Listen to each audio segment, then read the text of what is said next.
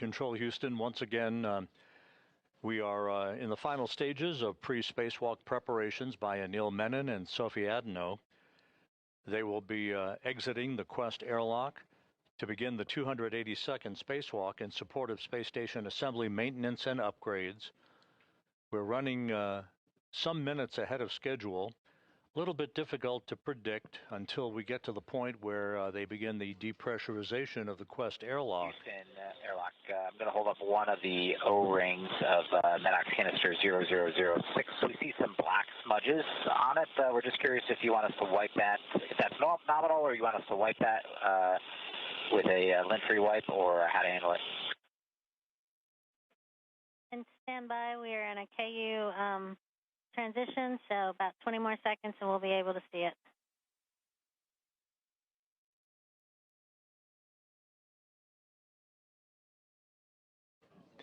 And again, the focus of attention for today's activities will be the replacement of a faulty space-to-ground antenna on the Z1 truss of the International Space Station. It looks like a slight little discoloration. It does not look like any fraud.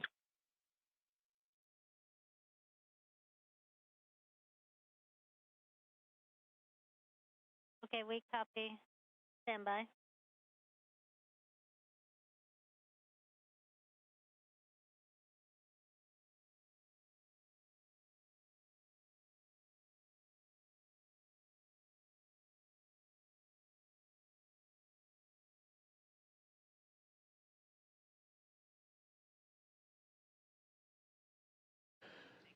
You see in the equipment lock section of the Quest airlock, Jessica Meir at the bottom of your screen. With your description of it mostly being discoloration, then we are happy with pressing as is.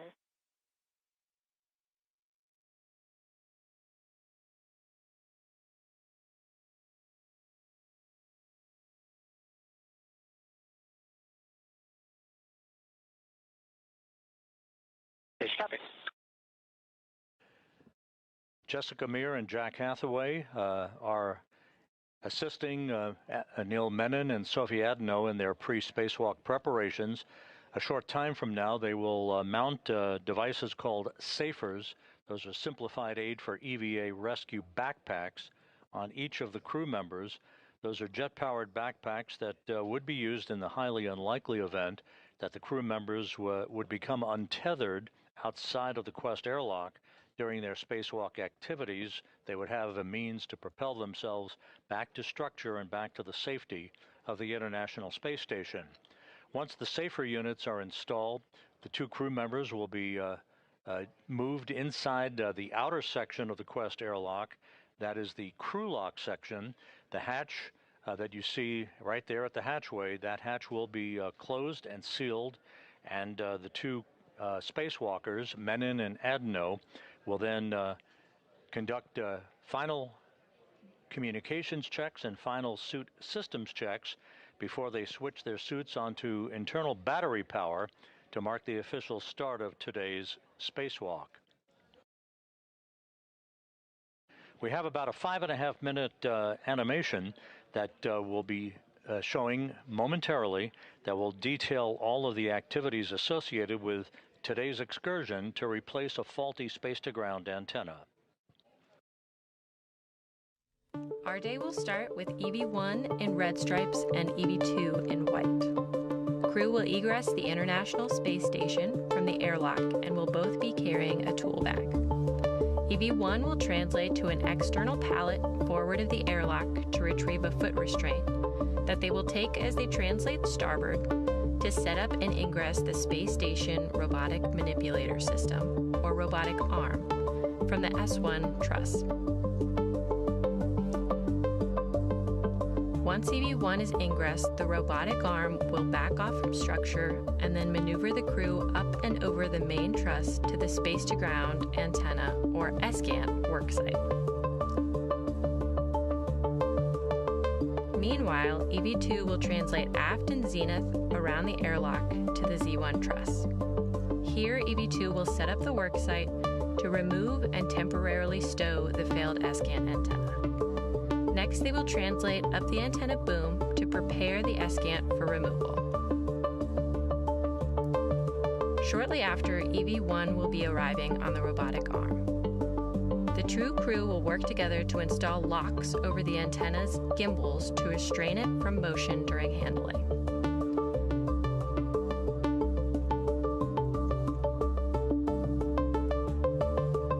Next, EV1 will demate two electrical connectors. The crew will then work together to release 4 bolts holding the antenna to the boom. EV1 will remove the S-cant from the boom back away from the worksite. EV2 will translate down the boom to the temp stow location. EV1 will hand the antenna to EV2, who will install it in a temporary stowage location. From here, the crew will maneuver starboard for the retrieval of the spare antenna. EV1 will fly to the worksite on the robotic arm and begin the release of 2 bolts.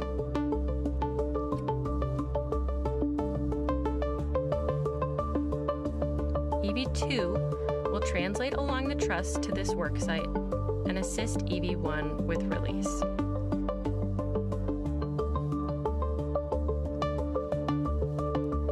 EV1 will retrieve the spare antenna from its housing, and the robotic arm will fly back to the install location on the Z1 truss.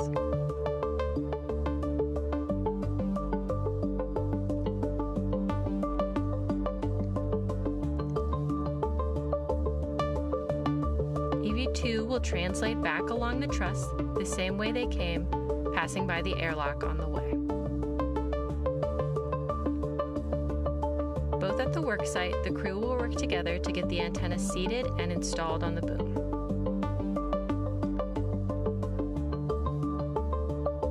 Next, the two crew will release and remove the 2 locks from the spare antenna's gimbals and install a thermal cover.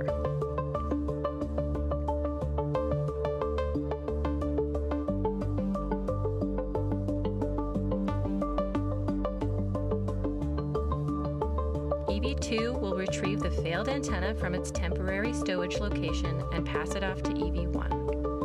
EV1 will carry the failed antenna outboard to its long-term stowage location.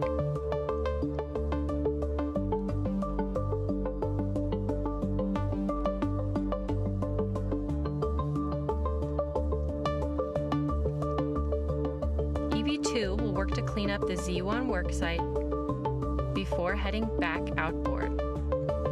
EV2 will drop off the tool bag at the airlock before continuing translation to the failed antenna install. Crew will work together to get the failed antenna stowed and 2 bolts installed.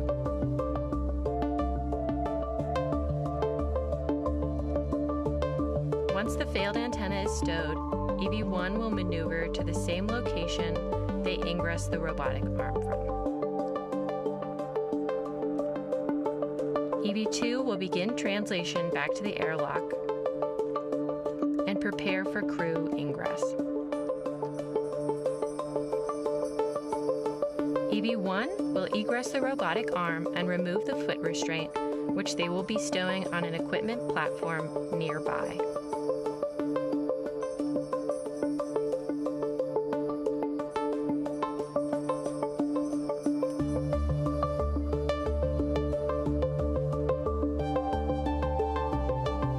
EV1 will then translate back to the airlock, where crew will ingress the International Space Station with their tool bags to finish out their planned 6-hour and 30-minute EVA.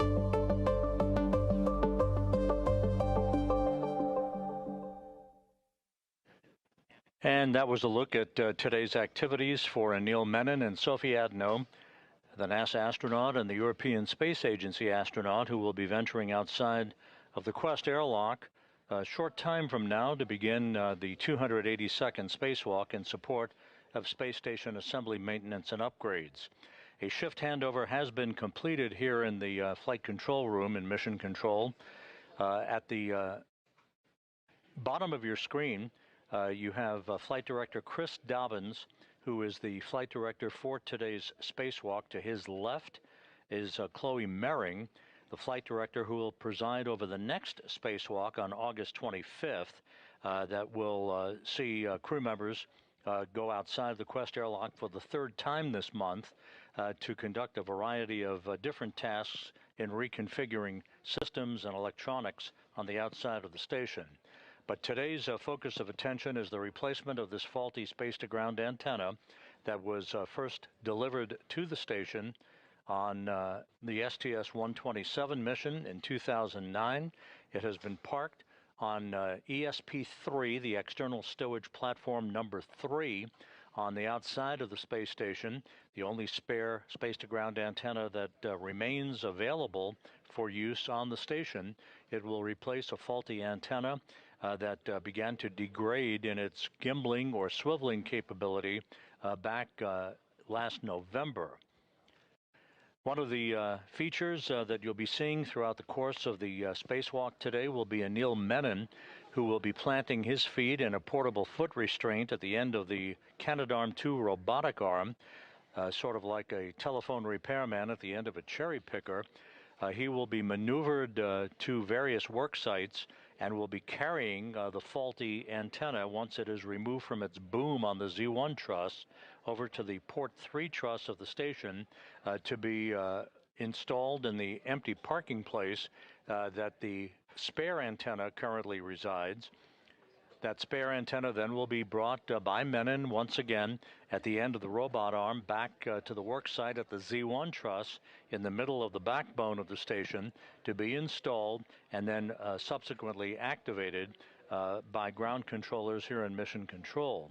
The robotic arm will be primarily operated today by NASA astronaut Jack Hathaway, who you see on the right side of your screen, being assisted by Jessica Meir as they mount a simplified aid for EVA rescue backpack onto Menon first, then to Adenot, as they will be then equipped with a return capability on this small nitrogen thruster backpack in the unlikely event they would become untethered from the structure of the International Space Station, or as they're moving around from work site to work site.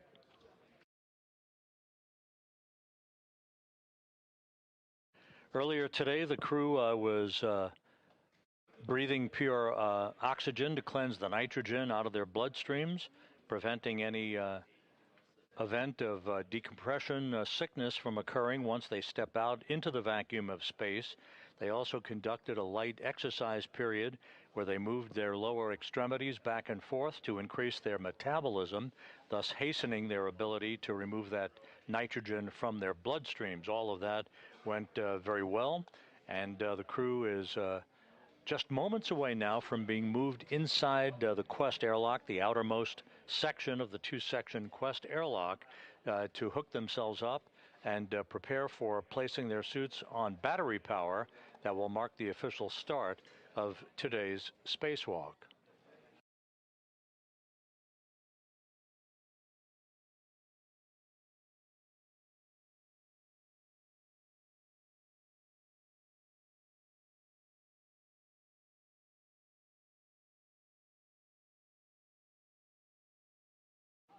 Here in Mission Control, you'll be hearing the voice for a while of Steven Zenter.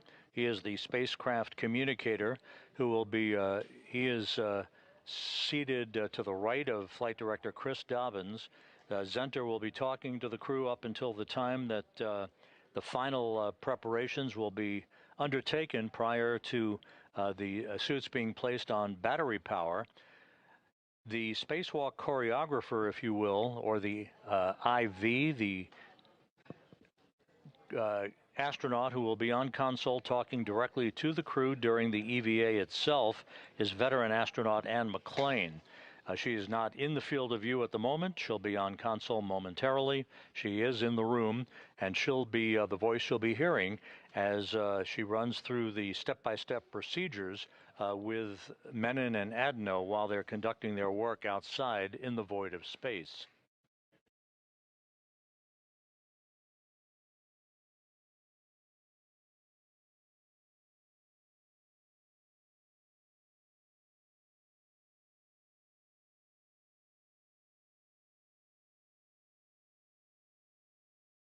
Once the crew lock section is depressurized It will do so in a multi-step fashion, going first down to about 5 pounds per square inch of pressure in the crew lock from 14.7 pounds per square inch.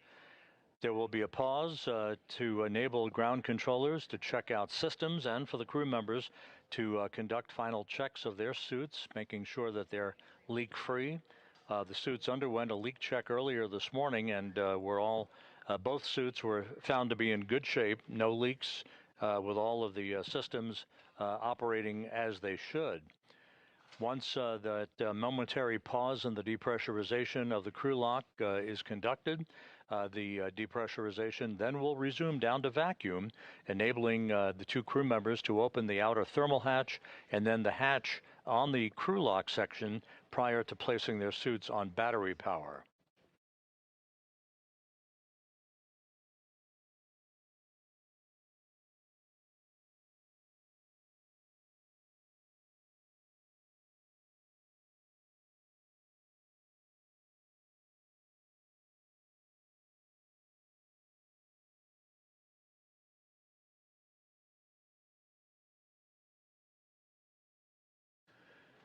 Here in Mission Control, the clock on the wall calling for a go for depressurization just under 10 minutes from now. We'll continue to track that time. Once the depressurization begins, which is implied to start at about 6:36 a.m. Central Time, it will be about 30 minutes or so before we actually begin the spacewalk that is marked officially by the suits being placed on battery power. That puts us about 25 or so minutes ahead of the timeline, but we'll continue to track the official start time for you as we get a bit closer.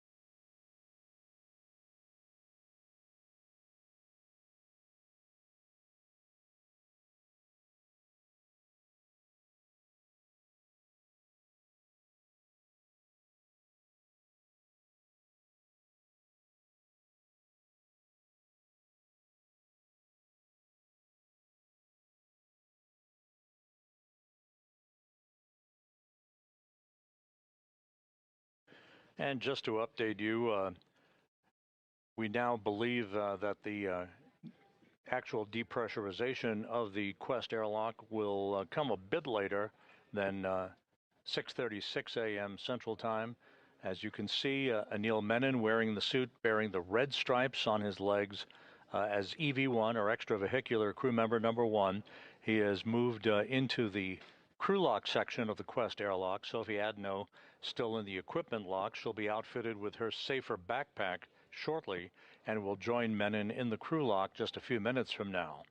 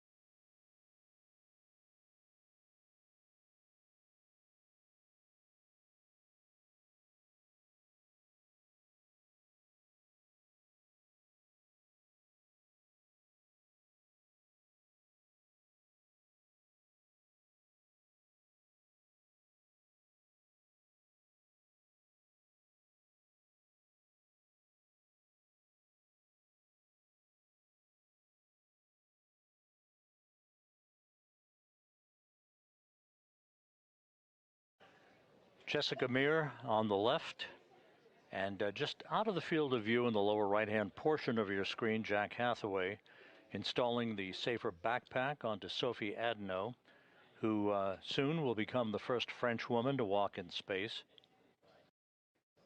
Adenot, representing the European Space Agency today, joining Anil Menon for what is planned to be about a 6.5-hour spacewalk. Could go longer, as the two crew members for Expedition 75 join together in the replacement of a faulty space-to-ground antenna.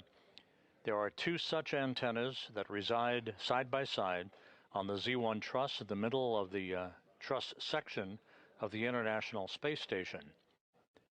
SGANT number 2, or space-to-ground antenna number 2, is the antenna that developed a gimbaling or auto-tracking problem last November.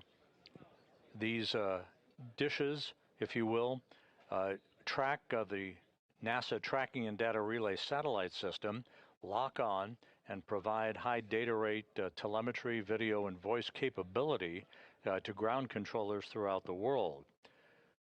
Since the problem with SGANT number 2 cropped up last November, the ground control team switched over to the use of SGANT number 1, and that has been functioning just fine. But in order to restore full redundancy to the system, we are replacing SGANT number 2 with a spare that resides on external stowage platform number 3, one of 3 such spare parts platforms on the outside of the space station. ESP-3 is located on the P3, or Port 3 truss of the International Outpost. Once the two crew members exit the Quest airlock, they will check their tools and tethers and make their way over to that work site to begin setting up for the removal of, first, at the Z1 truss, they'll set up for the removal of the faulty antenna that will be parked along a handrail, and then we'll move to the P3 truss to get the spare antenna and maneuver it back to the Z1 truss for its installation on the boom and the hookup of cables and connections. You'll be hearing a lot today about bolts. The pistol grip tool, the space-age power tool that is used to unbolt and bolt a variety of bolts and connectors on equipment outside of the International Space Station. You'll be hearing a lot about gimbal lock bolts, bolts to release the failed space-to-ground antenna from its boom, bolts to release the spare from ESP number 3, and to work the process in reverse with the installation of the new antenna and the parking of the faulty antenna on ESP-3, where ultimately it may be returned to Earth for upgrades and repairs.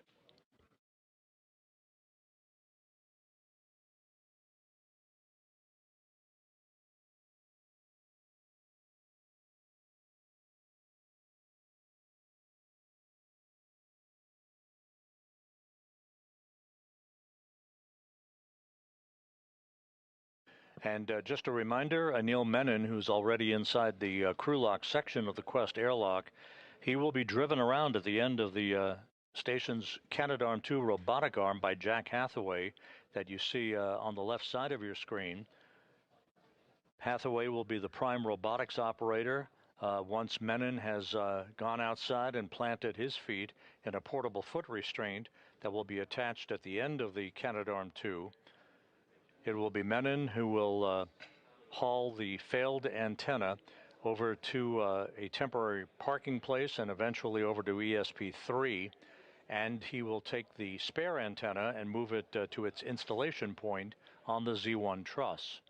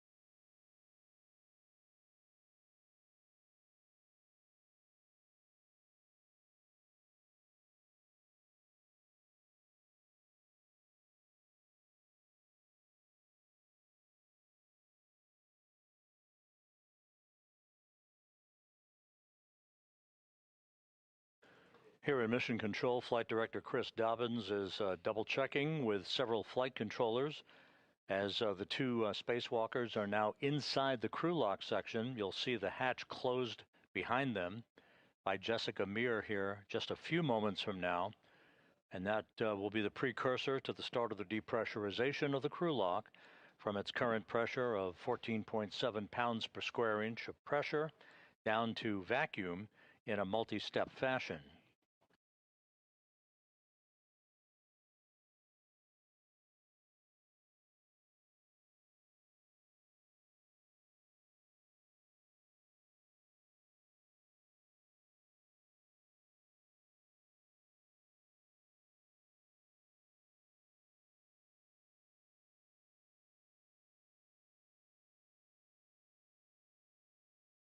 The flight control team are reporting back to Chris Dobbins that everything is in order, no issues being worked whatsoever, either with suits or systems, and so we're just standing by for the final few procedures to make sure that the two spacewalkers are comfortable inside the crew lock section and in the right orientation for when the hatch is closed behind them.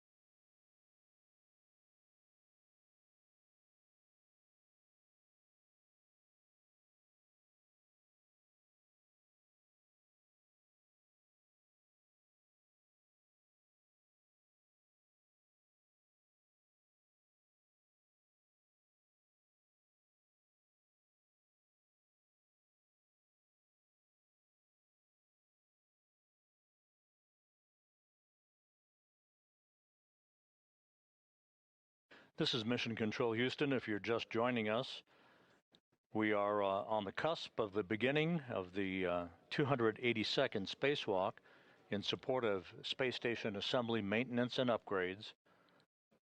You can see in this view in the Quest airlock, in the foreground is Jessica Meir. Jack Hathaway is right at the hatchway, the dividing line between the equipment lock section and the crew lock section. Inside the crew lock are the two spacewalkers for today, Anil Menon, EV1 or extravehicular crew member number 1, wearing the suit bearing the red stripes, about to begin the second spacewalk of his career and the second in the past 12 days. Sophie Adenot of the European Space Agency is about to begin her first spacewalk. This the fifth spacewalk conducted out of the space station in 2026 and the second for Expedition 75 crew members.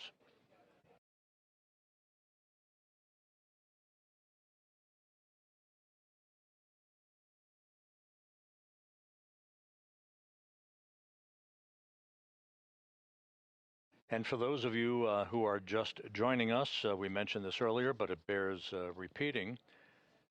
The spare space-to-ground antenna that is going to be installed to replace the faulty one today was delivered to the space station some 17 years ago in July of 2009 on the STS-127 mission and installed on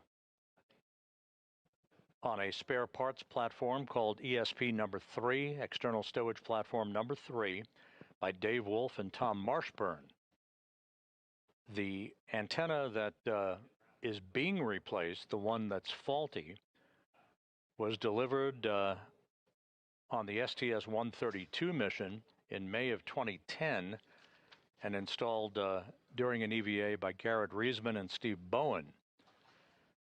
So a pair of legacy hardware in play today as we work to restore full redundancy to the high data rate communications capability for the International Space Station.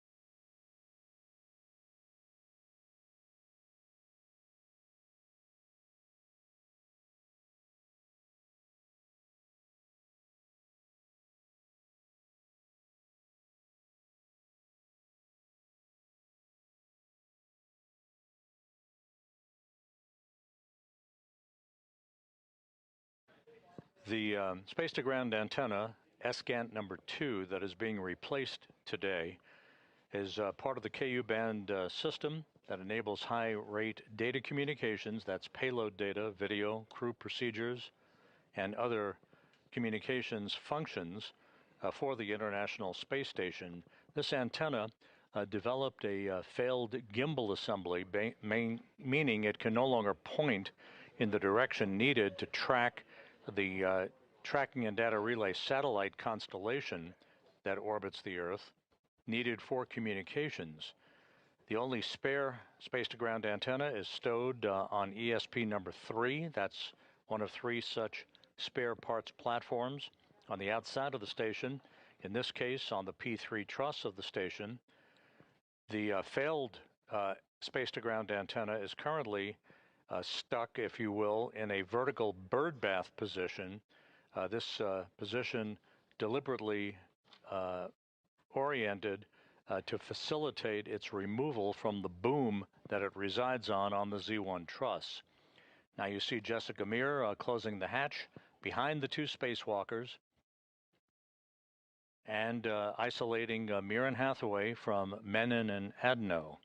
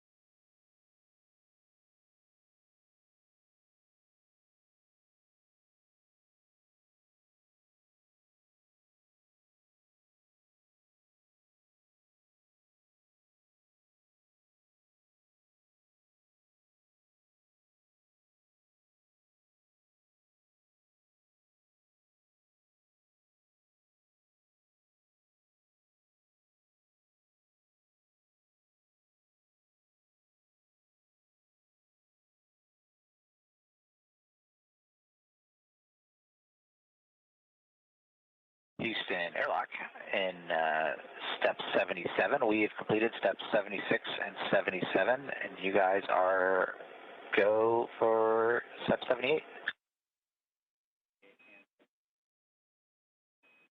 We copy, Jack. Step 78 and 79 are in work.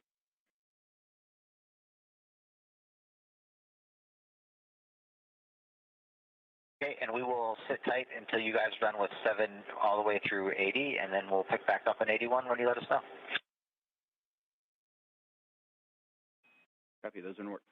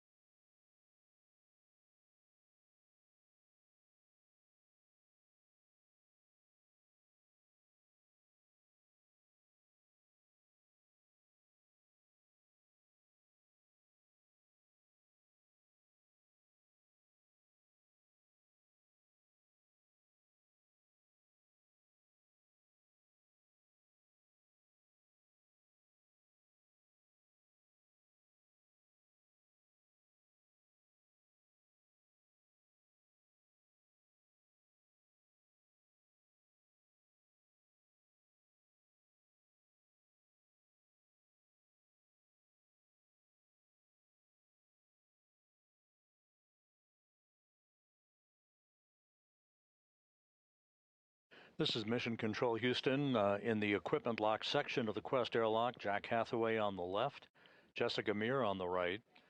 They have moved the 2 spacewalkers for today, Anil Menon and Sophie Adenot, into the crew lock section that's behind the hatchway that you see there. As we stand by for the start of the depressurization of the crew lock that will lead to the opening of the hatch, and the 2 spacewalkers placing their suits on battery power to mark the official start of today's excursion, the 282nd in support of space station assembly, maintenance, and upgrades. Airlock Houston, Space to Ground 1 for EV crew. You are now hot mic on Space to Ground 1. And Jack, you are go to proceed, picking up with step 81. 1 copy. 2 copies.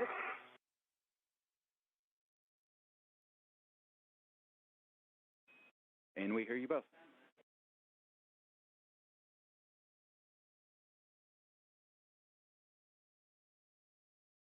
And airlock, we copy that we are proceeding in step 81.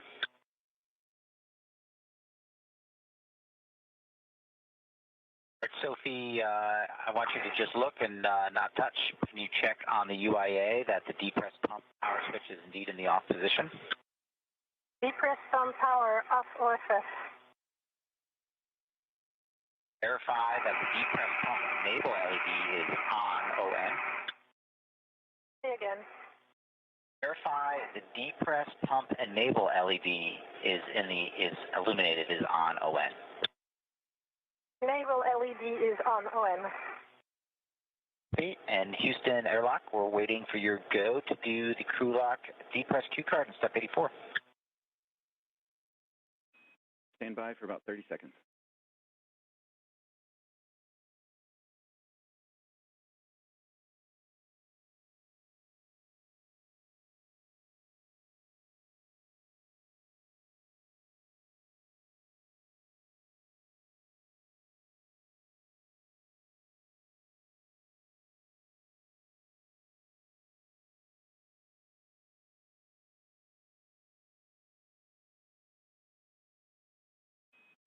Thanks for your patience, Jack. With that, we are go to step into the crew lock, depress, repress crew card. Copy, we're go in step 84 to start the cue card.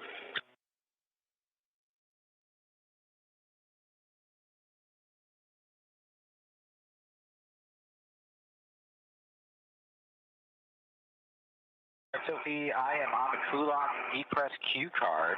Step 1 on the UIA. Go ahead and take the depress pump power switch to the on position. Depress pump power on ON. All right, we're going to wait for 10 seconds, and then I'll give you your next step. Copy.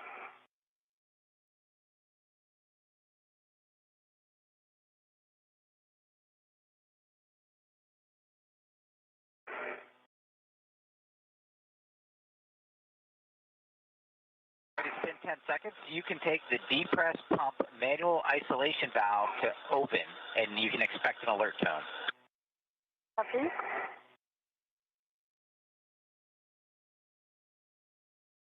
Manual ISO valve open. Copy, it's open. You guys can monitor your suit P gauge and make sure it stays below 5.5. If it gets up there, then let us know.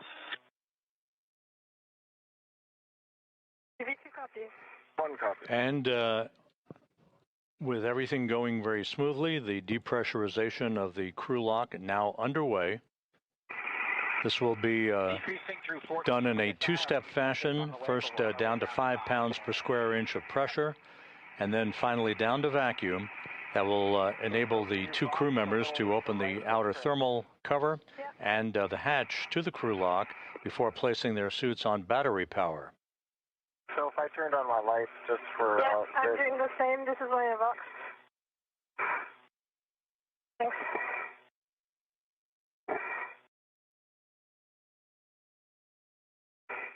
It's on EV2.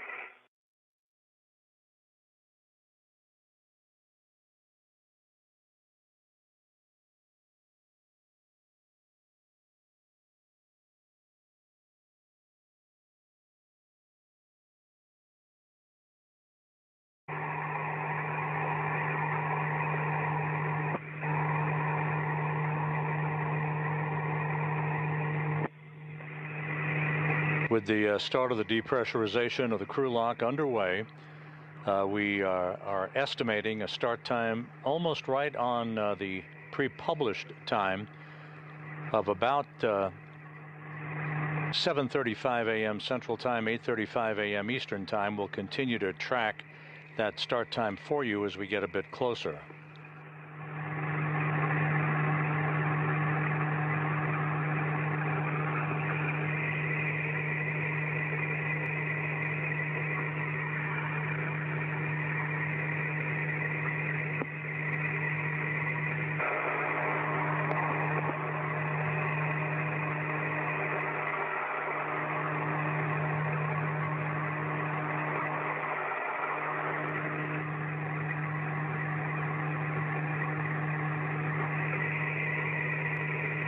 The crew lock now passing 10 pounds per square inch of pressure.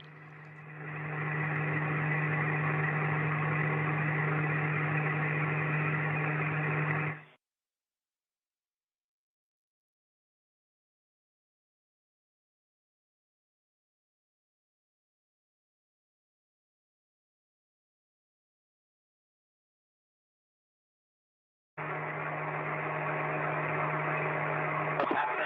10 PSI on our way down to 5. One copy. 2 copies.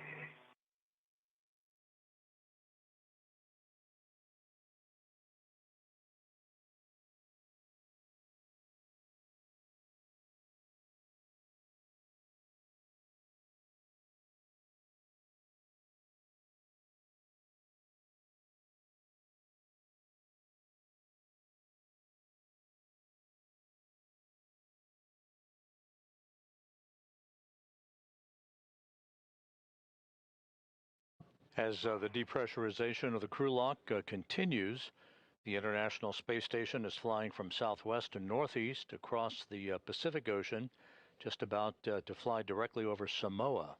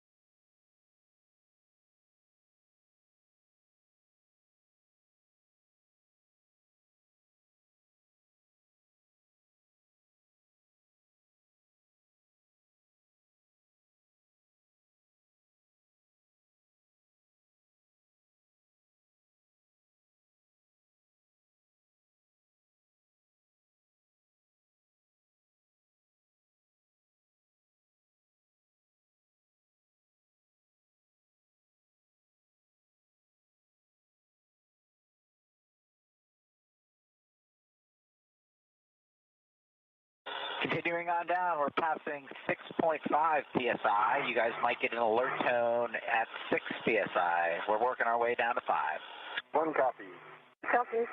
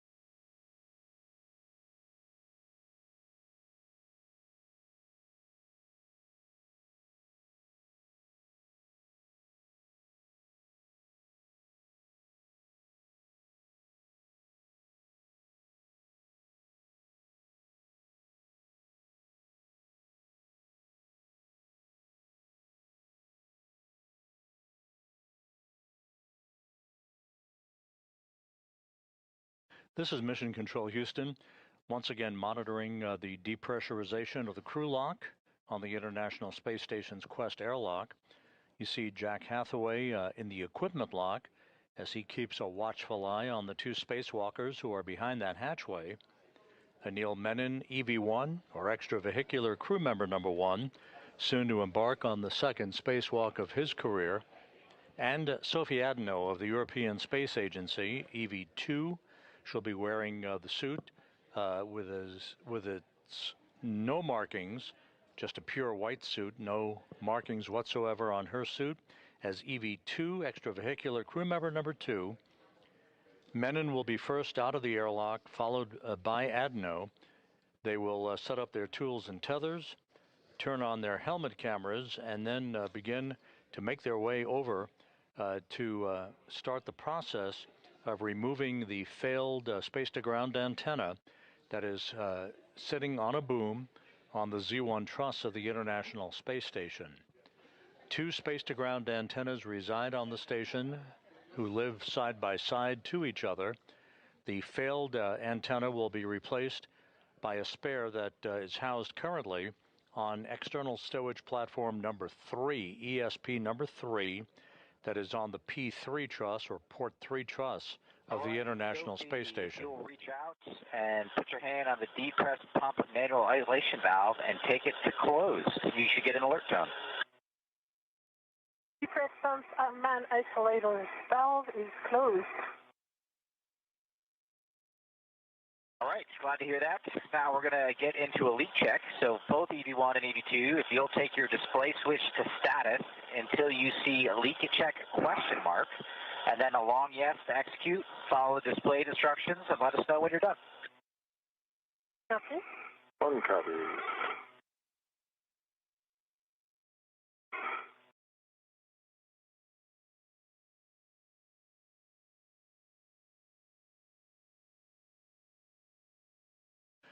And with the depressurization of the crew lock paused momentarily at 5 pounds per square inch per the procedures, a look at the key players for today's spacewalk. At the top of your screen is veteran astronaut Anne McClain. She will be the intravehicular crew member, or IV crew member, who will be talking to the two spacewalkers, guiding them through their procedures as they replace the failed space-to-ground antenna outside of the station today. Seated to her left is spacecraft communicator Steven Zenter. He'll be talking directly to the other crew members inside the space station. Flight Director Chris Dobbins is in the light-colored shirt on console. He is presiding over today's spacewalk, joined to his left by Flight Director Chloe Mering, who will be the flight director on August 25th, in charge of what is known as the triple jump spacewalk, which will see a variety of tasks to reconfigure systems on the outside of the station. Happy good leak check for 2. And let me know when you're both in O2 actuator EVA. Okay. One's an EVA. Copy EV1 and EVA.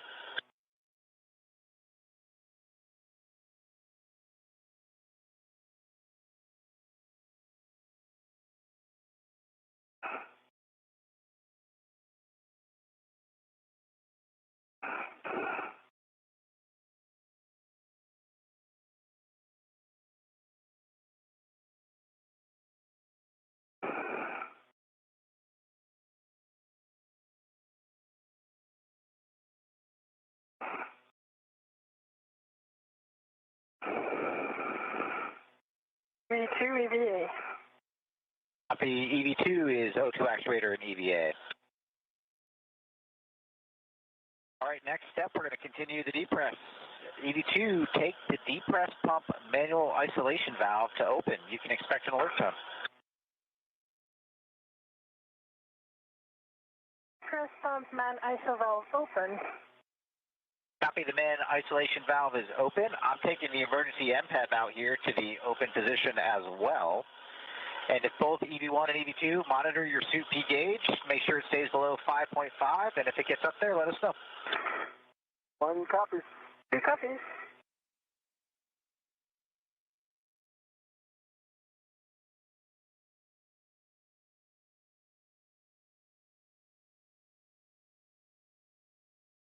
The depressurization of the crew lock once again underway after a momentary pause.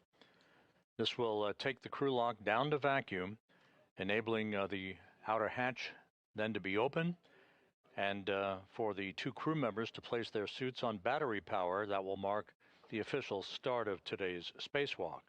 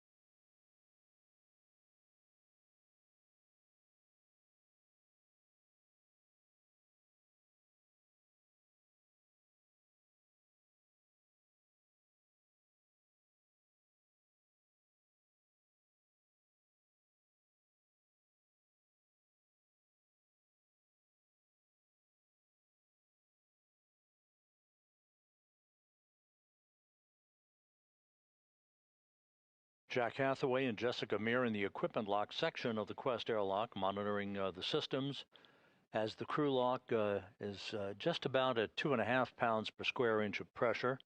Once again, moving steadily towards vacuum.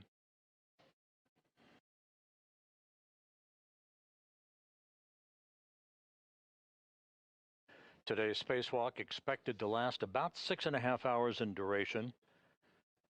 There is a lot of work with pistol grip tools, the power tools that will be used to unbolt and rebolt a number of connectors and points on the space-to-ground antennas to remove the failed antenna from its boom on the Z1 truss of the station, and to replace it with the spare antenna that currently resides out on the port 3 truss of the complex.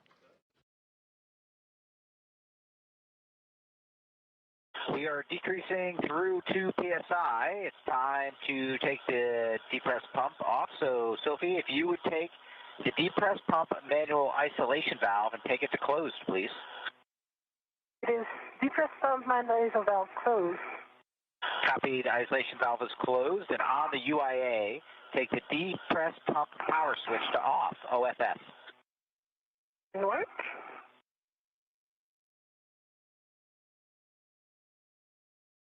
depressed sound. Power off OFF.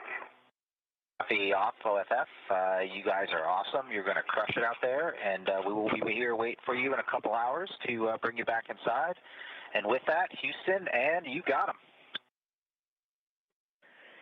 Jack and Jessica, nice job getting the crew ready. Anil and Sophie, it's game day. We are on step 11, and we are ready for your initial tether config.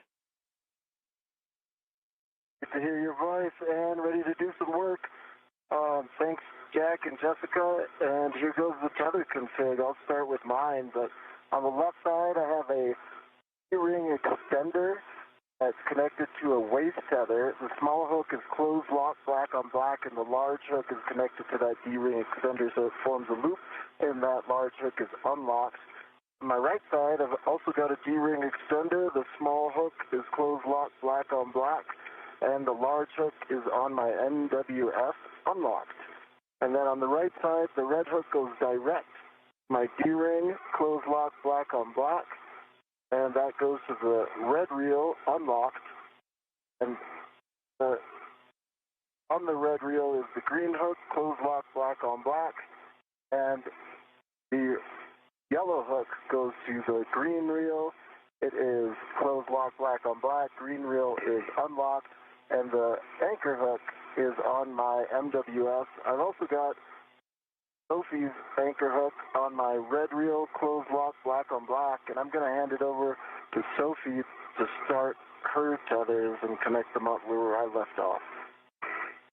Copy, Anil. Thank you very much. So I'll start with my left.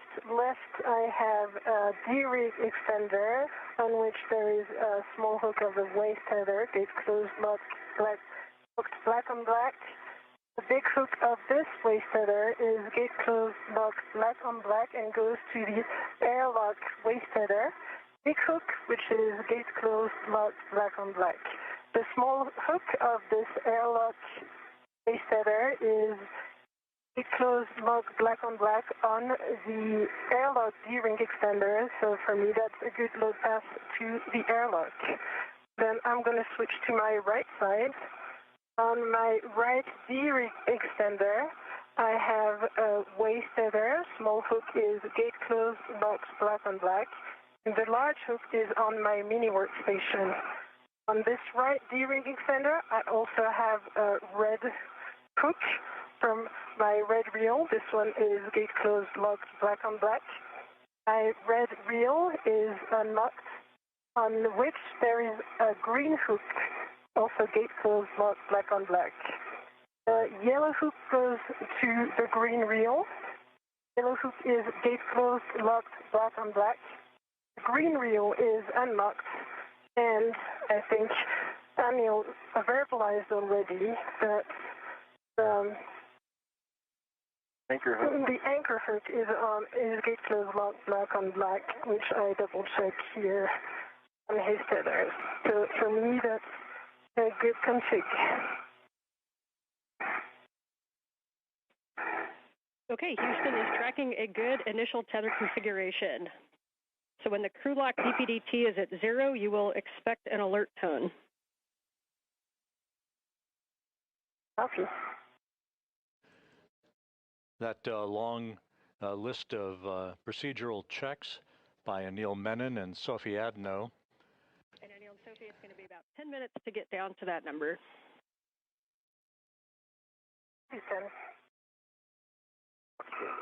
You're hearing the voice here in Mission Control of veteran astronaut Anne McClain, who has taken over spacecraft communications duties. She is standing there in the lavender jacket. She will be talking directly to the two spacewalkers, guiding them through their step-by-step procedures as they replace a failed space-to-ground antenna on the Z1 truss of the International Space Station. The spacewalk officer for today's spacewalk, Sandy Fletcher, here in Mission Control, happy with the tether configurations that were reported by Menon and then Adenot just a moment or two ago as the precursor to the crew lock going down to full vacuum. That will occur momentarily, setting the stage for the opening of the outer hatch and the suits being placed on battery power to mark the official start of this 282nd spacewalk in support of space station assembly, maintenance, and upgrades.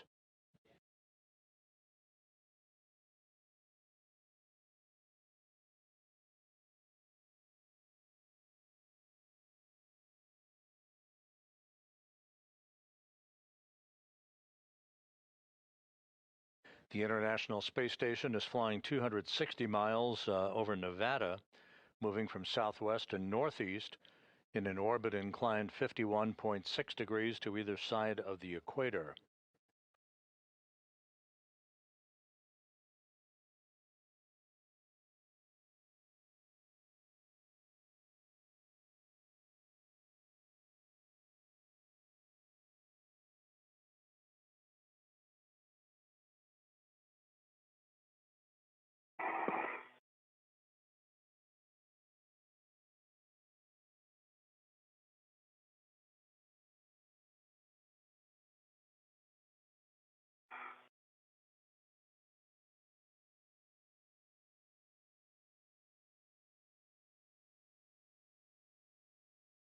The space-to-ground antennas that are the subject of today's spacewalk activities, there are two of them that auto-track, if you will, basically move or swivel to point themselves in the direction of the tracking and data relay satellite system, part of the KU band system that enables high data rate communications for payloads, video, crew procedures, and other systems on the International Space Station.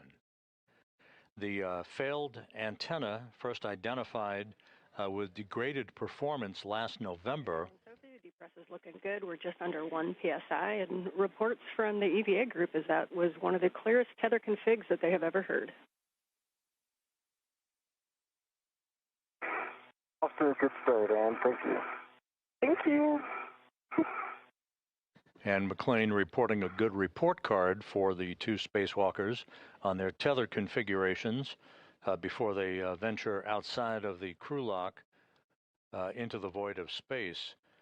The failed space-to-ground antenna, which first exhibited degradation in its performance back in November, has a failed gimbal assembly, meaning it can no longer point in the direction of the Tidris constellation that's needed for proper communications. So the spare space-to-ground antenna, which is on external stowage platform number 3, out on the port 3 truss of the station, will be brought into play today, first delivered to the station on the STS-127 mission back in 2009.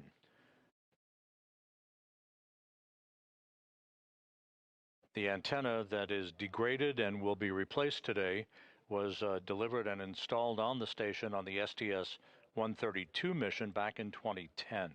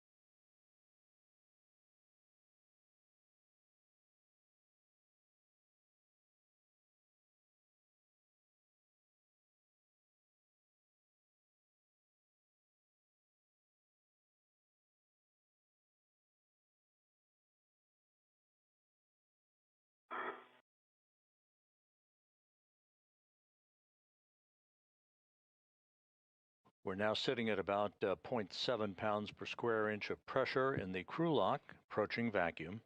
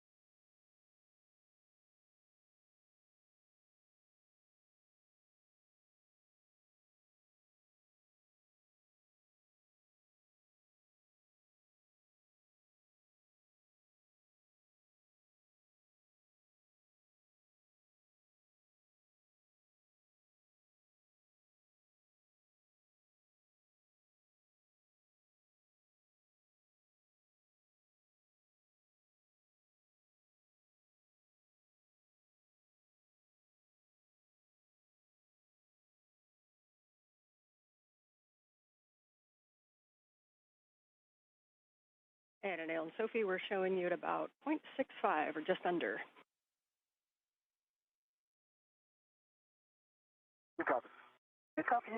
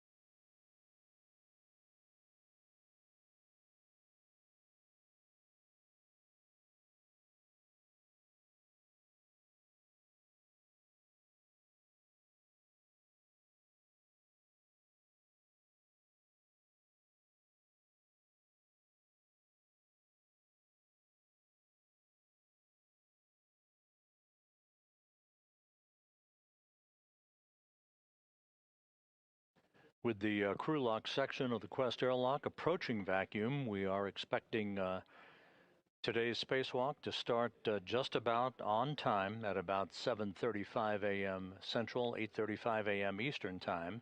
And again, we'll keep you posted. The official start time to be marked when Menon and Adenot place their suits on battery power. Menon soon to begin the second spacewalk of his career, Adenot her first.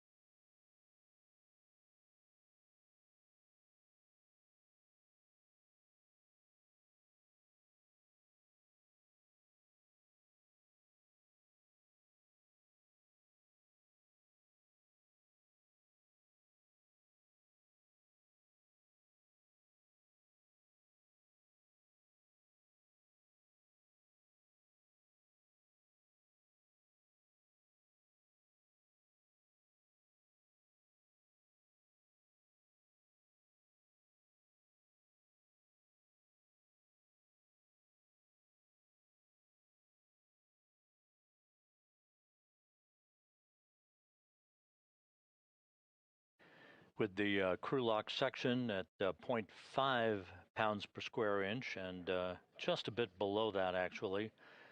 The spacewalk officer here in Mission Control, Sandy Fletcher, is good to proceed with the next series of steps, final communications and leak checks prior to the time the crew places their suits on battery power to mark the official start of today's excursion.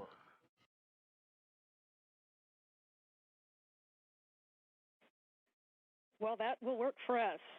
You are go to open the hatch and stow it and ensure the emergency MPEV is closed. Happy go, EV1.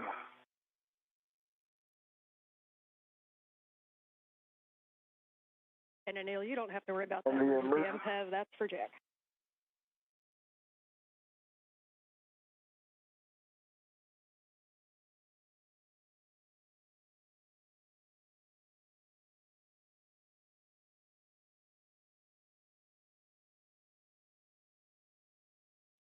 The hatch to the crew lock is now open.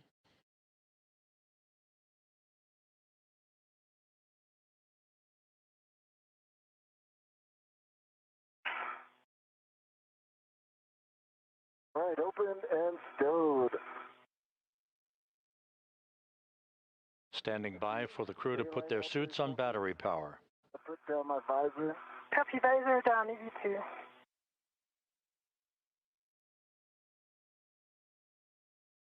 Okay, copy. Hatch is open and stowed.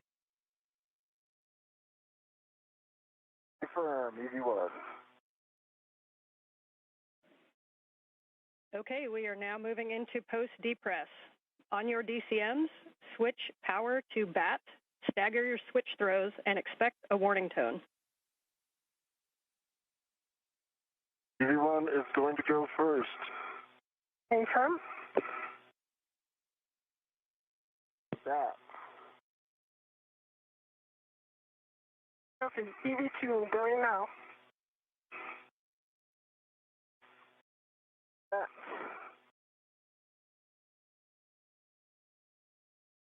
Expected CPI.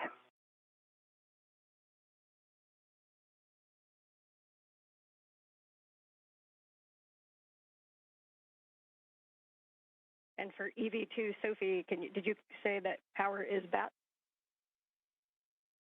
Power is BAT. I have CP high. What's expected? Copy EV1 and 2, powers to BAT and suit P high message. And that is expected, you're right. At this time, you can switch your display to Pro and verify a functional display. EV1 sees functional display. EV2, functional display. Copy, step 3. On the UIA, EV2, Sophie, switch power EV1 and 2 to off, OFF. And check that the LEDs all 4 go off. Copy. In work. EV1 power off, OFF. And 2 LEDs off. EV2 power OFF and 2 LED off. Copy. Step 4 for both crew. You can remove your SCU from your DCM. You'll install your DCM cover and stow the SCU in the pouch with your pouch Velcro closed. This is Mission Control Houston, with Menon and Adenot having placed their suits on battery power. The official start time for today's spacewalk, 7:29 a.m. Central Time, 8:29 a.m. Eastern Time. The 282nd spacewalk in support of space station assembly, maintenance, and upgrades now officially underway. Start time, 7:29 a.m. Central, 8:29 a.m. Eastern Time.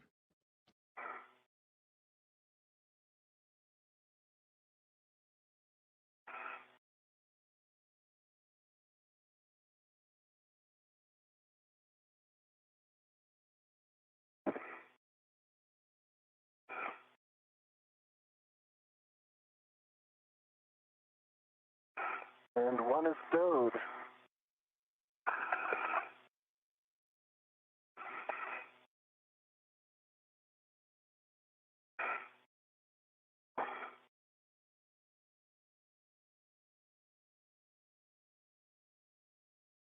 Anil Menon will be first out of the airlock, followed shortly thereafter by Sophie Adenot.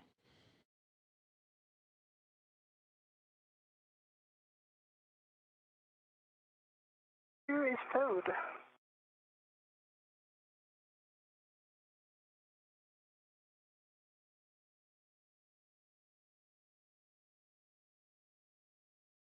For EV2, Sophie, we understand SCU is disconnected and in the pouch. SCU is disconnected and in the pouch. Copy, thanks.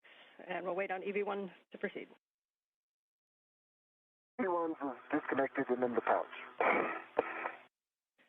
Copy, and can you both verify that your DCM cover is installed? DCM cover installed. DCM cover is installed. Copy. EV2, Sophie, check that the depress pump man ISO valve is closed. Press pump man ISO valve closed. Copy. Both crew, on your DCM, take your temp control valve to max hot, which is lower numbers. Good opportunity to use the mirror.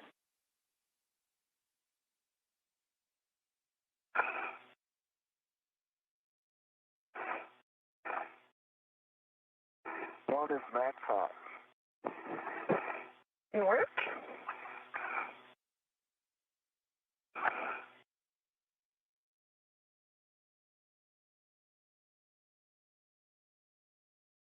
To max hot. Copy. Both crew and max hot. You can switch water on, ON. On, water on. Water on, ON. Copy. Both crew, water on. Check your DCM is blank and your byte is off. EV1, DCM blank, byte off. EV2, DCM blank, byte off. Copy. This time you can set your temperature control valve as desired. Please report those settings, and a reminder throughout the EVA to let us know if you make TCV changes, and best practice is not to do large changes over 2. 2 copies. 2 copies, TCV 5. TCV 6 on 1.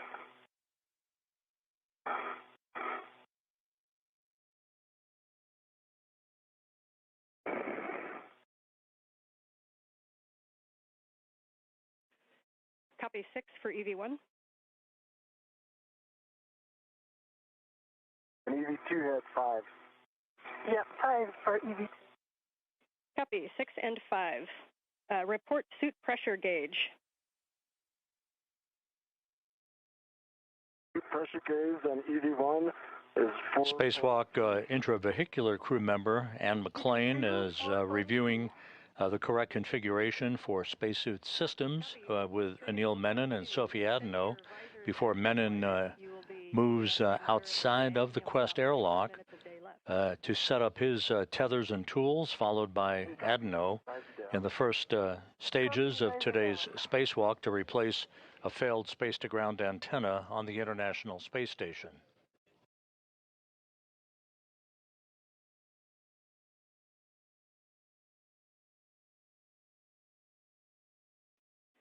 And standby 1, will we check suit data?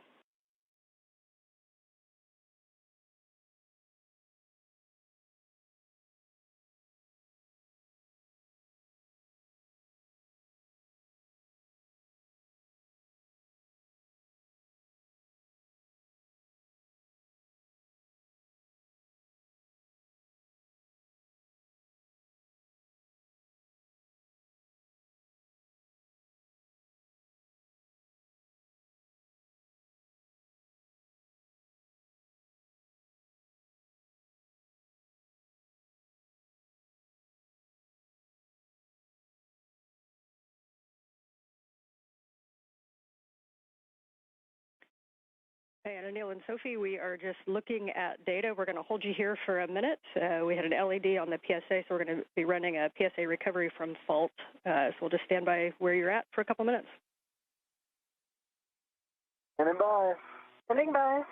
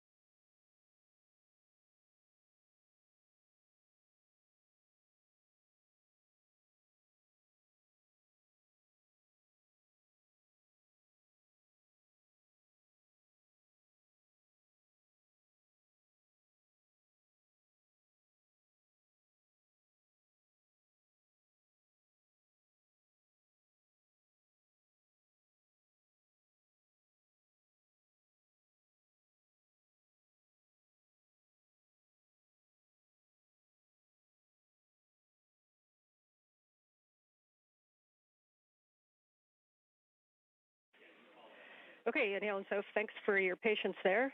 And we just have the IV crew running some steps on the PSA, but it does not impact you. So at this time, Anil, you are go to open the hatch thermal cover. You can unhook the strap from the magnetic plate D-ring, move the hook to the integral tether point, and cinch the strap until snug. When you do, please report number of Sharpie lines. Hey. Opening the thermal cover now.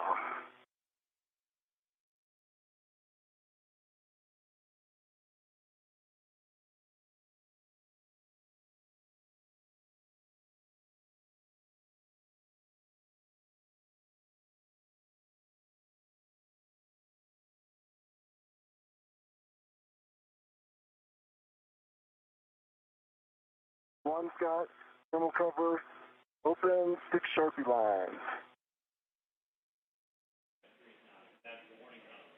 Copy. It is open, and you got 6 Sharpie lines. You are go to egress the airlock, and your first step is to attach your anchor hook, EV1 anchor hook, to the forward airlock D-ring. One is egressing now, and looking for forward.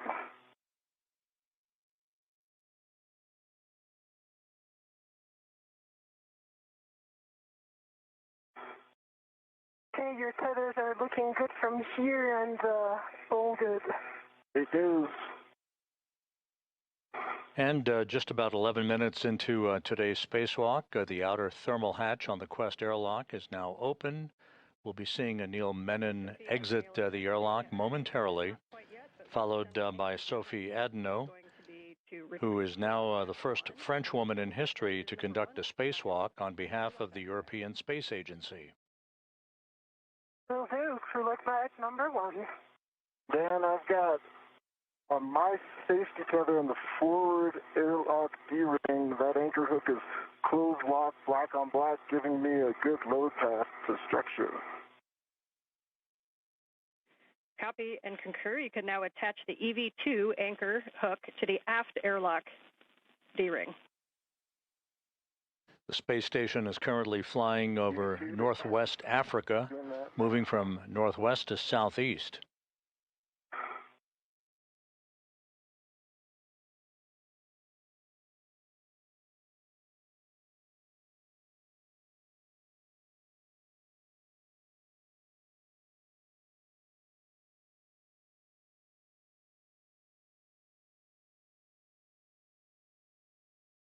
And EV2 is on the aft D-ring, closed lock, black on black, giving Sophie a good load path to structure. Sophie's go to unlock her waist tether, and I will get in position for that crew lock bag 1. Okay, I am ready to pass the crew lock bag 1. I double check it's number 1. I will wait a minute before, I'll pass the bag first before and I exit before I release my airlock, since I have to. Sounds great, Sophie. I'm going to get my BOT ready. I'll tell you when I'm in a good position. Copy all. And we concur with all your words. Great teamwork. And Anil, eventually you'll go on the forward side. And then, Sophie, as you release the crew lock bag to him, please just let us know if you are leaving the large small in the airlock or if you're taking the large small with the crew lock bag. So the plan is to leave the large small in the airlock, and the small that is currently attached, once Anil will be ready to the bag, then I will put it back on the UIA tether point. Hey, Sophie, I'm reaching for the bag. I see you. I see you have control of the bag. I do. Let me get my ret on it. Mm-hmm. That is Anil Menon, who's just outside of the Quest airlock, receiving the crew lock bag with tools and other equipment needed for today's replacement of the space-to-ground antenna on the Z1 truss of the station. Put this on my BRT, and then I will clear some space, or I'll get ready for that RU bag. Copy. I confirm the small ret is on the airlock UIA tether point. Great to hear. I'm getting ready for the bag, but take your time for the medium RU bag. Do that. Give me a second to get this BRT squared away. Sure. Take your time.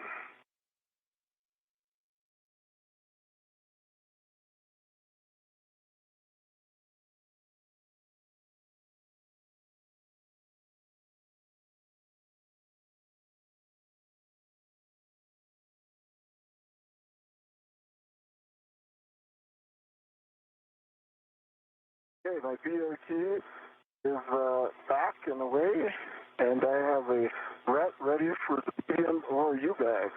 Copy. I'm ready to pass the medium RU bag. Sure, it's clear on my tether. See it? You see it? I have control. Copy.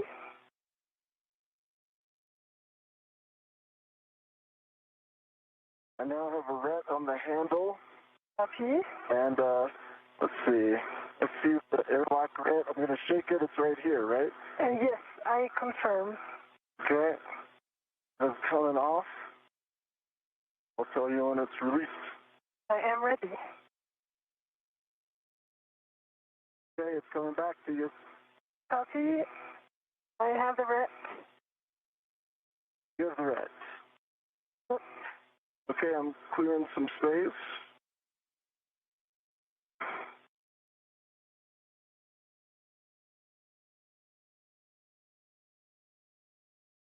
And the ret is on the same tether point, UIA tether point aft.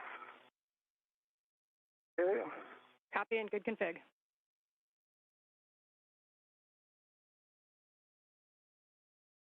And I am ready to egress whenever you give me the go. You have the go. Copy. Egressing now.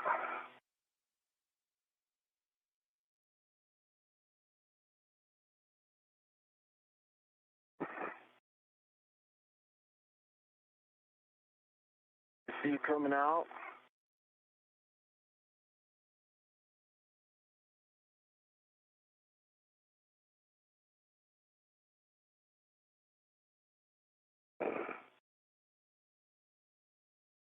Your hand. Hi, Anil. Hello. Okay.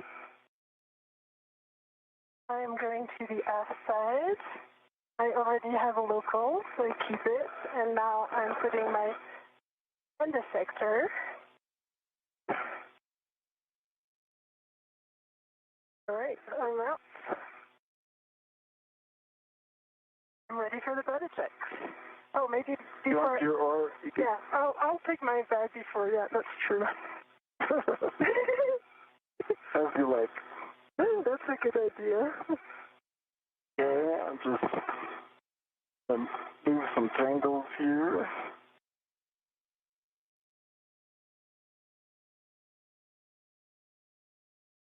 Okay. There's an ORU bag when you're ready. Yep, in 1 work for my VRT? Good time. Nice egress. We can see both of you on the camera, and you guys are looking great.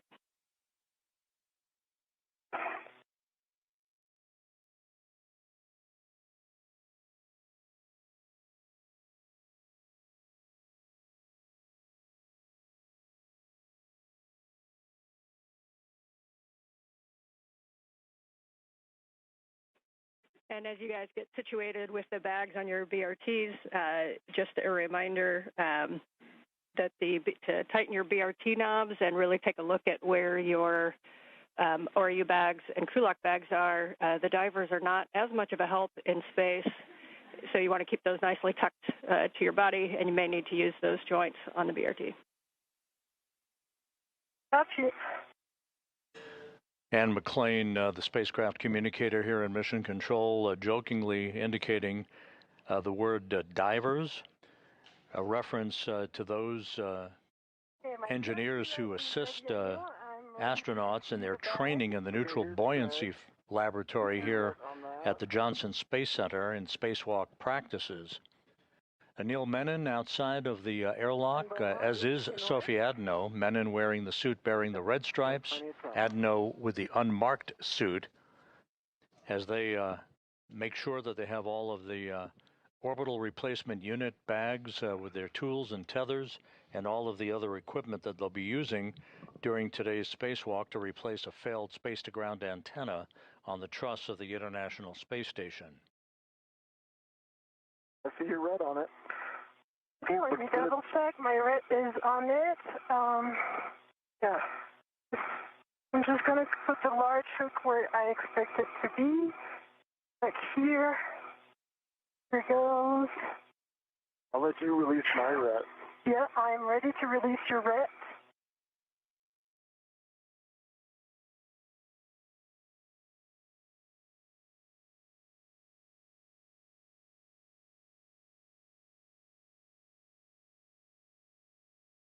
The red is released. I see it. Let me just put it on my NWS and I'll be ready for the buddy check. Copy. And I think I'll readjust my ERT a little bit too.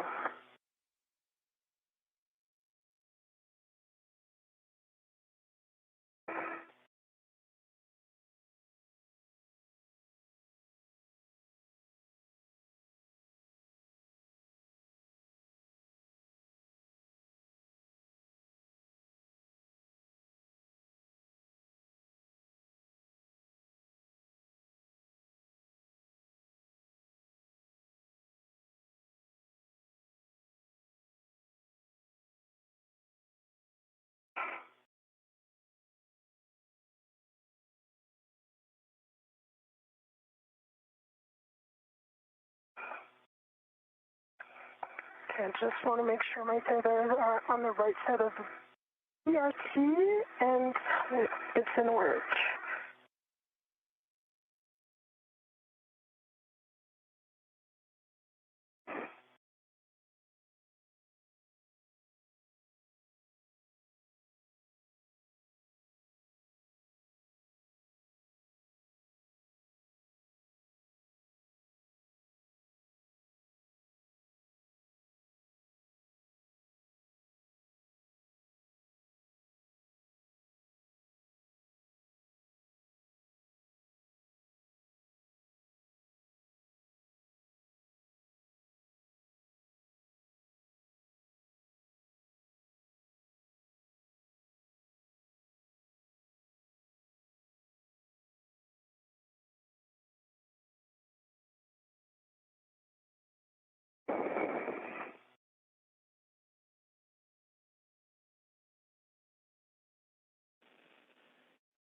And as you complete the medium or U-bag stowage, Anil, your step after this is going to be to close the thermal cover. No rush on that, but if you'd like to start getting into position. And after that, we'll be doing buddy checks.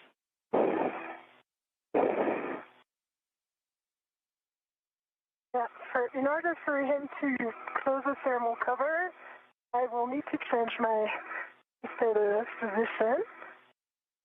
Standby 1. I've got it. I'll just hold the thermal cover here. Yep.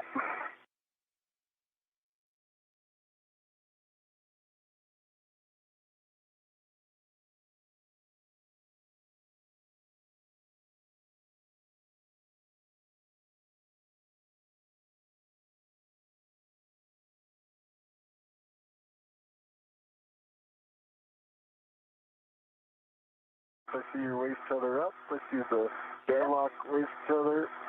Yep, you are go for that. My BRT is rigidized.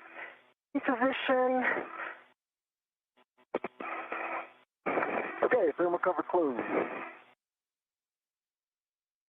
Copy. Thermal cover closed. Your next step will be buddy checks if you'd like to get into position where you can see one another. And I'll just remind you of the list as you get into position. We're going to be turning on our HECAs. Then we'll be checking for green LEDs, MWS and BRT tabs, safer handlers, and tethers and tools. All right. I'll start off, Sophie, okay? Yeah.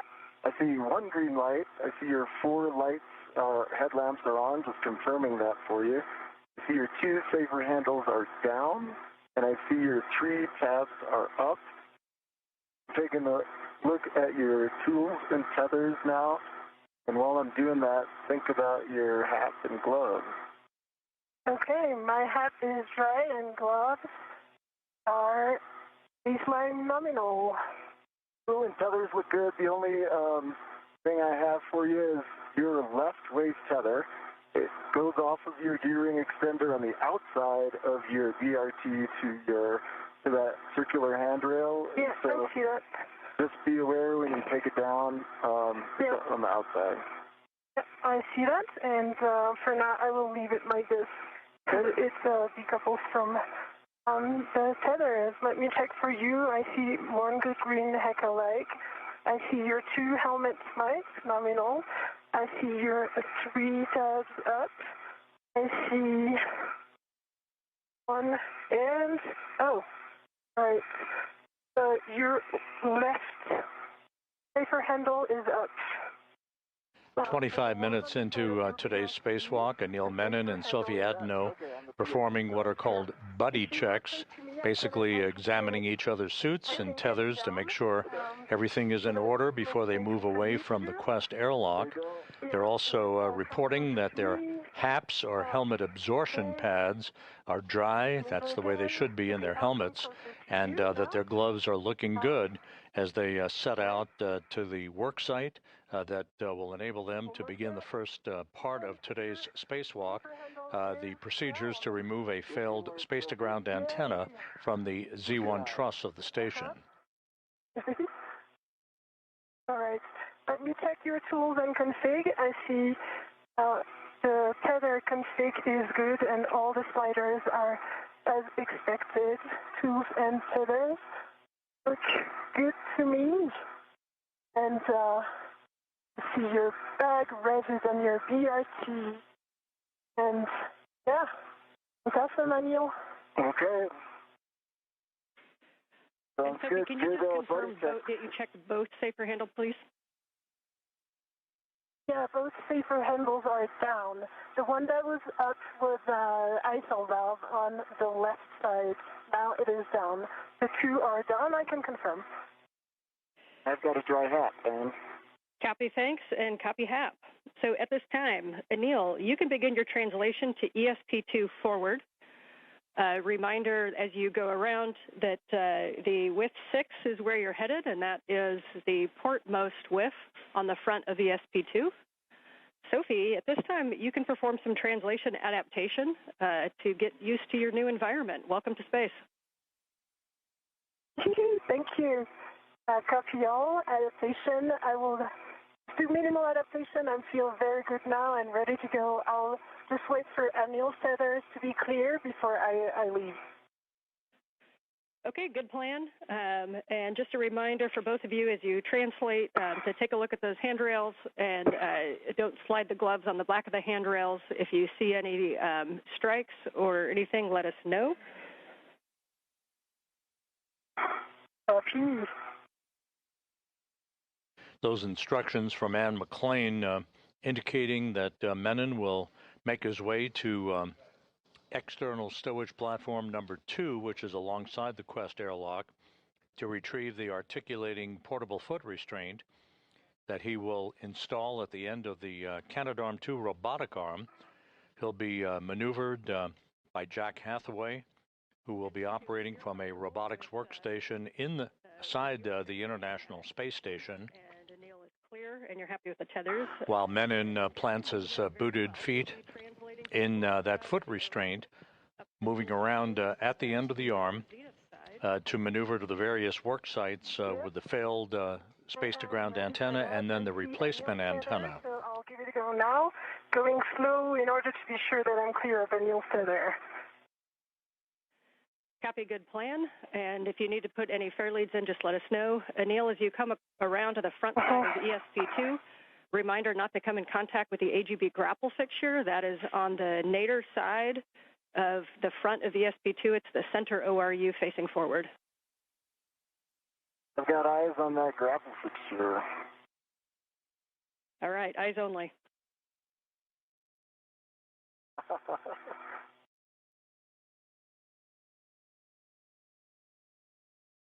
Anil, I see your tether. I leave it on my left, and I double check that it's not in my bag. Yep, and you'll find as you come around the corners is when that bag's going to want to swing. So you're going to be coming around to the forward side of the airlock, and as you come up, we're going to recommend that you stay starboard of the SETA rail to keep your tether routed that way.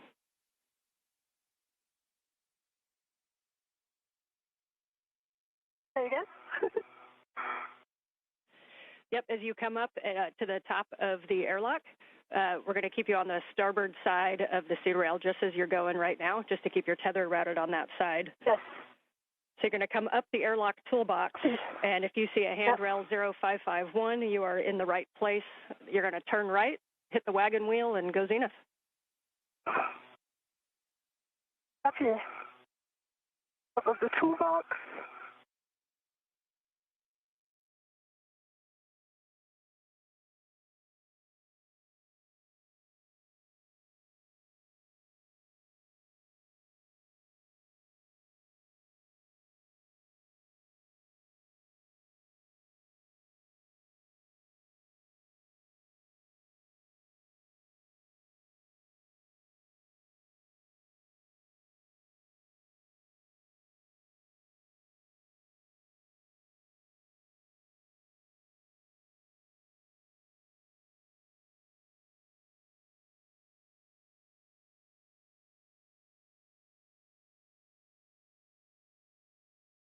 I'm going to take the forward pass, the V1. Okay, we understand you're going to go on the forward path. So reminder, it's probably easiest to translate on the high-pressure gas tanks. They've got those handrails that will put you right at the base of the forward path to Z1.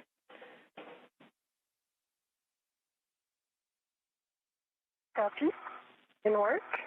And for Anil, we see you at the APFR in with 6. You're going to be bundling the crew lock bag, and as we talked about, you're just going to remove your crew lock bag from the VRT and attach the other crew lock bag ret to the APFR, and then retrieve the APFR. Crew lock bag is on the APFR, so I'm going to move the APFR now.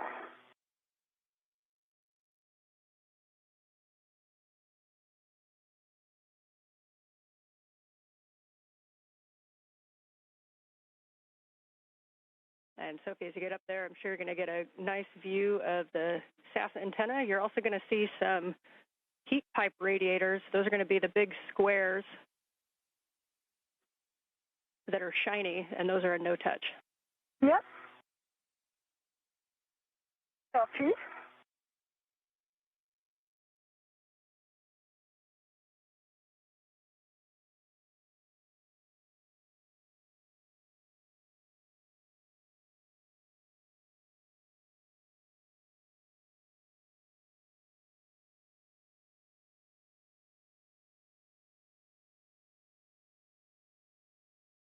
I changed my mind going for the outside of Z1. Yeah, it was a change of plane, slightly challenging, so I'm now on the outside and everything goes nominal. Okay, we are happy with that. So we see you coming to the starboard side, or port side rather, of those high-pressure gas tanks, and you'll be reaching across to Z1. You should see handrails pointing zenith that look like 6001, 6002, 6003 to take you right up to Z1. Yeah.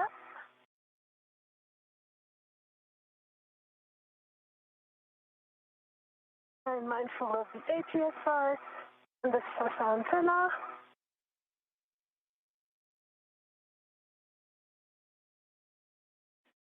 Bill's got the APSR, and he's headed back to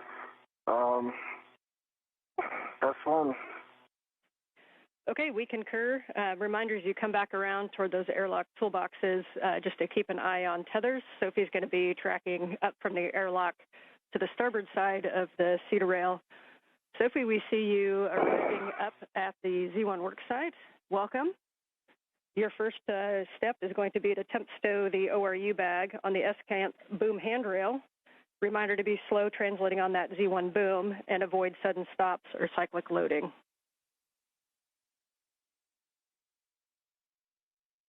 Copy.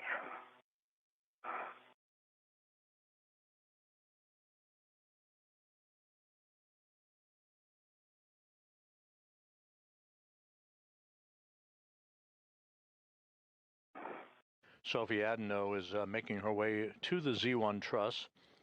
This is the center section of the backbone of the station on which both space-to-ground antennas, the healthy one and the failed one, are located side by side. We think a good config would be to put the large hook onto handrail number 2. Reminded that they're numbered from the base of the Z1 up, so 2, it would be the second one facing aft. And if that large small can move up and down handrail 2, we think the bag access will be the best. Copy. Thanks, Anne. Just working now for one fair lead off my 50 tether so that the next step is going to be easier when I come back, when I go to ESP3 translation. We copy a good plan. And this one fair lead is going to be a four-man fair lead around 605. Captain, I think I heard 6052. Is that correct? Yes, affirm. Okay, yeah, we like that plan. And a reminder, that's going to be where you put an AET later when you stow the S-cant there. So good recon. Like a good helicopter pilot, you like your recons. Yep. All right.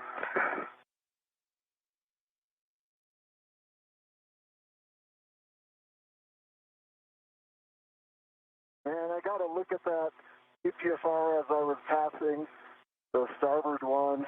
There was no sharp edges that I saw. It would have taken a little bit of work to get some photos, so I just bypassed it. I saw some scuffing on the heels. It looked like paint removal, but no sharp edges. Okay, we copy and we appreciate that report.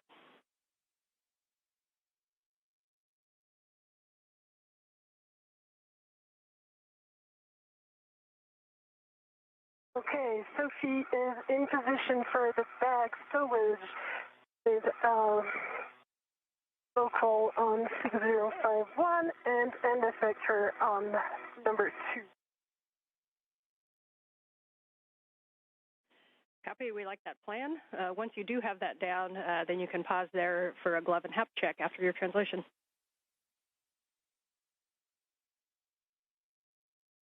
Copy, and I will also change my TCV setting.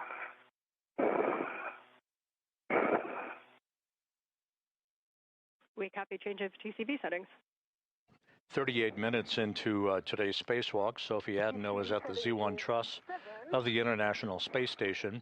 She'll be removing a heat shield from part of the mechanism on the boom of The apparatus upon which the failed S-Gant is mounted, it's called an AGIT, which is an acronym for the Antenna Group Interface Tube. This is essentially the mechanism on the boom upon which all the electronics are interwoven. She'll be removing a heat shield from that boom as one of the first steps in the removal of the failed antenna. Meanwhile, Anil Menon, you're looking at the helmet camera view from Menon. He is retrieving a portable foot restraint from a stowage platform alongside the Quest airlock that he will mount at the end of the Canadarm2 robotic arm that will be operated later by NASA astronaut Jack Hathaway from a robotics workstation in the station to maneuver Menon back and forth to position the failed space-to-ground antenna once it is removed from its boom on the Z1 truss, and then ultimately to maneuver the spare antenna to that location on the Z1 truss for its installation. Good view of the thermal radiator flap and the MMOD strikes.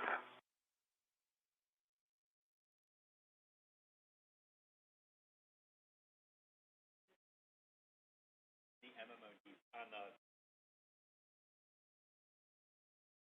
the one. Okay, we copy the report. Thanks.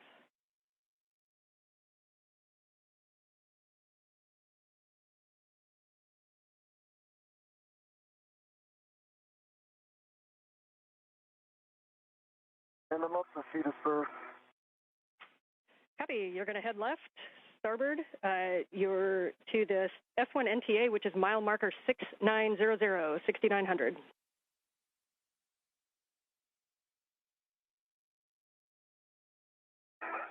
And Sophie, as you get things stowed, your first action is going to be to remove the heat shield. So you'll be opening at that bag, and you'll be tethering to the agate heat shield and to put it in that bag. Copy. Right now, I can confirm I have 2 AET, 1 on the handrail 2 and 1 on the handrail 1, and I'm currently removing my VRT. The bag is a good config. I'm going to hitch it down so that it doesn't fly away. And Sophie, I am in place now, so if you have some comms, Sophie, now's the time. Otherwise, I would start chatting with Jessica. Yeah, got plenty of them. I know my next step is the heat shield, and that's coming right after the VRT stowage. Yep, and for Sophie, just a couple cautions to avoid contact with the S-Gant dish and the gimbals. And the max loads on the S-Gant is 45 pounds, which is 20 kilograms. Your steps that you can go ahead and take is to go up and retrieve the heat shield. You're going to tether to it and release the quarter-turn fasteners. And then reminder that over on the starboard side underneath, there is an elastic strip that you need to remove. And then you can stow that agate heat shield into the ORU bag. For Anil, I can give you a go to speak with M1. Love that. Hello, Jessica. I am in place. I see the arm and I see good clearance. Your go for APSR install. Okay, we copy that your go for the GCA to the published position. This is going to bring the arm toward you, station aft. Copy.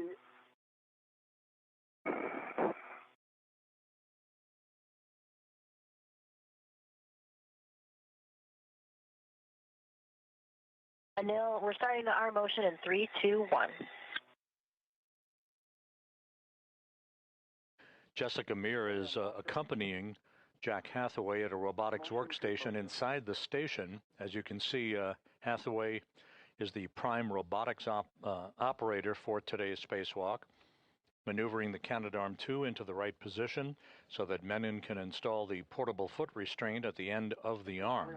He'll be riding at the end of the arm to move the space-to-ground antennas, the failed one and the replacement antenna, back and forth for the replacement work that is yet to be accomplished during today's spacewalk, which is now 43 minutes in duration.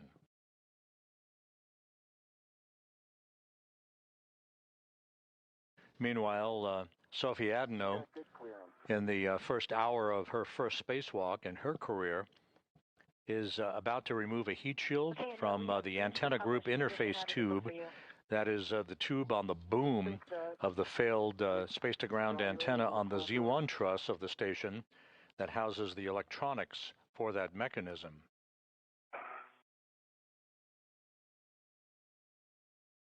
Let's call GCA complete here.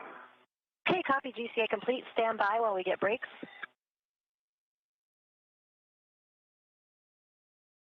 Anil, brakes are on. You go for APFR install and ingress. Copy, go for APFR install and ingress. All right, Anil, your APFR settings are 12 Papa Papa Fox 6, and up to you if you'd like to reset the APFR and then put it in. It might be a little easier to access. You'll be looking for 12 for the clocking. 12 Papa Papa Fox 6. Copy 12 Papa Papa Fox 6, and APFR is currently set.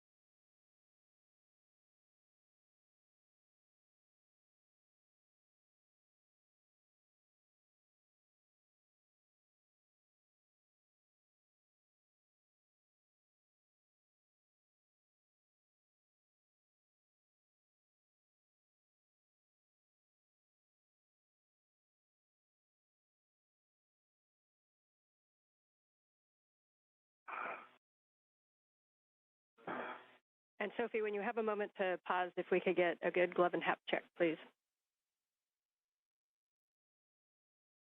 Sure. Pausing right now, and cap is dry. Those are nominal. Some dark spots on the RTV of my left hand. I put it in front of the HECA. But really minor dark.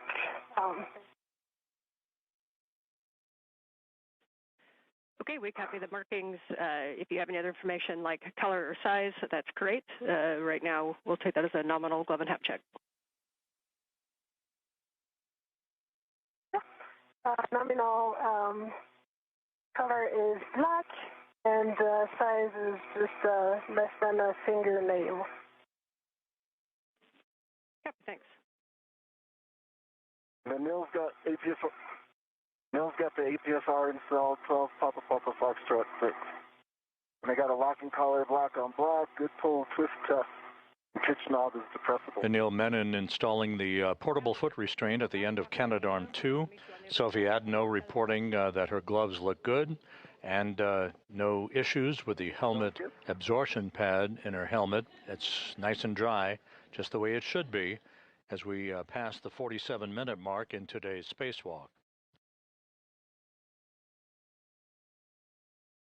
The two spacewalkers, Menon and Adenot, setting up shop for the removal of the failed space-to-ground antenna. This will involve installing 12 gimbal lock bolts to prevent any inadvertent motion of the dish on the space-to-ground antenna during its transport over to its temporary parking place on the truss of the station, and ultimately for its installation on ESP3, which currently houses the spare space-to-ground antenna that will replace the failed antenna later in today's spacewalk.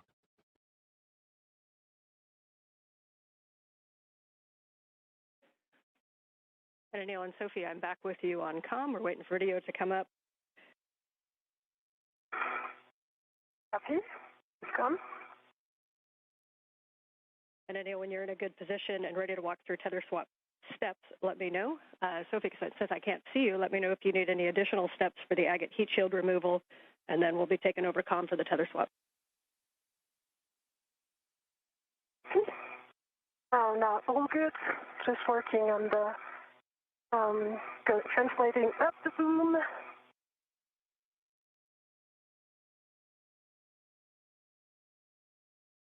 Okay, copy. And since we are in our first night pass, as you can tell, reminder that your helmet lights have 3 settings: off, spot, and flood. And each time you push the button, you get a different setting if you need it.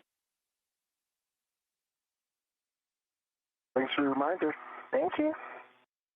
And the mill's ready for the tether swap. Okay, Anil, for the tether swap, the first thing that we're going to do, you have a waist tether down, I assume? Waist tether's down and defector is down.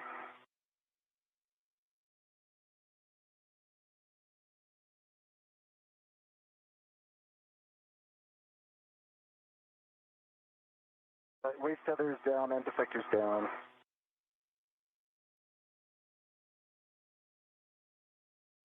Hey, Sophie, how copy? I copy you loud and clear. All right. Tell me. Loud and clear. Copy. The tether from the overview bag is on the heat shield, and I double-checked both sides. It's all good, so I'm now going to remove the photo transfers. Gotcha. And for Bam, how do you confirm copy? the waist tether down? Waist tether is down and defector is down.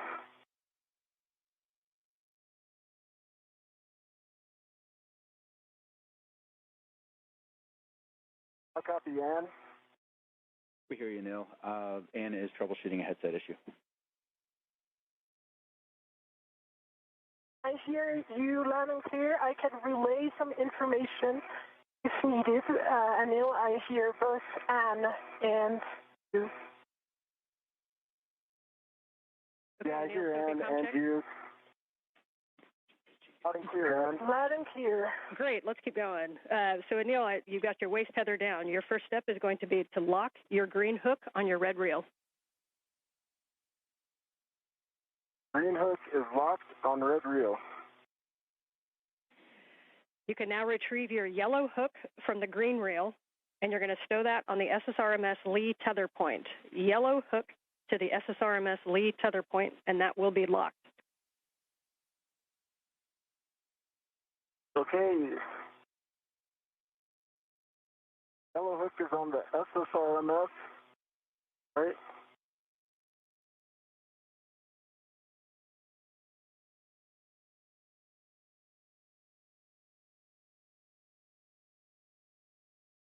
And yes, affirm yellow hook Yellow to hook is it's on and it's locked. copy, understand gate closed and hook locked on the Lee tether point. You can now, Gate closed, locked. all right, and then check that your red reel is unlocked. Red reel's unlocked. Copy, you can now lock your green reel, and then you're going to retrieve your green hook, and you're going to stow it on the S1 NTA handrail. So lock the green reel. Okay, I'm going to transfer to trust, then I'll do that and report back. Copy, and if you need it, the S1 NTA handrail is directly above mile marker 6870. And McLean working with Anil Menon to make sure that all of his tethers are in the right configuration. He is at the end of the Canadarm2 robotic arm. Alongside him, Sophie Adenot, as they set up shop for the beginning of the process to remove the failed space-to-ground antenna on the Z1 truss of the International Space Station that began to exhibit degraded performance last November. It is or down. And all the other sides are 100% covered with aluminum shield. There's no risk of fraud because everything is attached, and I'm in the process of removing it. Okay, we copy the report. We do not see it in the camera view. The camera view, just so you know, ends right where the agate handrails start, so just below the heat shield, and we're talking about the report. Okay, let me go up so that I can show it to you before finishing the removal. Do you see it now? That's a good view. Thank you. All right. Okay, I'm going to finish the removal.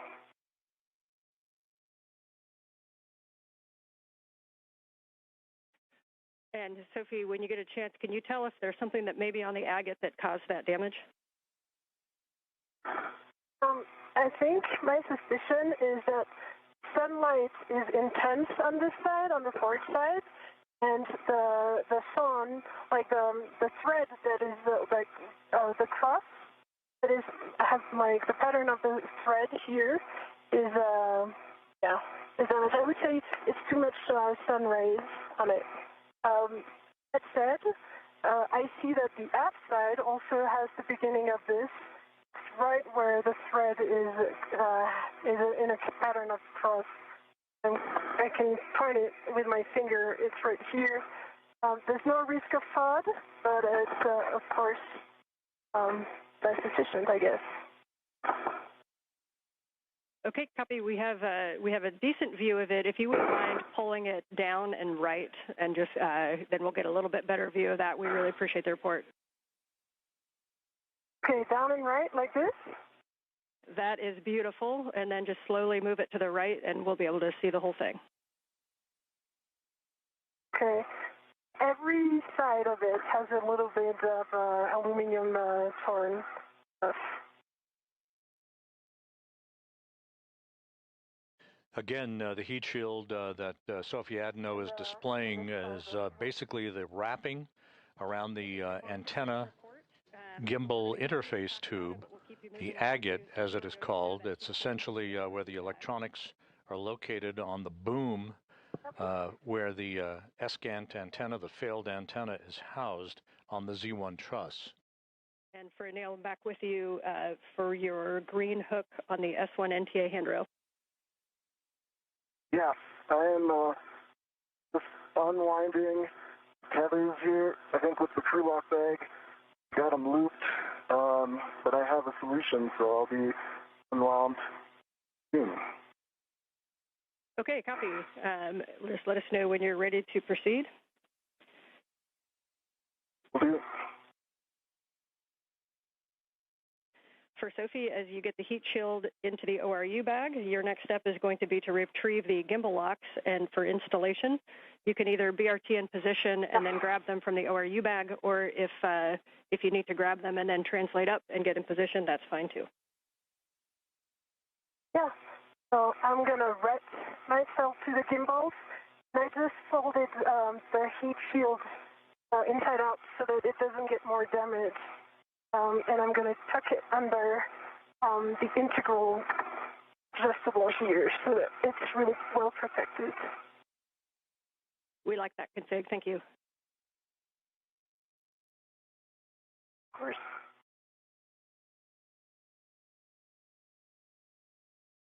Okay, the tethers are unwound. I'm headed to the anchor point. Copy. Good work. So you'll be putting the green hook on the NTA handrail above mile marker 6870. It's just to the inboard side of the stanchion that says 07.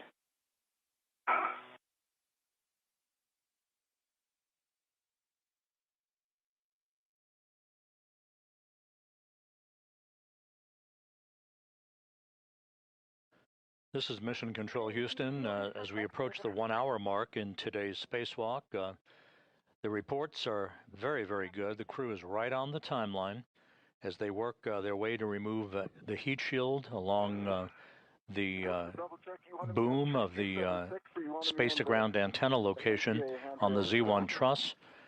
Also, their suits are operating as advertised. No issues reported so far in today's spacewalk, the 282nd in support of space station assembly maintenance and upgrades. In this view, you see Anil Menon wearing the suit bearing the red stripes as he prepares to accompany Adenot in the removal and installation of a series of gimbal lock bolts. There are two sets of these bolts. The first set is 4 bolts. The second set consists of 8 bolts. They will restrain the antenna from inadvertent movement during the time that it is not only removed but transported to its temporary stowage location on the truss of the station and eventually on external stowage platform number 3.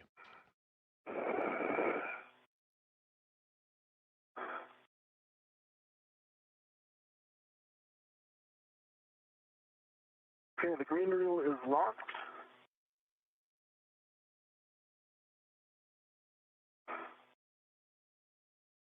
Copy, green reel locked, and you'll be retrieving the hook to the handrail and then unlocking it.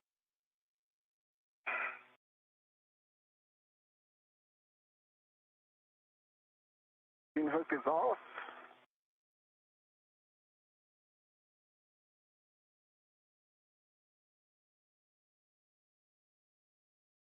And the green hook is on the handrail.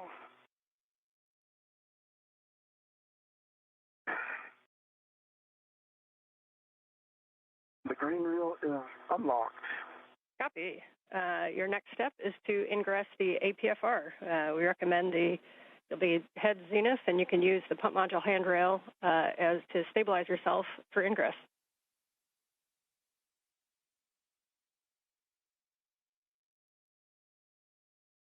Menon finishing up the preparatory work for his planting of his feet in the articulating portable foot restraint at the end of Canadarm2, upon which he will be maneuvered back and forth in the transport of the failed space-to-ground antenna and its replacement over the next several hours. The robotic arm being operated primarily by Jack Hathaway from a robotics workstation inside the International Space Station, accompanied by Jessica Meir. I would like to reinstall it. It's right in front of my heck of view, if you see it. We see it, checking. Copy. And for your information as well, the heat shield didn't want to say tucked in, although I thought I had done a very good job of it. No worries. You are go to reinstall that TA clamp, and just a reminder that about potential sharp edges on those, so just take a look closely and you're go to reinstall.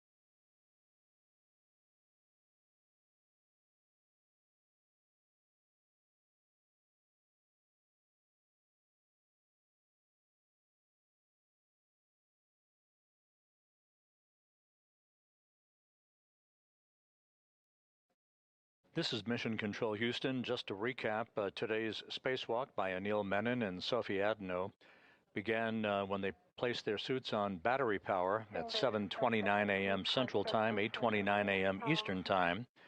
They moved out of the Quest airlock, set up their tools and tethers.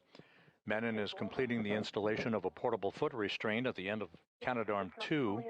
He'll be transported around the vicinity of the work sites at the end of the robotic arm to maneuver the failed space-to-ground antenna to a stowage location, and then maneuvering the replacement antenna that is currently housed on ESP3, the external stowage platform number 3, on the P3 truss or port 3 truss of the station. It will be installed in a boom on the Z1 truss. That's the middle portion right in the center of the uprights of the truss of the International Space Station. There are 2 such space-to-ground antennas. The one being replaced today was installed on the STS-132 mission. Back in 2010, the replacement antenna was delivered to the station in 2009 on the STS-127 mission. And Anil, as you get into the APFR, we see about there, reminder, give yourself a good tug test. Make sure you're really comfortable with your heels. Once we get moving, we won't have too much opportunity to redo those. So once you're happy, just let us know. I feel pretty happy. They feel solid. Copy. We've got a camera looking big brother right over your shoulder, and you look good there. So at this time, we'll take a glove and a half check, please.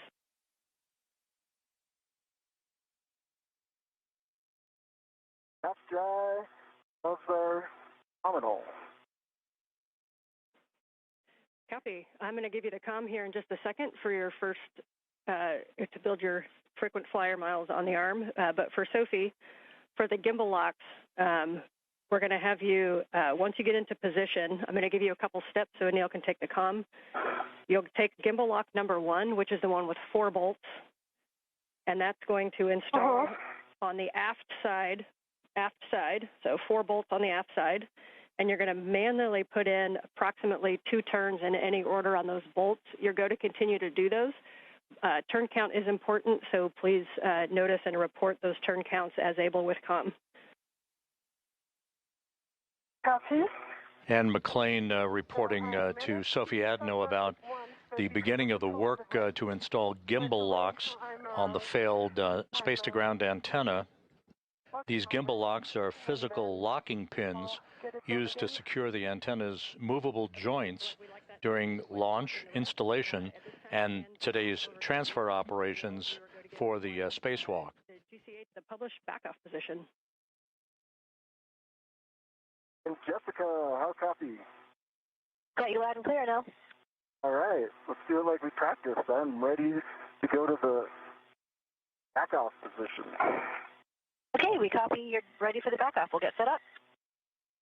And Jessica Meir, working with Jack Hathaway at the robotics workstation inside, ready to move the Canadarm2 away from the truss of the station, now that Menon has planted his feet in the portable foot restraint that he installed just a few moments ago. Anil, we're going to bring you station forward, starting motion in 3, 2, 1. I see motion, good motion. I've got good clearances, as I know you do.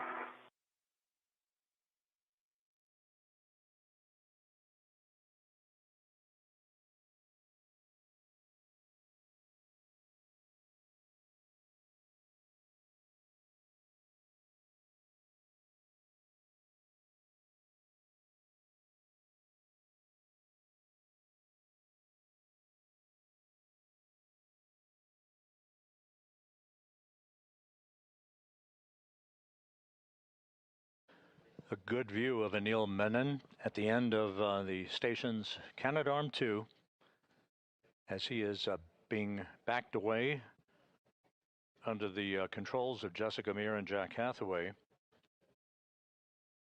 He'll be maneuvered to the Z1 truss to join Sophie Adenot for the procedures to install gimbal locks, these locking pins, on the failed space-to-ground antenna before it is basically disassembled from the boom upon which it has resided for the past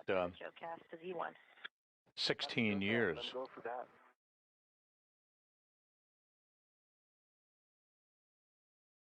And ground concurs.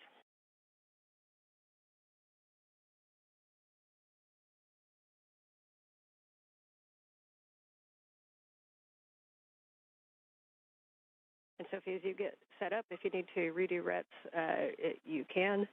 And BRT to 003 is our recommendation. It looks like you're just about to get that in place. Nice work.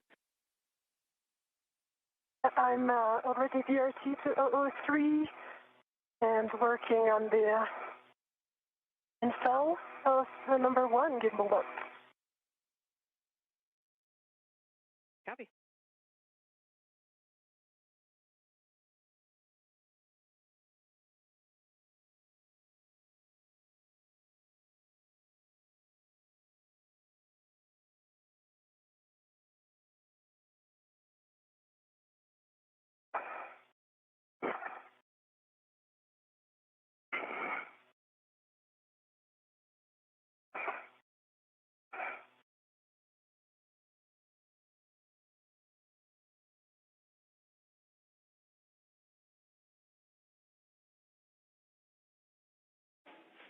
And Anil, for both, a couple words on HECUS for both of you. Anil, it appears that maybe you may have bumped a button, if you don't mind cycling that and turning it back on. And for Sophie, no rush, but when you have a free hand, we think maybe your HECA got bumped downward, so we kind of are looking down at your MWS. Still a great view, don't stop what you're doing, but when you have a chance, move that back up. And then my green light was on, but I'm power cycling it. Copy. Thank you. Good info. Copies. And Anil, this is Jessica. Are you ready for the maneuvers to intermediate through Z1 back off? Anil is ready. Okay, that'll be about 3.5 minutes. Starting motion in 3, 2, 1. I see motion. Good motion.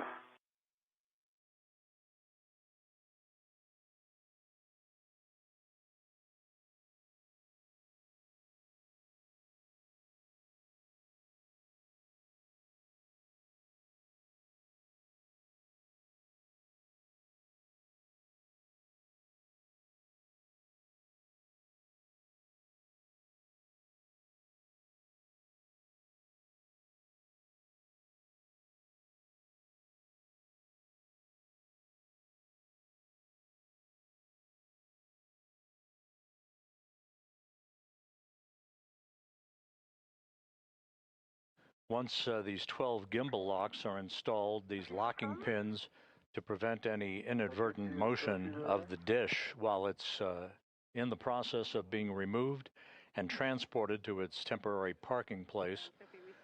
The actual release of the failed antenna will be through 4 bolts that will be driven by Adenot with the assistance of Anil Menon. 4 bolts holding that space-to-ground antenna on the boom of the Z1 truss on the station. I think I'm going to have to wait for Anil to install it. And now what I see is that if I put the 2 bottom ones, C, Charlie and Bravo, into their location, then the 2 top ones are too high.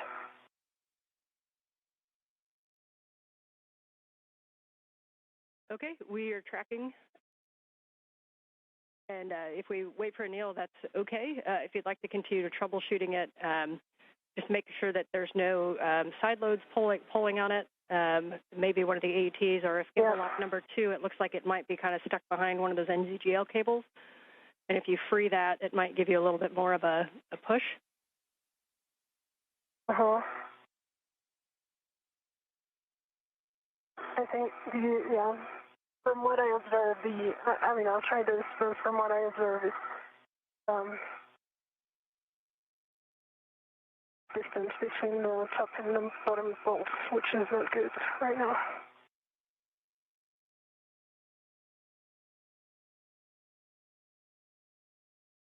When I get there, do you have suggested solutions? Yeah. So ideally, if you could get a hand, like to the key handle to try to change slightly the alignment. But from what I observe from here, it seems aligned. It's just the distance which just doesn't seem right. Like there's 1 centimeter difference, which is kind of interesting. Okay, I just locked the other red. I'm gonna give it another go. Now there's no side load at all. Okay, we are tracking and we're talking about it. Okay. And can you, for my purposes, can you remind me what bolt you're looking at? Charlie Bravo and Delta Alpha.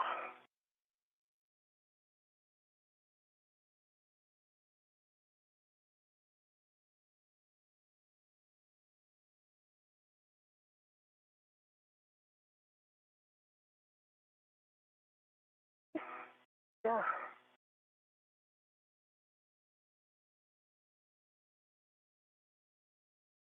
What would be easier then is I would take care of Charlie and Delta to check the alignment, and you would take care of your side, the starboard ones, which are Bravo and Alpha.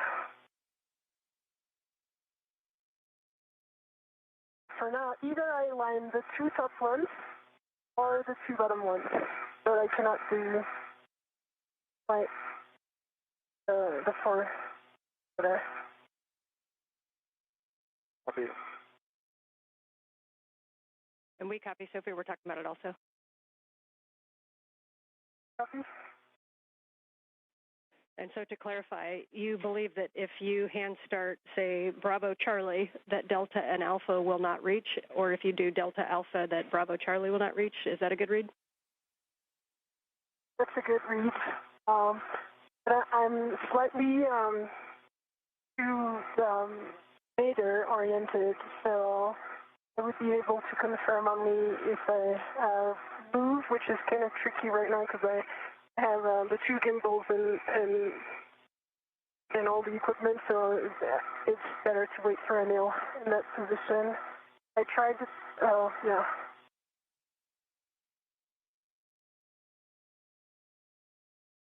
Okay, we copy. Right now, I just hand started Charlie and Bravo how to turn each.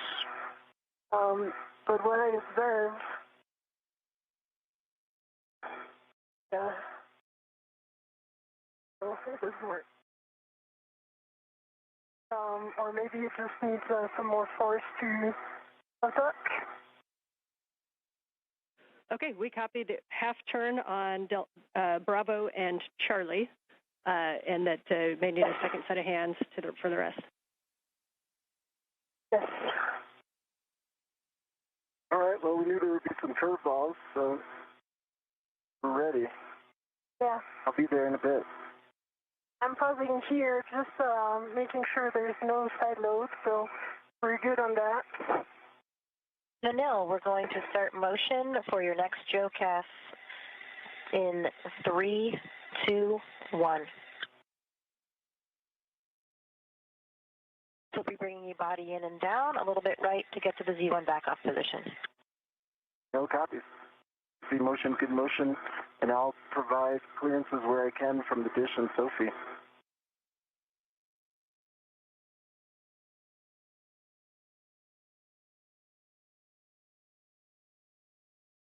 I see the day is coming, so I'm going to turn my visor.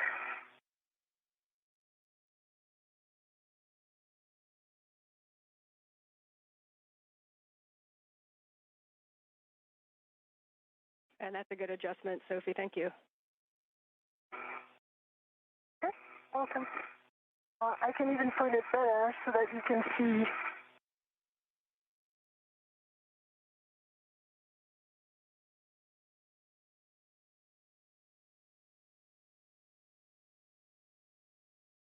I have a very good view of Anil, of the arm, of the sensor antenna.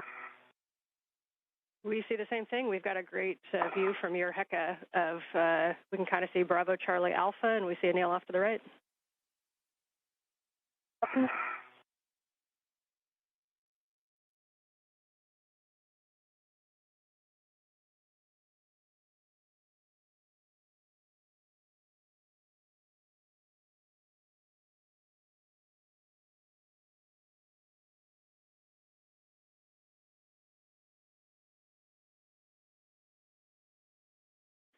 And Sophie, if you're able, we understand half turn on Bravo and Charlie. If you're able to go to the full 2 turns, we think it'll be a slightly better config for those 2 bolts. Copy.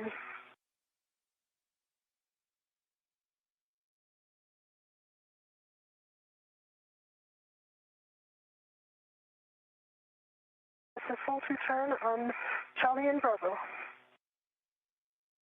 Copy 2 on Charlie and Bravo. Thank you.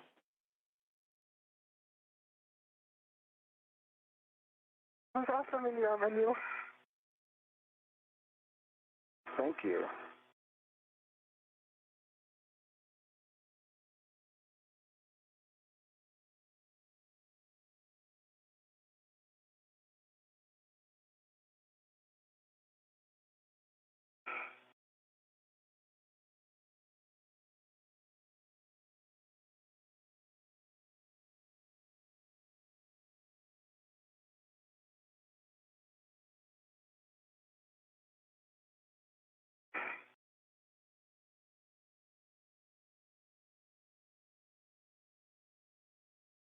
All right, I got good clearances here still.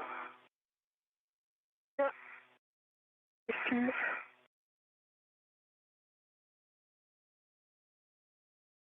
Yeah, I mean, I see the issue here from this angle. I don't know if you guys can see that in the head. Yeah. Basically, it's Way too low. Can you guys see the Heka? As you said, Ann, a picture's worth 1,000 words, but I can describe it. We have both of your Hekas. We're not quite close enough with your Heka, Neil, to make out the detail. We can see Sophie's pretty well. Okay. I think what I'm seeing is the scan body where she's trying to soft off. It seems like it's about 15 degrees angled away from the gimbal lock.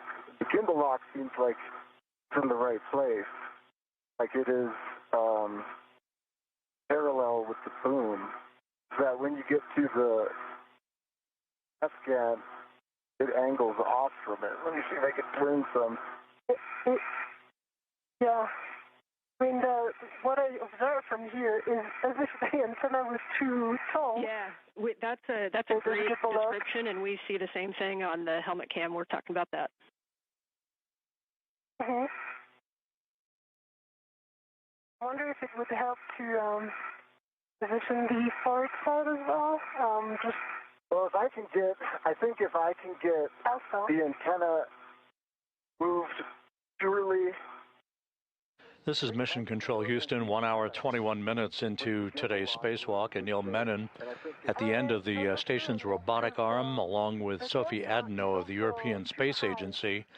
At the work site, you're looking in the foreground of the failed space-to-ground antenna that began to exhibit degraded performance last November with an inability for it to gimbal or track properly the tracking and data relay satellite system network for high-speed communications of data, voice, and video. It is stuck basically in what is called the birdbath position. In the background at the top of your screen is the operative SGANT 1, or the space-to-ground antenna number 1, that has taken over the lion's share of work. The space-to-ground 2 antenna is in the process of the early stages of its removal and replacement by a spare that currently resides on a stowage platform of spare parts on the P3 truss of the complex. And I'll hand you to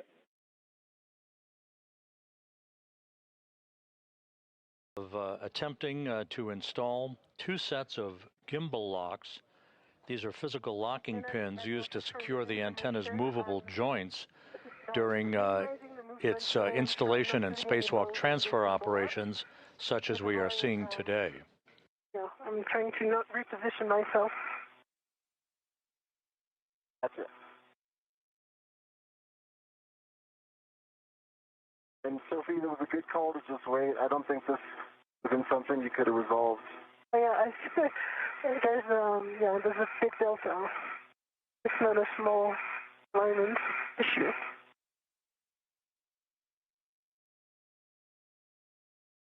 And Anil, we are at the Z1 back-off position. As you know, we're ready for the GCA to the bolt access position on your go.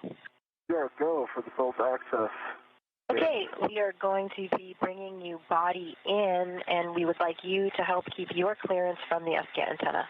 Okay. Ready for body in, and I'll keep clearances primary.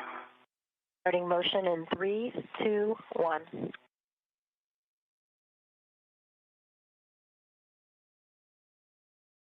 I see motion and good motion, and I've got good clearances. I've got a meter from the T-handle, the hand extended.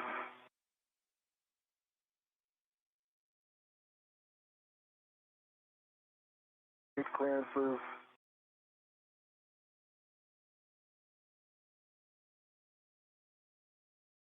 I'm good. I've got a meter distance. I'm personally moving my body in 8 so I've got good clearance.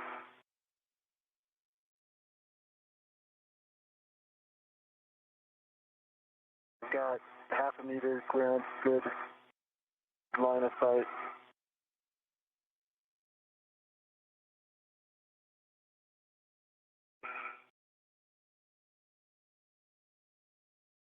We've got good clearance. And I cannot see anymore the SATA antenna, so I cannot check anymore. We have clearance on the SATA. Copy. And I've got good clearance from the SCAT. Got it. Good foot. And I can move my body even more. I've got good clearance from the boom.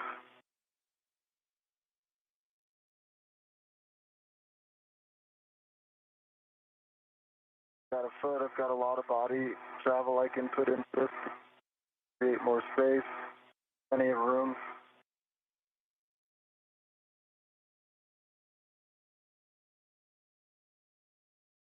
Got plenty of room. Yeah.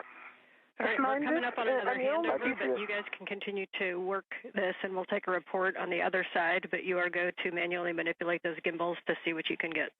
Watch for pinch points. Oh, great. I think we can get this, Ann. I've got high confidence. We see it. Okay, I'm working on Delta. And there is much joy in MCC. Okay, 2 turns on Delta. 2 turns on Delta. Copy, 2 turns on Delta. Okay, Anil, we have reached the published position. And in mid-sentence, we've hit a gap, a short gap, in our tracking and data relay satellite system communications, not related to the space-to-ground antenna work that's ongoing. Okay, copy, go. Menon and Adenot working on the installation of these locking pins before the failed space-to-ground antenna can be removed from its boom. Bravo, Delta, Alpha, in this order. She might be on handover, so... I'm here. Yeah. I think maybe... Okay. So, hey, guys. Hey, nice job. We copied 2 turns on all bolts. You're going to now retrieve the PGT. They both work. We recommend using Sophie's PGT with a 2-inch rigid. Copy. So, Anil, because I'm kind of stuck in the movement, I'm going to give it to you. Yep, I got it covered, Sophie. So, what I suggest, I align the bolts and the PGT, and you brace and put the motion in, so that I'm going to stabilize this on the bolt. Okay, I've got your PGT. Is it CALD? Yes. Okay. And just as a reminder... It was set. I can see it. Yep. Okay, tell me which bolt. You start with Charlie, and I'm going to get you towards Charlie. Okay. All right, we like it. Bravo 1, clockwise 2. Understand Cal is complete. Bolt Charlie first.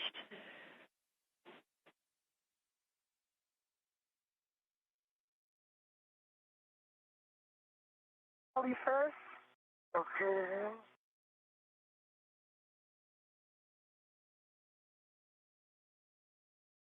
Okay, it's in. Yeah. And then I'm going to... Turn to motor. Wait, can you hold the PGT? There. The PGT held. And I'm going to turn to motor. Why don't I stabilize it and you hit the trigger rate? Now do the turn count. Okay. But you didn't do the cow, right? I had heard it was cowed. We did not cow it. No. We need to cow it. No, okay. So when you turn it on, right make sure now. the collar goes to Cal first, Yes. and the ratchet is in clockwise or counterclockwise, and press the trigger for the Cal.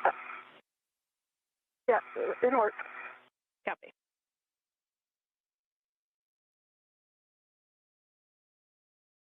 I'll cow it and give it to you, Sophie. Copy. Okay. Good cow. 41 volts. Copy. Copy. Verify settings. Bravo 1, clockwise 2. It worked. Bravo 1, clockwise 2 is... Bravo 1, clockwise 2. Okay, and a reminder, make sure your ratchet's back in the motor. Ratchet is in motor. Confirmed. Okay, you are go to drive Bolt Charlie. Okay, Anil, can you, do you have access to this PGT? For me, it's, I'm not in good position right now. I'm going to turn like this. PGT? We have the LED test right now, so clockwise 2, sorry. The collar is out of Cal. Yeah, we are now in clockwise 2, Bravo 1, clockwise 2 confirm. Okay, I'm pressing. Can you activate the trigger? I sure can. Are you going to do the count? Reminder that turns are very important, so if one of you can give us the count at the bolt.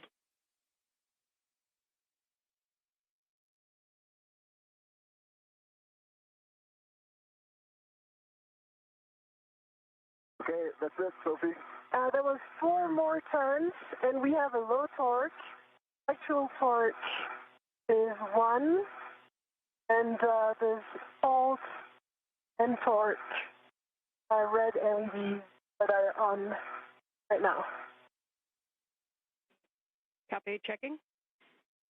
And you can go ahead and try with the same setting. Make sure that there's no side loads. The 2 inch is not as forgivable as the 6 inch, so make sure there's no side loading at the bolt. You can also kind of wiggle the gimbal lock, and then you can hit it again with a Bravo 1, clockwise 2. Okay. Hold it right there. I've got a good grip. Okay. The torque again, halt.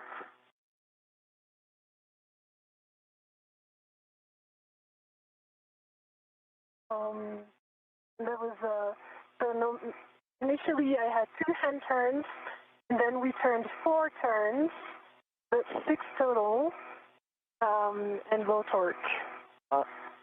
We copy low torque, and we copy that you did got no additional turns on that second one.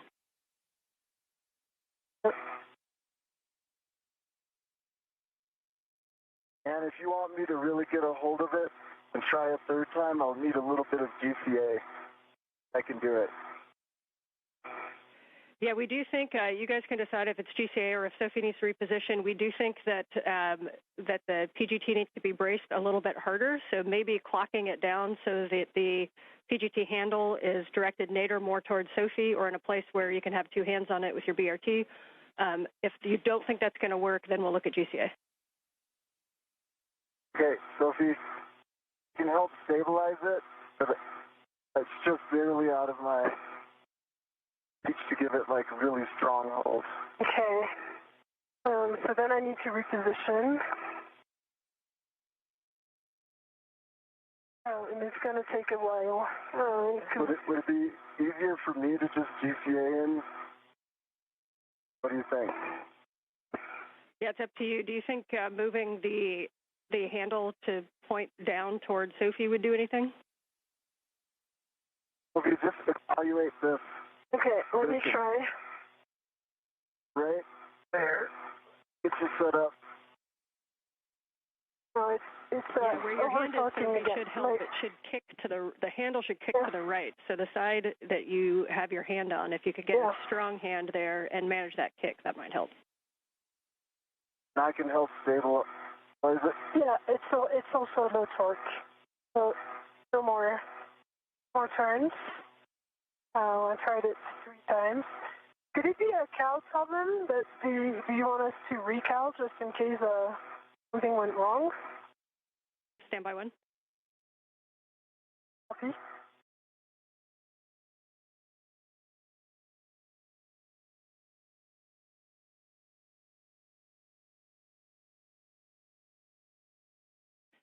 And Sophie, just to be clear, we got the full two hand starts and then 4 additional turns with low torque.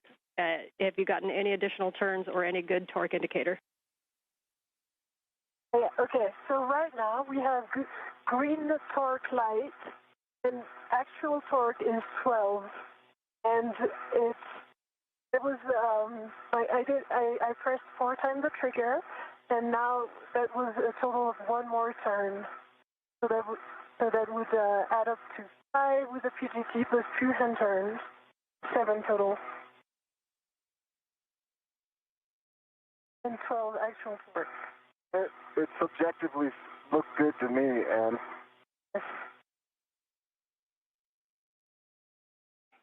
we're double checking that. We think that's a good bolt, but stand by 1. Your next one after this is going to be Bravo if you want to start thinking through that. And with that, we have a good Bravo, bolt on Charlie. I can do. We're calling Charlie good bolt. You're going to Bravo, which is starboard aft. I can do this one. Okay, I'll let you work on that one. Okay, you count, okay? Yeah. Ready, starting it in 3, 2, 1.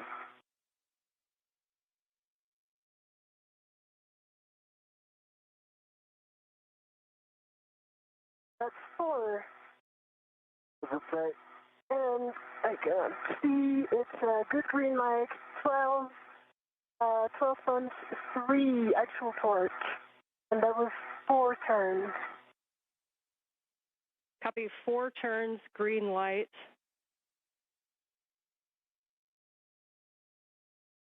We're checking. Copy. And while they're checking, I definitely can't get D. So you want to assess D with this? In work. All right, we're going to call that a good bolt. Yes, I heard you guys talking about Delta. You are go to drive Delta, Bravo 1, clockwise 2.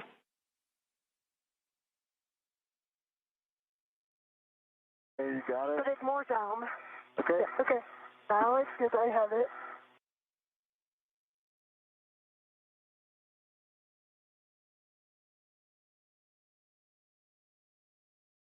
Okay. I can help you stabilize it right there. Okay, ready? I'm starting in 3, 2, 1, go.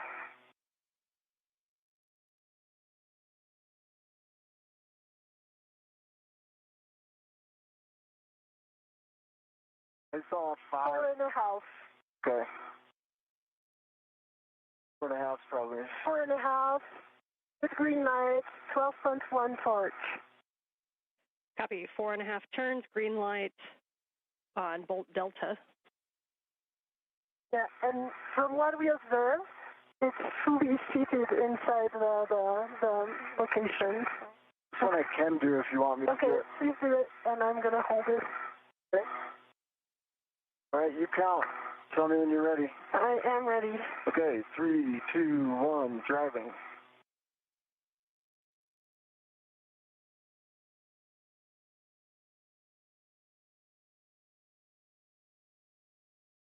And 3/4 on this one, and I see good green line, 12.1 torque. Okay, 4 3/4, 12.1 torque, green light, and we'll hold there for a second. Just a reminder between bolts, do me a favor and wait for a go. We've got to do math down here. Copy. So let's, Anil, for us, while they are doing their math, let's stow the PGT and see what we can do for the rets on this one. I also see a loose ret coming right in front of you. Is that intentional? That's intentional because I didn't want to have some side loading. Okay. I have 2 loose rets. Okay.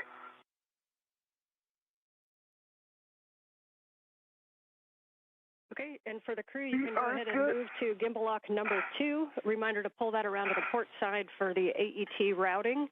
Yes. And you can get that one. You can manually start all 8 bolts in any order, manually start 2 turns on gimbal lock 2 while we work to confirm the config of gimbal lock 1. So, Anil, copy, Anne. Good copy. Anil, can I, before doing that, please, can you release this AET and unlock it? It's going to go back to the bag. That's right, sorry, the ret. The ret number 22 that you see right here. This one, that is shaking. Okay. Yeah, this one, because this one is one from the bag, and I am actively redded to the other side of the AT, so we are good. Okay, this red's off. It's coming towards you, okay? Copy. You want to guide it so it doesn't get snagged? I'm going to release my BRT, reposition to the forward side. Okay. What would you like me to do with this ret here? Let me get in position, and then I would like you to turn it back to the bag. It should be going directly to the bag. It belongs to the bag. Okay.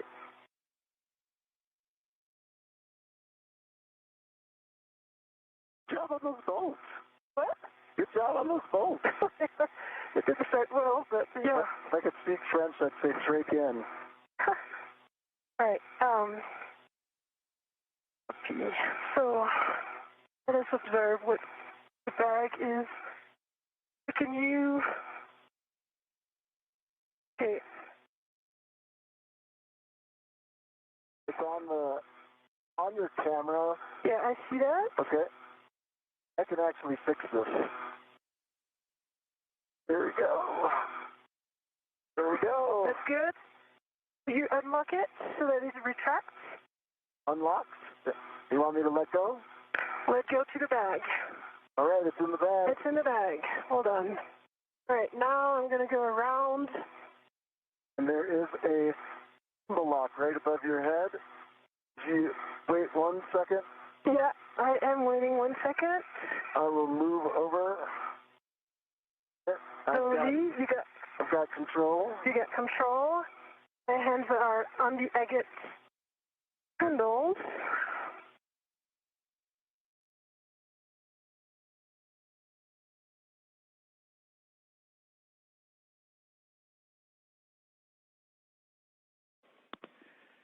All right, nice work on that, you guys.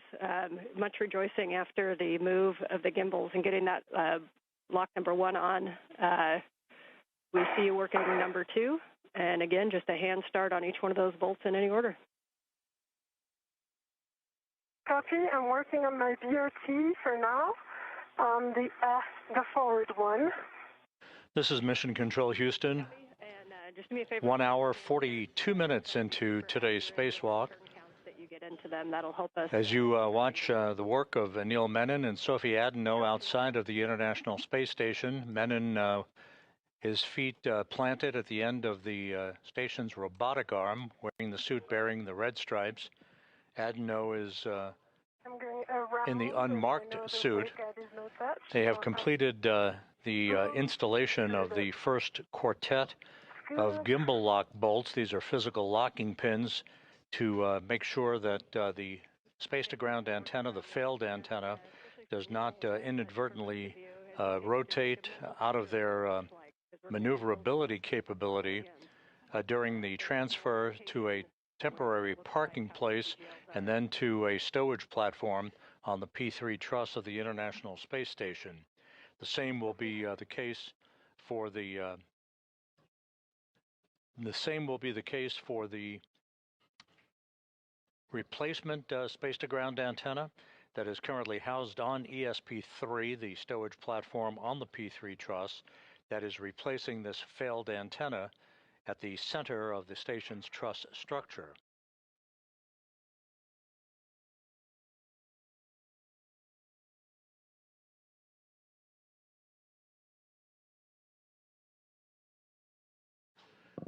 The crew is continuing to work just about on the timeline. The first order of business, of course, the removal of a heat shield at the base of the boom upon which the failed space-to-ground antenna resides. Now the installation of these locking pins to restrain any movement by the space-to-ground antenna dish during its transfer to its stowage location. This will be followed by the removal of the antenna itself and Anil Menon carrying the antenna at the end of the robotic arm to to the external stowage platform number 3 on the port side of the International Space Station. The station and its crew members are currently traveling 260 miles above the Earth, moving from northwest to southeast, about to move directly over the Cabo Verde Islands. So that's 2.5 turns on Gulf.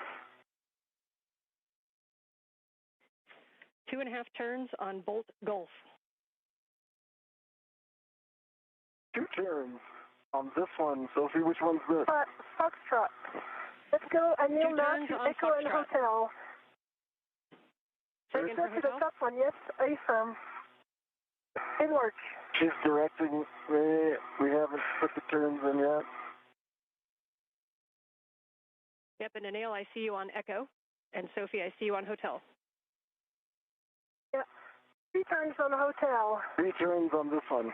Yeah. Okay, understand. Can you 3 tell me turns what on this each. one Please is? stop at 2 turns on the hand start bolts. But we got 3 turns on Echo, 3 turns on Hotel. And now you work on Kilo, Anil, and I work on the mic. Yes. Yep, and we can see Mike, and we can see Kilo. Okay, that's 2 turns and a half on Mike. 2 turns on Mike. Turn. 2.5. Turns on this one. Kilo. 2 turns Kilo. on Kilo, 2.5 on Mike. Yes, now working on Juliet and Lima.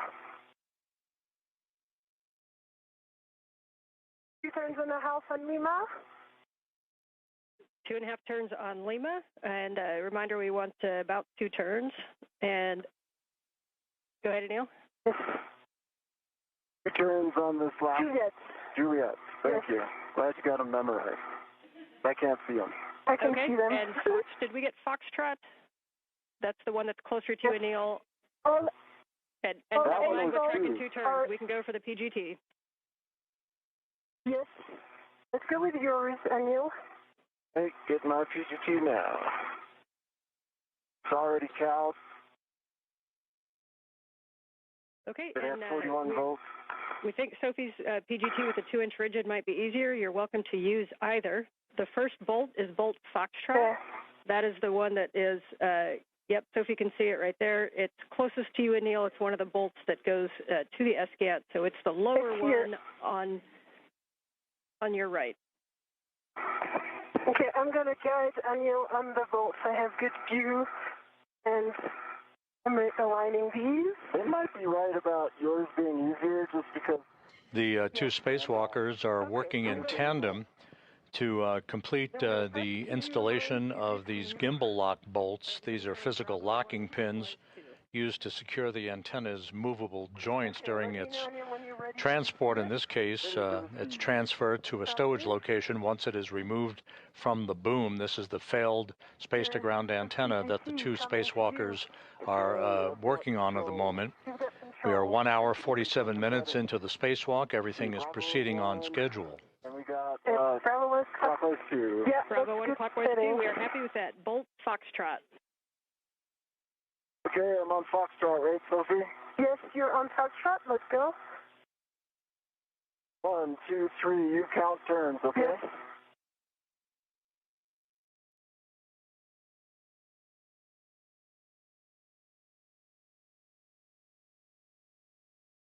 We're in a house, and I see that bolt is fully inside the seated, fully seated inside. And I got low torque, 10.8. Low torque, 10.8.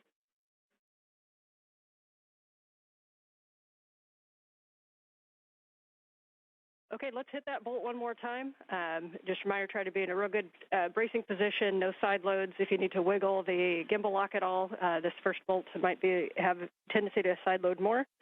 And bolt foxtrot. All right, I hit it again, and I got good torque, green light.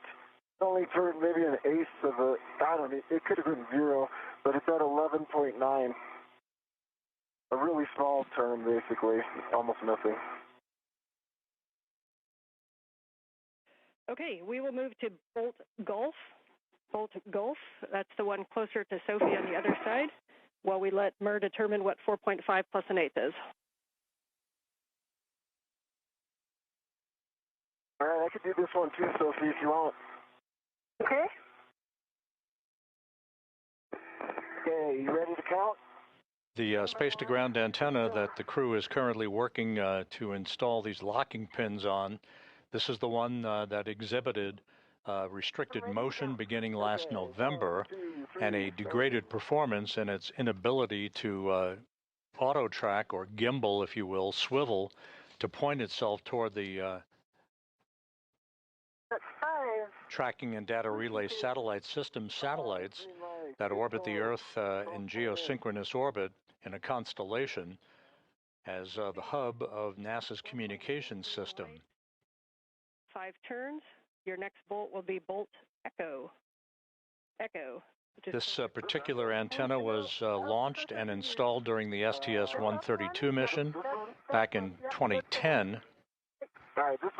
So after 16 years of yeoman's work, it is being removed and is being replaced by a spare that has been housed out on a stowage platform on the port side of the truss of the International Space Station since 2009.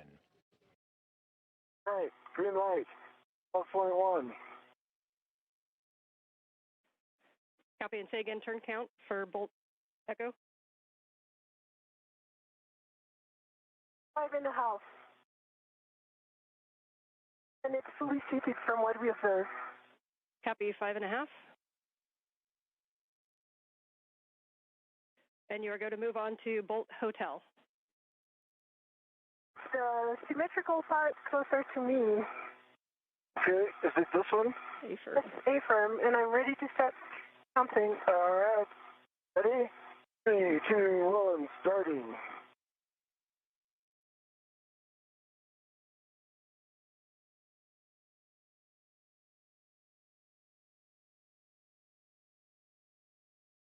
Five and 3/4.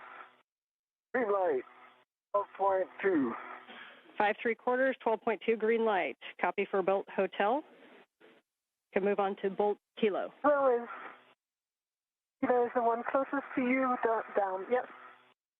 That's it. And I'm ready to count. Hey, 3, 2, 1, turning.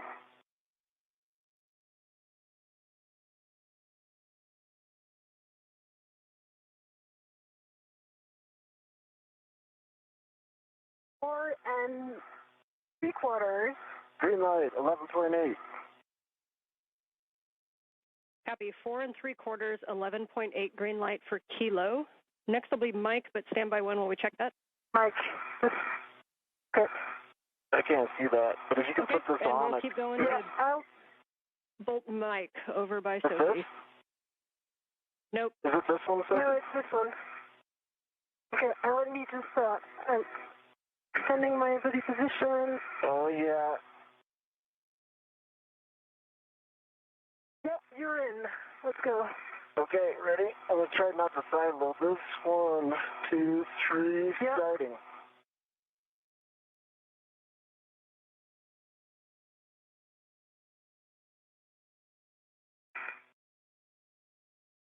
Four and 3/4. Woohoo! Green light. 12.1. Well done. All right, next one is the 4 top one 3/4, closest to you. 12.1 for bolt Mike. You can move on to bolt Juliet, which is over by Anil. Yeah, no, not this one. Yeah, the one closest to you, that sense. Okay.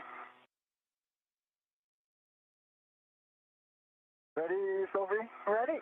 3, 2, 1.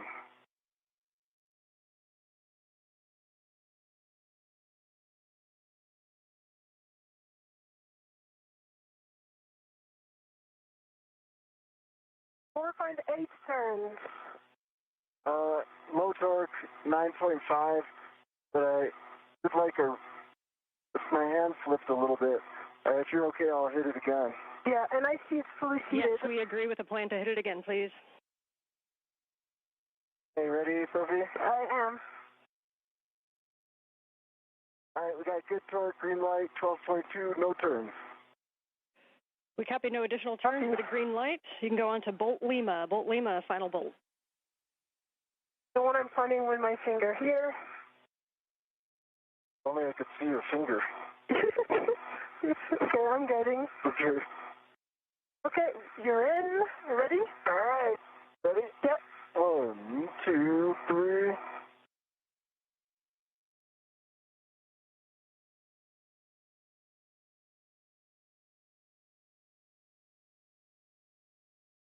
Five turns. Light, 11.4. Copy, 5 turns and 11.4 green light. Nicely done. Folks are going to discuss that down here for a little bit, but at this time,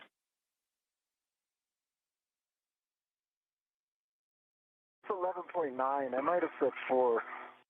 My old age.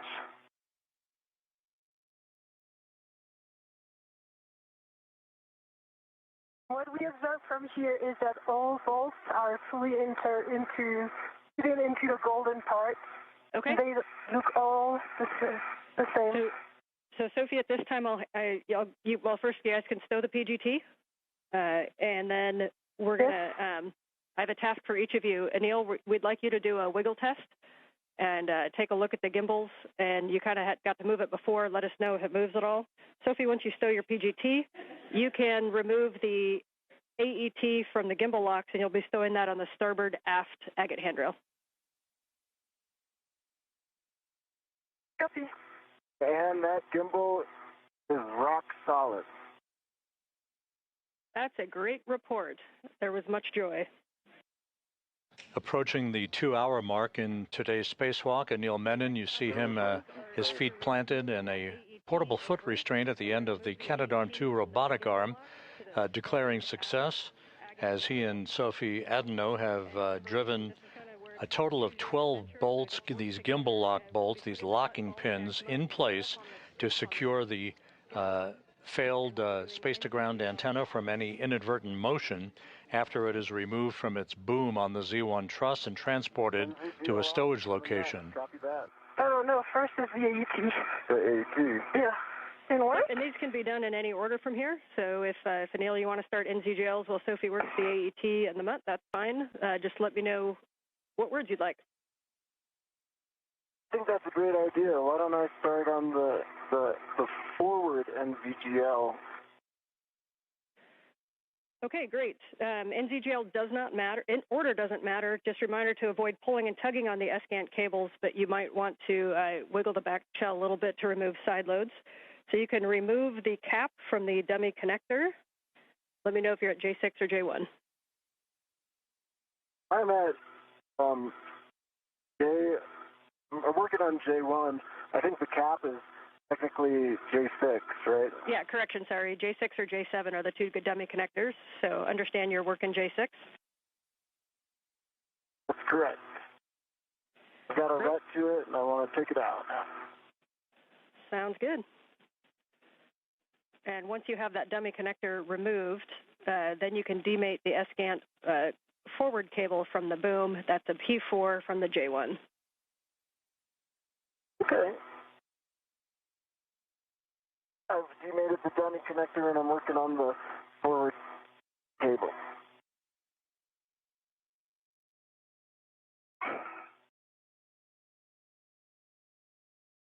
It's aft over center now, and it's off. The O-ring, there's a pink O-ring in the plug. that looks to be wedged in by friction. I'm trying to get a heck of view on it.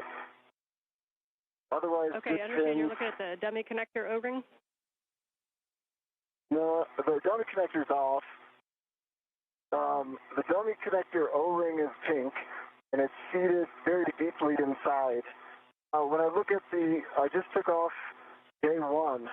When I look at the receptacle for J1, the plug seems fine. If you look at the plug here in the HECA, that there is a pink ring that looks like the same O-ring that should be deep in there, but it's come up.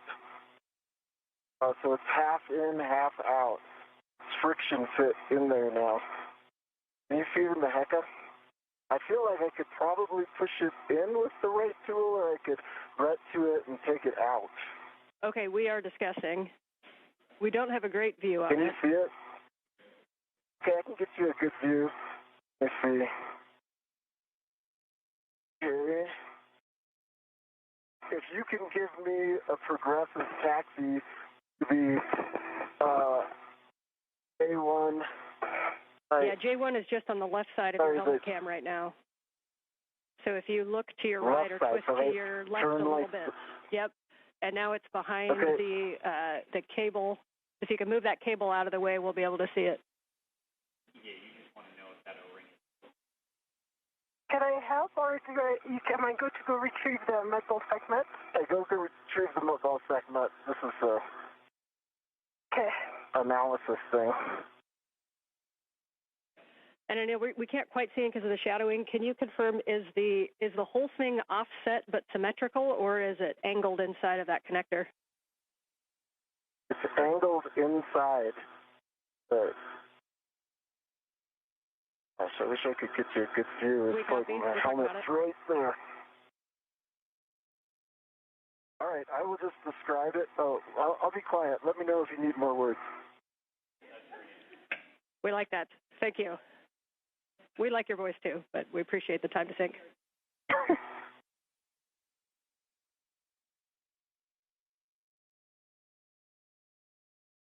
Okay, you are going to put the cap on there. We are okay with that angle. So once you've looked at the cable and verified no FOD, good pins, and a good EMI band, then you can mate that cable to the dummy receptacle and the cap on the J1. We probably won't be so forgiving of the new one.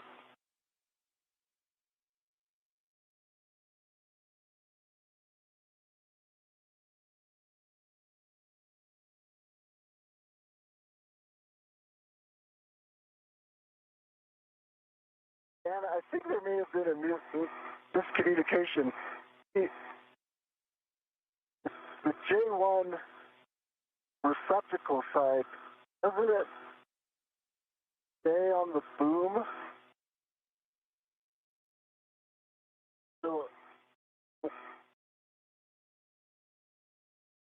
okay, and say that one more time.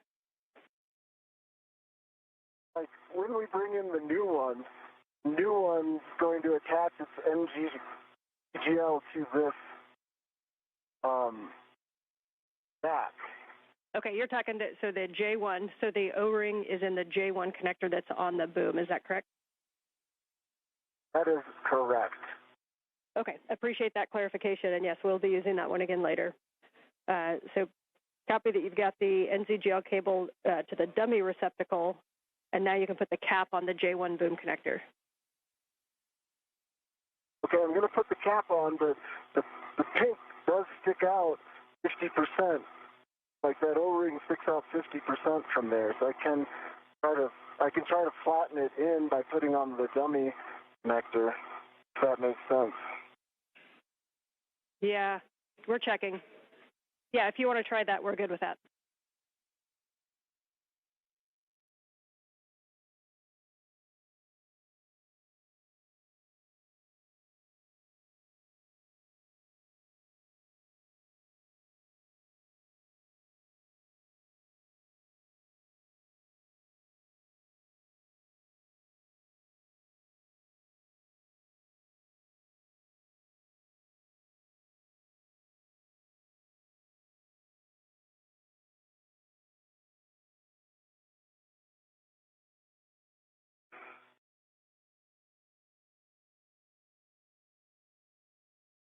This is Mission Control Houston, 2 hours, 3 minutes into today's spacewalk by Anil Menon and Sophie Adenot, the 282nd spacewalk in support of space station assembly, maintenance, and upgrades.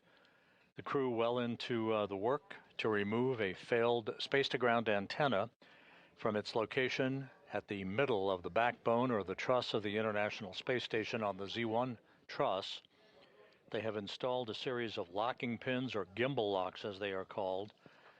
The next order of business will be the actual releasing of 4 bolts holding the failed space-to-ground antenna in place on a boom on the Z1 truss. Copy.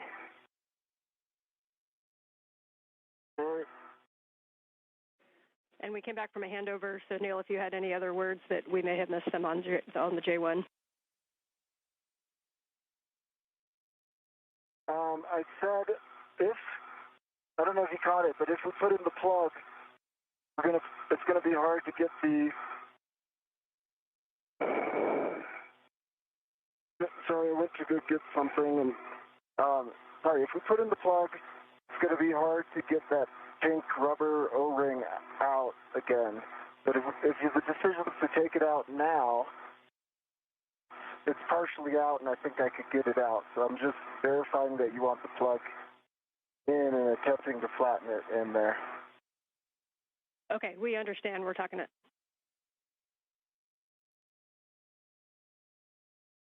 Okay, Anil, I think we can work together on this install. Okay, I think I need to hand this to you so I can secure my APFR position. Yep. Reach got me out of place a little bit. Anil Menon is referring to the demating of the acronym is NZGLs. These are NASA zero-G lever locks. The lever-actuated electrical and data connectors that have provided the electrical and telemetry capability for the failed space-to-ground antenna. Side loading of this thread from the bag. Okay, you want me to put the scoop on? Yeah.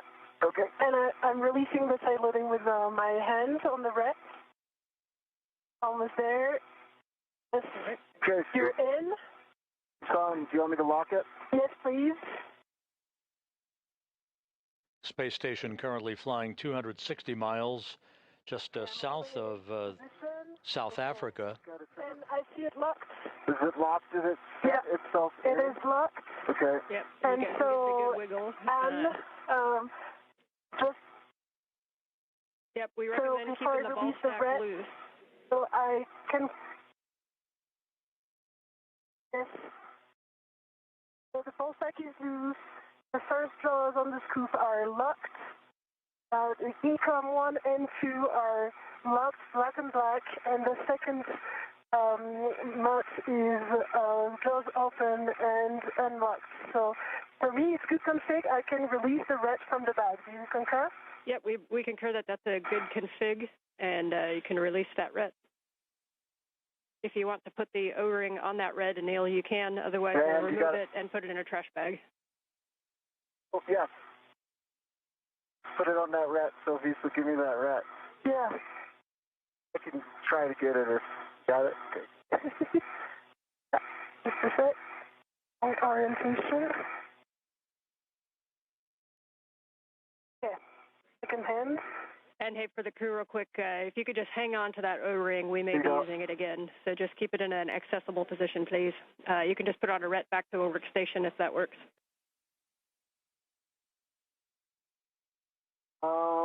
I should keep it on my person then. Okay. Okay, we like that plan.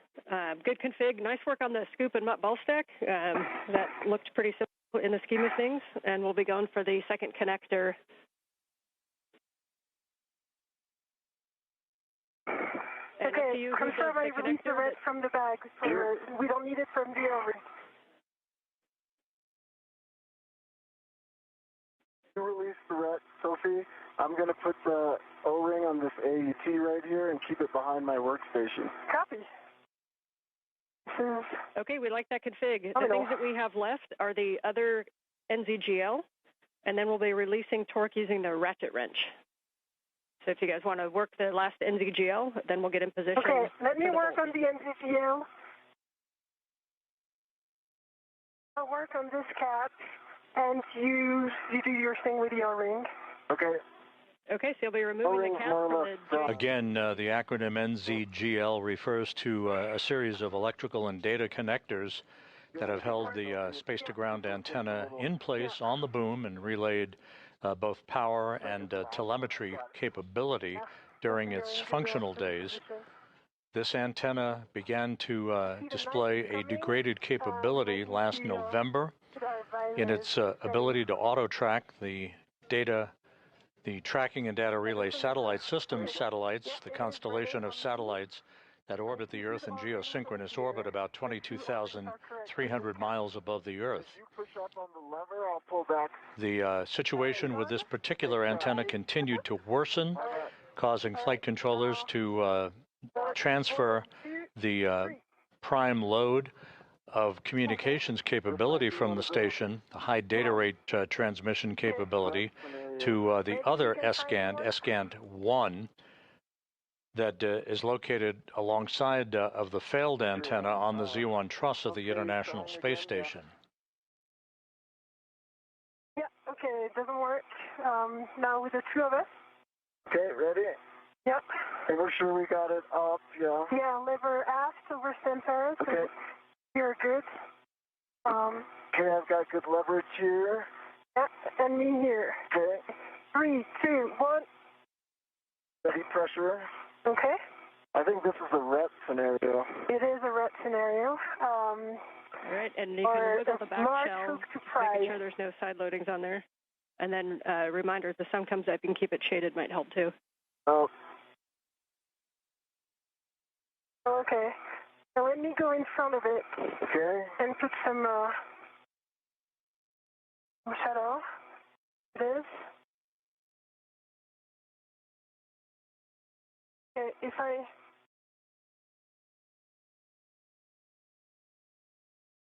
try like this? And I'll wiggle the back shell. Just give you some. Yep. Okay. We're seeing you working it, and you see that the we're making a little. And this is a situation where you could use an AET as well if you need a little more pulse.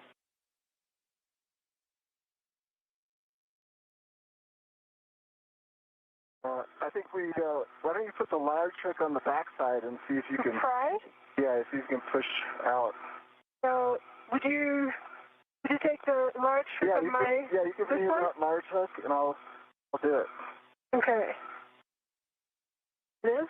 There. Got it. Yep. I have it. You got it? And then it'll go like this.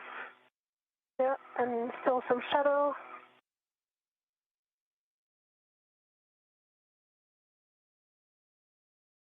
Okay.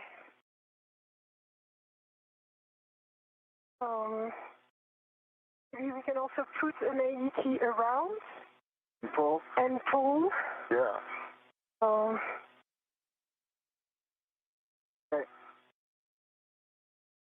All right. Yeah, so our ideas down Try here is one you more could put time. an AET yeah, down. and I'm going to help you push like this.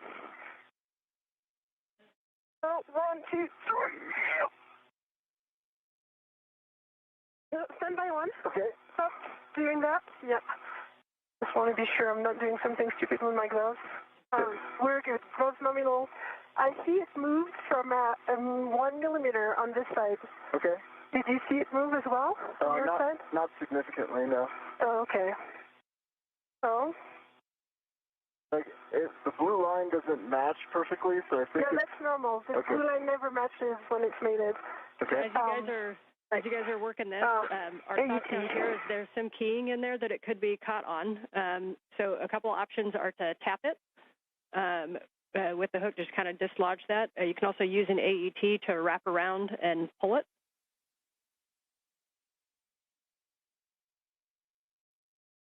Do you think the night time would make it easier? Well, if we haven't gotten it in 2 minutes, we will find out. Okay.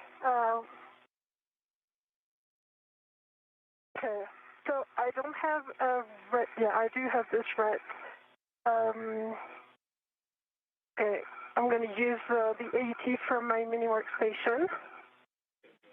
Yeah, we do think the AET is going to be maybe a good option to try, wrap around and pull it. Copy.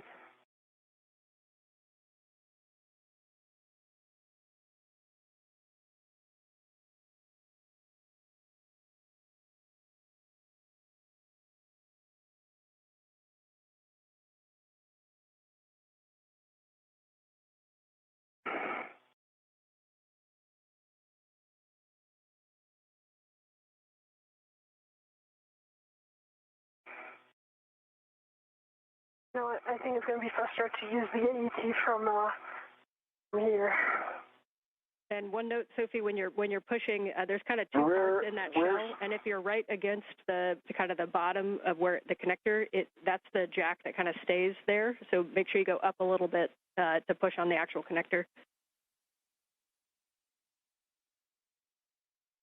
Okay. So I do have one red to AET that was on the agate handle. Okay, yeah, we can use that one and wrap it around. Just make sure you're not right at the base. You want to go up from the base so that you're on the actual connector.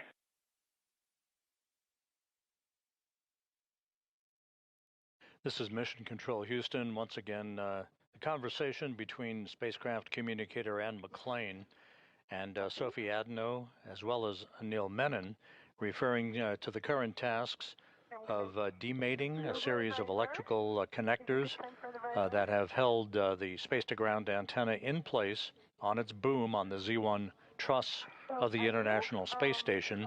This in preparation for the unbolting of a series of 4 bolts holding the antenna on the boom. That will be the final task in removing the failed space-to-ground antenna.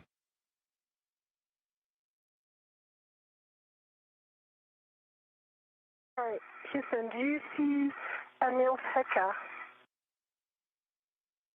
We do see the Heka. We see a green light, but we don't see his video right now.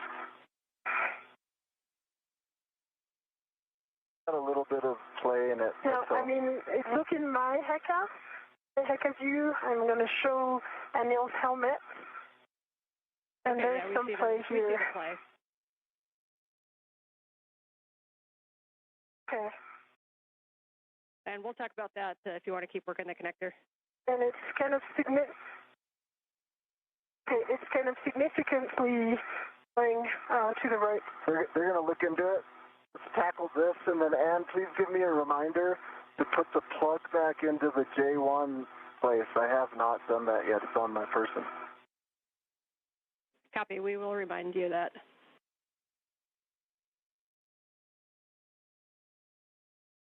All right, let's see if we can tackle this one. Yeah, I'm just removing the AET from the agate handle, but I don't know why it's a bit stuck right now. All right, while you do that, I'll put this plug in.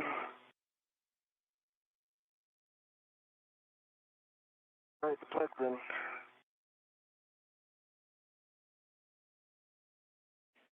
And you guys had mentioned it, but we want to make sure that handle is fully thrown aft, and that you didn't sense any damage or weird sensation when you moved that. Is that correct? I did not. Aft. Is there any utility to moving it forward again and then aft? But aft, it's full aft over center. No weird you can try that if you want to verify aft.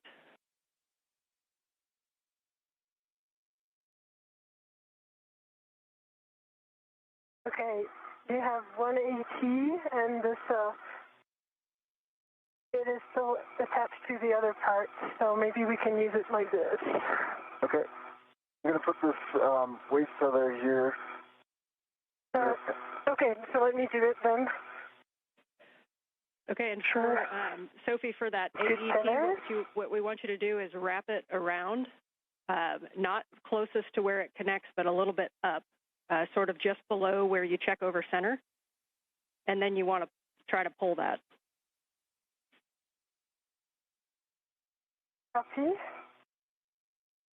And at the same time, Anil, if you want to check side loading, I know it's a smaller cable, but we'll just want to if we can wiggle it while she pulls, we might be able to dislodge this. Okay. Around this place, do you see what I...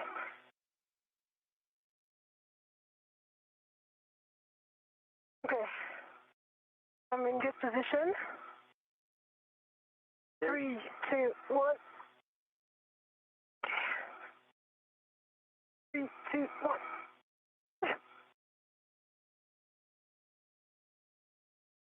Okay.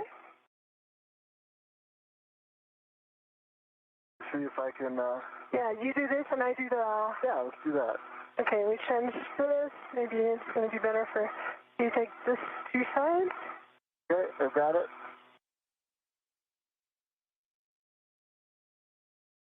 Take this. You wanted me to get both sides, I see. Happy medium, but Yeah, you take if you want to both go sides back down and just a little bit. Look at this. What? Okay, I see. Yeah. I think we need to unlock it from the agate handle there. Yes, it makes it easier for you. Yeah. It is read to me, so we are good. All right, and Sophie, for the positioning of the AET, if you put it kind of right over the linkage, then that's going to be a good position. Right over the linkage. Yeah. You agree this is right over the linkage? So close to the blue lines? That makes sense. Yep, we think that's a good position where you're at. Okay, you ready? Yeah, I was just like at the limit of my APFR. Okay. 1, 2, 3. Yep. I would need a GCA to get like my legs into this. You're still able to pull some force, and me too. I could put about like, I don't know, I feel like that was maybe like 20 foot-pounds. Yeah. Okay, let me go in another body position, like this, and hold the AET. Okay. And then we'll try this. All right, Anil, if you need a GCA to get it better into position, you can work with M1 to get yourself into a better leverage position if needed. And by one, we're trying one more thing. Okay, I'm going to push against this and pull like this. 1, 2, 3.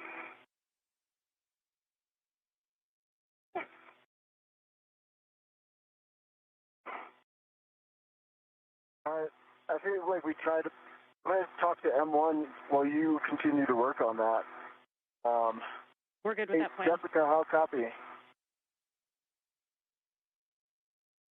We are with you on 1 and 0. Okay. Basically what I'm trying to go is head up about 30 centimeters. That should give me a better leverage position where I can use my legs to put some force into this. I've got very good clearance, body right, and from the agate handle I can lean back a little bit as you do that. Okay, maybe I can look a little bit as well. I tried again once and it didn't work. I'm going to pose right here.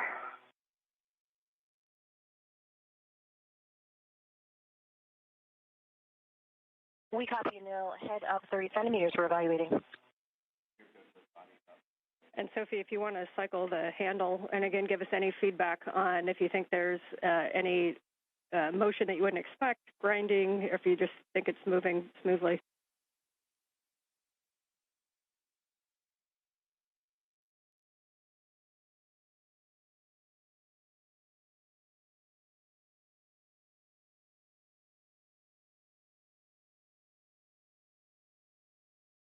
I know, brakes are off. So, Just around.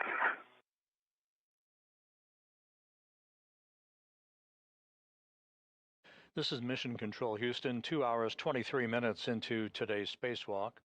Anil Menon and Sophie Adenot continue to work with efficiency in the process of removing a failed space-to-ground antenna from its boom on the Z1 truss of the International Space Station. This particular antenna began to exhibit crankiness in its ability to gimbal or auto-track NASA's Tracking and Data Relay satellites last November. The situation worsened, prompting flight controllers to swap strings, if you will, commanding paths from the space-to-ground 2 antenna, which is the focus of attention that you see in this view, in the bird bath position, as it is called, where it is basically stuck in place, to the space-to-ground 1 antenna that is parked right alongside of it on the Z1 truss.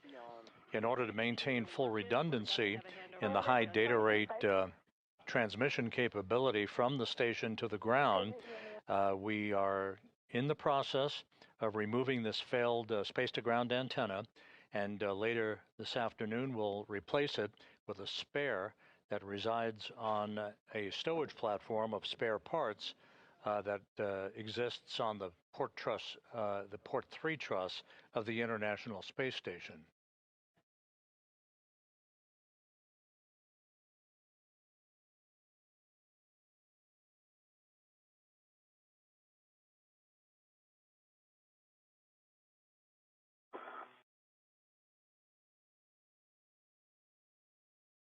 Okay, I'm going to do the pry technique as well as you pull. Okay.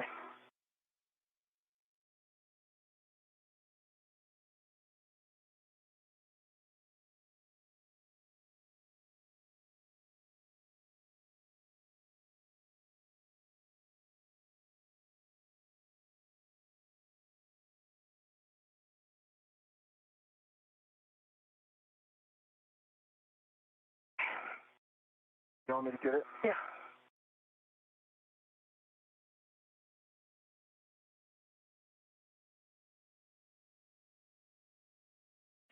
One thought for the AET, if you hook it back to itself on the D-ring so that instead of 2 free ends, you form a loop, and then you can put your hand inside of that loop and you may be able to get more leverage on it. Great idea. I think I put, by the way, I think I put maybe like 40, 50 foot-pounds into it with no joy, and we were also trying to do the remate at some point without trying really hard, but it was difficult to remate, in case that helps. Okay, we understand difficulty to remate. You can also tap like you would a sticky jar on your counter. You can kind of tap with a ret around the circumference of it. We're obviously still talking some options, but you guys are going to just continue working it. Okay. Okay, 1, 2, 3. Yeah, we did it. Yes. Yay! You just got a whole round of applause. Nice job, you guys. All right, then let's move on. You can now mate that cable to the dummy receptacle. Copy. I'm just going to reinstall the AET because it's the one from the Agate handle. Copy, thanks. That was probably 100 foot-pounds. FYI, that was probably like 100 foot-pounds. You heard applause here in Mission Control and the response by spacecraft communicator Ann McLean with all of the electrical cables having now been demated from the failed space-to-ground antenna. No FOD, good EMI. Okay, and we're mostly concerned with the boom side where we'll be putting the cables on.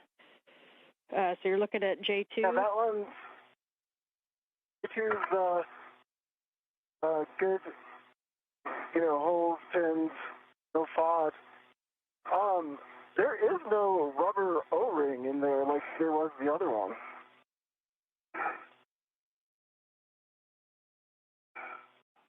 Okay, that's expected. So let's get that cable. Once you got a good inspection, you can connect P5 to J7, the dummy connector, and then the caps on the boom, both boom connectors, please. Okay, it's in the dummy connector. No, not yet. We're missing inside here. Yeah, we're missing, what, 5 millimeters?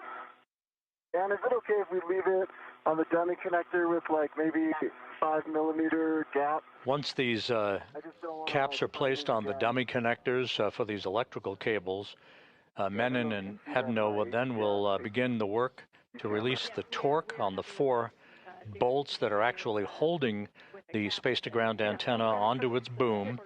They'll go in slow, deliberate fashion to release the bolts, approximately 8 turns per bolt. And that will fully release the space-to-ground antenna. Menon will haul that antenna over to a temporary parking place and ultimately onto external stowage platform number 3, where the replacement antenna, the spare, currently resides. Enough for the Astros? What's that? How many curveballs was that today? Enough. Okay, the cap is installed, and I release my rets. And so, here's another one. I've got a free piece of sod right here. It is the, it's the, quarter turn fastener. It's in my hand. Okay, understand the quarter turn fastener is in your hand. Here. I have my trash bag right here. Okay. Let's take it and put it in. All right, going in. Gonna do this one carefully. Yep. Okay. Okay, and yes, we can put that in a trash bag, and whenever you want to, you can also put that O-ring that you had before into a trash bag, and just beware of any sharp edges around where that broke off from. Okay. I think the O-ring is enjoying some life on the AET of Anil. Yeah. I'm not sure it's worth putting into the trash bag. Yeah, I'll leave it on my AET. Yeah. Okay, No 4 quarter turn fasteners. 4 quarter turn fasteners are on. Okay, 4 quarter turn fasteners, and then we just need verification that the cap is on the J1 boom connector. Cap is on J1 boom. Yes. Okay, I understand that's a good config for the cables. The next thing we're going to do is to release the torque on the S-gant bolt using the ratchet wrench. Okay, I'll get in position with my DRT on handrail 4. Ratchet wrench is in my hand. Excellent.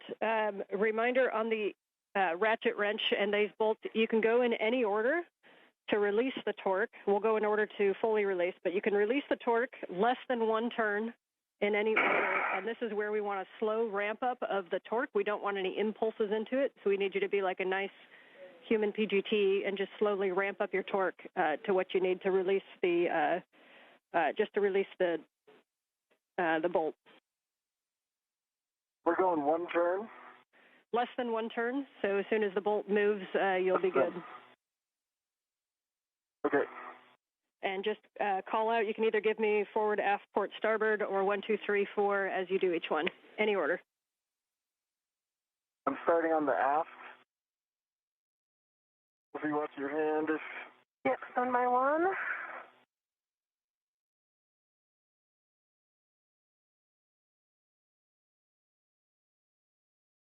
Quarter turn on the aft. I'm going to put in another quarter.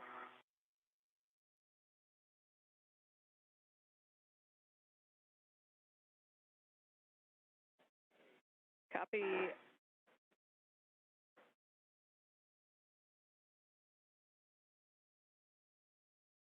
Another quarter turn on the aft, total of 1/2. I'm going to put in another quarter just because it does feel tight. Okay. We're okay with that on the aft. There's another quarter turn, so 3/4 turns. I'll stop there. Copy 3/4 turns on the aft bolt. I'm going to go the starboard bolt. Sophie, then I'll hand off to you, okay? Copy. I have good DRT stability.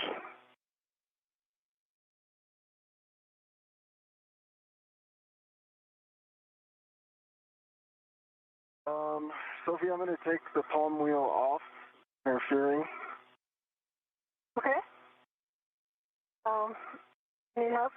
I think I can do that. I've read it to it. Coming off.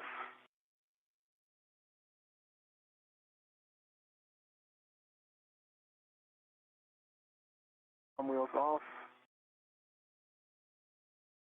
And for Anne, I just confirmed that I have no more tether on any of the Afghan side. I'm only tethered to the boom. Okay, good check. Thank you. Quarter turn on starboard. Copy. Quarter turn on starboard. Bolt number 4. So if are you going to be able to get both of those? For sure, number 1, and for 3, yes, I'll make it work. Okay. Quarter turn on starboard for a total of 1. I'm going to put in a little more, and then these are very tight bolts. Yeah, I see that, but you're putting a lot of force into these.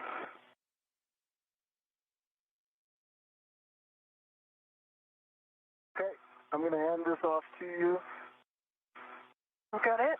Question for you. If I'm going to get that bolt 2, yeah. I'm going to need to take out the GCA. Do you want to do both of those bolts, or do you want me to start talking to Jessica now? Both 3, sorry. Yeah, both 3. I think I'm going to be in good position to try. Okay, I'll stay here. Yeah.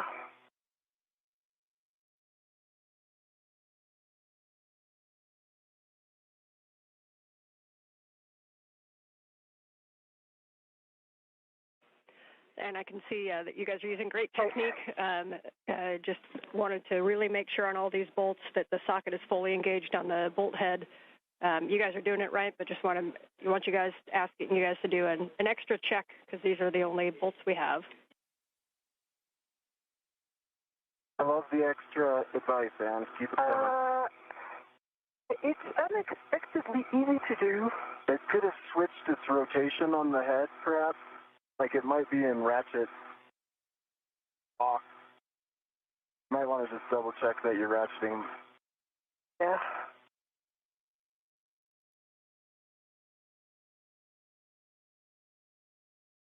Oh, that was good.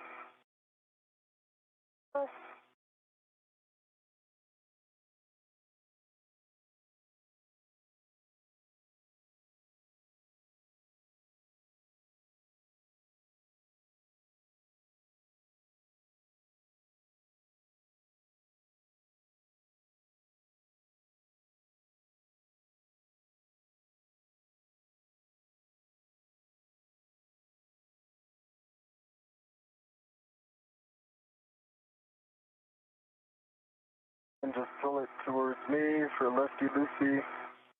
Yep. Uh-huh. Yeah. Actually, I can probably reach it. Okay. Need extra. Yep. All right. I've got it. Because my DRT is not enough. Yeah, I for that understand. order. I got it. Yeah. So that's quarter turn. Okay. Move into my hand. Good night. Another quarter turn. Good strength, Sophie.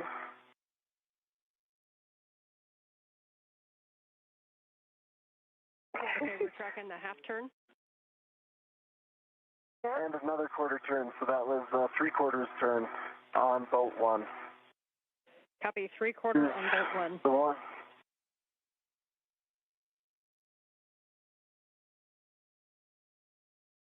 If there's anything I can do to stabilize you, let me know. I can kind of reach around here. Okay. I can hold your suit.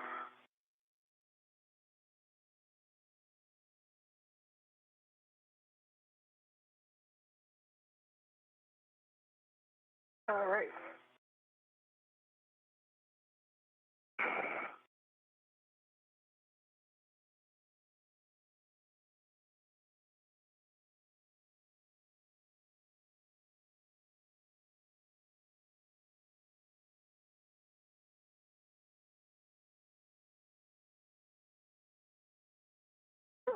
I can push.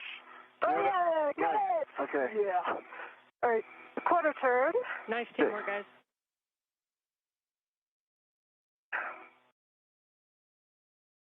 Second quarter turn. Third. And one more. That's a total of one turn. Okay, nice job. I've got... Well, that was a huge torque.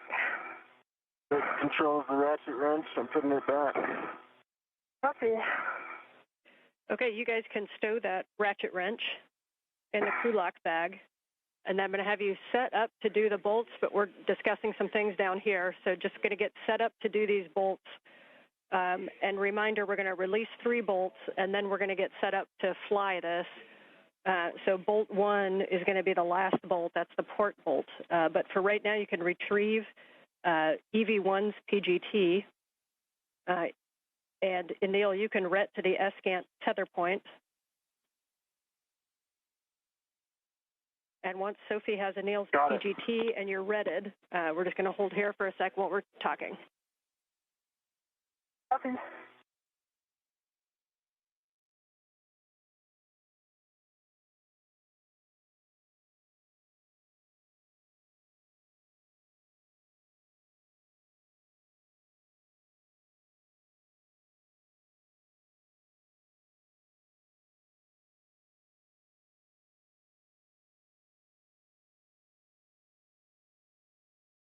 Okay, ratchet wrench is away.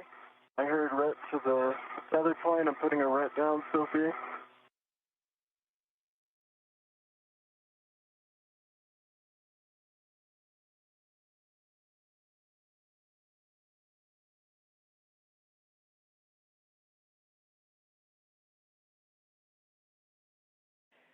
As we continue to talk that, the recommended bolt order is going to be 3-4-2, so the forward bolt first, forward bolt. So that would be Sophie driving the forward bolt with Anil's PGT, and Anil will be retted to the tether point on the S-Gant handle. Don't drive yet. Okay, I'm just currently retted. position. I'm currently retted. Can you give us the PGT settings? I think it's Bravo 4. Bravo 4, counter 2. Bravo 4. Bravo 4, counter 2.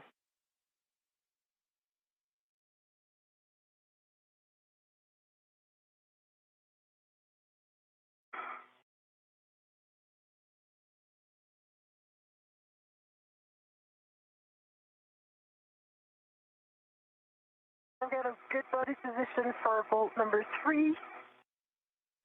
I would like you to send it to me from the forward side.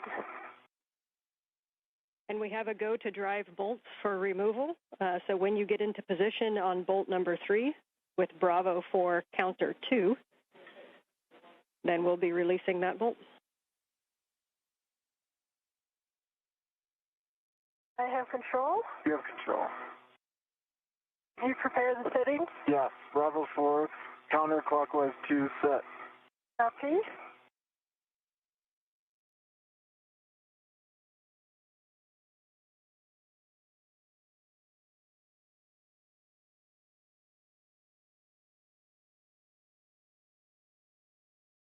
Okay. This is Mission Control Houston, 2 hours, 42 minutes into today's spacewalk.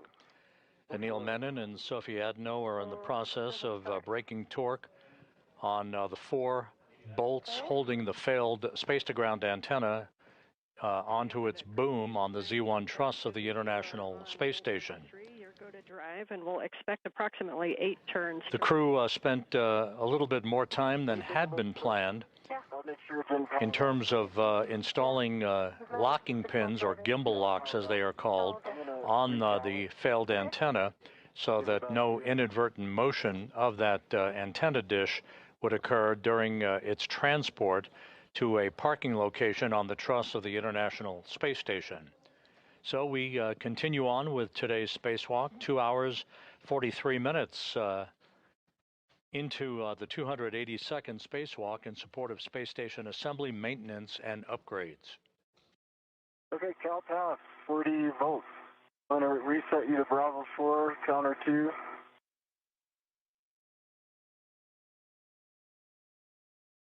You're on Bravo 4, counterclockwise 2, and I'm passing it back to you. Yep. And my one, I'm just regenerating again my BRT.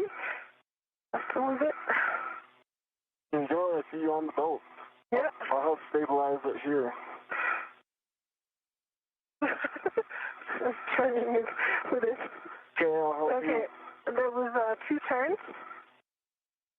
Oh, and it's over torque. Okay. Do you see? Wait, that's my own. Okay, my left foot is on the map. Do you see that? Okay.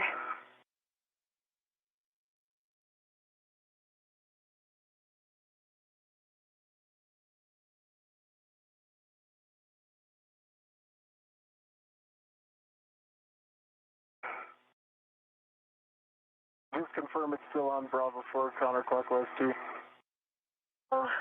I'm here. I cannot see. I can see it from here. Okay. Yep. There you go.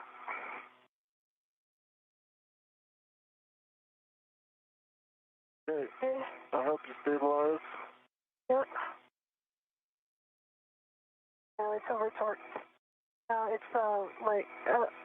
We're releasing it, so maybe it's a bit released. Oh, I see the bolt is still in. And did you get turns on that? Bravo 4. You got 2 turns. 2 turns initially. Hey, Sophie, I think I might be able to get it from here. Okay, I'm going to align this. Okay. 2 turns. Let me work on the alignment. So you should have about 5 or 6 more. Yeah. Okay.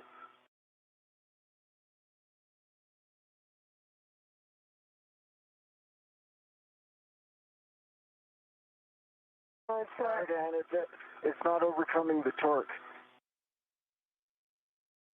Copy that the PGT is not overcoming the torque. Yeah.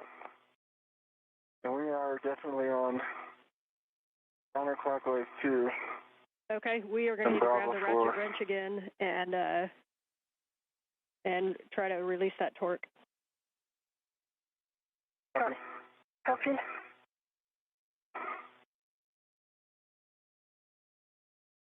I will say that when I was doing the ratchet wrench, it did feel like a height. Yeah, very high. Like it felt like kind of a more 50 than 20. Even at the 3/4 turn. Yeah.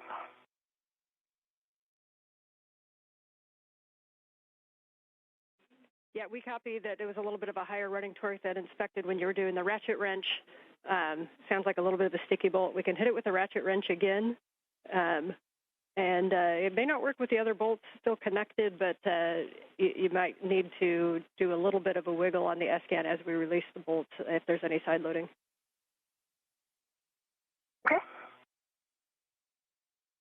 I'm getting in position for the ratchet wrench. The other option is to go to a different bolt to release and then come back to this one.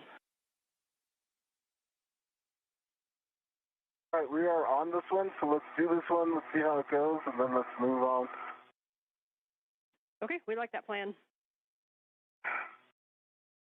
Yeah, that's a lot of torque. I felt that. I'm going to pull towards me, and then I'll push it towards you, and you finish that.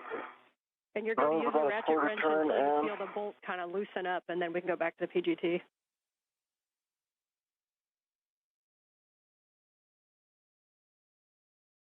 Okay, that was another 1/4 turn. Another 1/4 turn. It's still very tight. Tracking an additional half turn.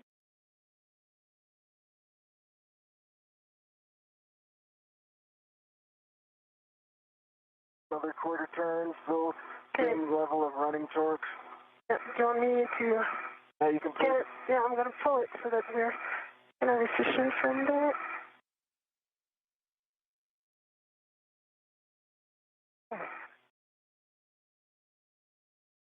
Are you still feeling the same running torque, Sophie? Okay, I did, still the same. I did a half turn. Okay, I'm going to give it to you. You start the 1/4, and then finish the half.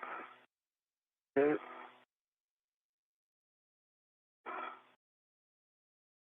the same running torque at a quarter turn? We copy. Do you want us to move on to another bolt, or do you want us to keep working this one out? We're checking. You can continue to work while we're checking. Okay. Okay. Why don't you just do quarter turns if you have good leverage there? And we can also go on to a different bolt if this isn't going anywhere. Oh, it's easier now. Ratchet wrench is not the easiest to use. If you want to move to a different bolt and try the PGT, you can. That may free this one up a little. Sophie says it's easier now. It's easier now. We should probably put another turn into it. Okay, I did one more turn, and now it's very easy to do. All right, let's go to PGT. Okay. Sophie. Okay, I hold the ratchet. I think you can take this and then just let go of the ratchet, and I'll okay.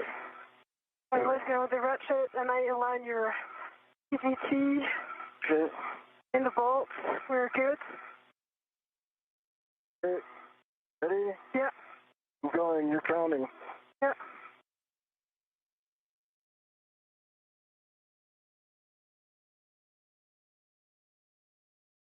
Felt it release. It's released. And that was 5 more turns. Copy. Bolt 3 release with 5 more turns. You can move on to the starboard, bolt 4, closest to Anil. Okay, starboard bolt 4. I'm worried we might be in the same boat here, but I'll give it a try. Copy, and we'd end up doing the same process. So I saw you kept the ratchet wrench handy, so good plan. Yeah, I see the ratchet wrench right here. Question, Ann, can these bolts be done simultaneously? Because I think the best strategy here is me to go ratchet wrench on bolt 4, and then Sophie to start working on 2. Yeah, good idea, but unfortunately we cannot do dual bolt ops right now. Okay, I'm going to go ratchet wrench on bolt 4 then, largely because the PGT doesn't have a good fit. Okay, I have my visor down. And it has a high torque.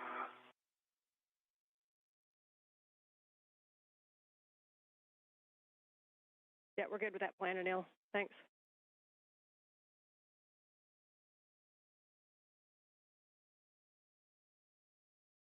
For Sophie, while he works that, we're going to be doing bolt 4 and 2, so that's the one closest to him, and then the aft bolt. And then you'll be getting into position using your own PGT to release the bolt number 1. So if you want to think ahead and be ready for those ops. Yeah, but I was thinking that might be difficult with the PGT. But I'll get the setting ready for the PGT. Might need a ratchet for some start.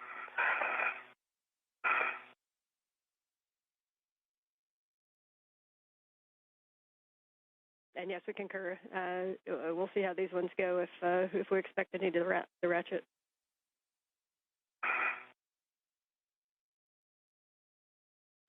You guys are doing great. You got lots of family and friends back here watching too, so you're making it look good.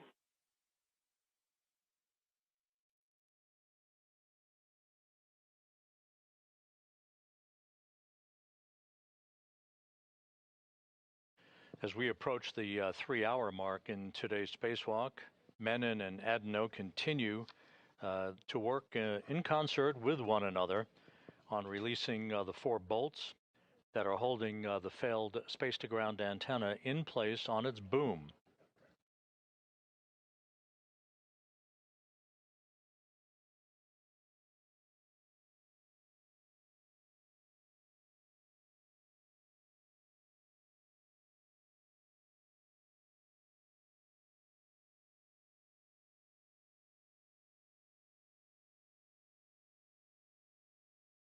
Anil Menon, his feet planted in a portable foot restraint at the end of Canadarm2.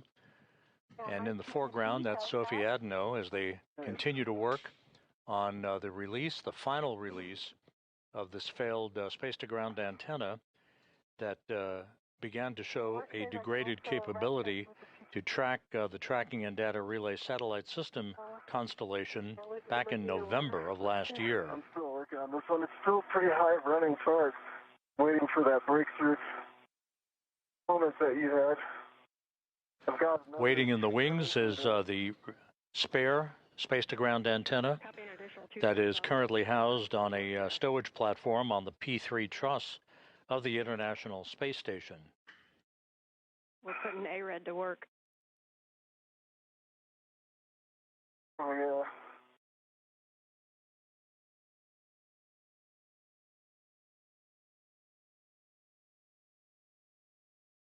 Sophie, It's getting a little easier. Copy. Good news on 4. Sophie, one thing you could look at is on bolt number 2 on the aft. We're not super positive on all the clearances with the PGT to that bolt. If you want to kind of take a look and see what you think, and when we get there, this is why we have things like the ERAD. Hopefully we don't need it, but if you want to just kind of do an evaluation on that bolt. Yeah, in work.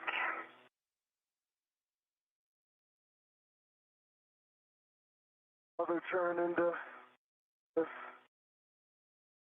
Copy, another turn into 4.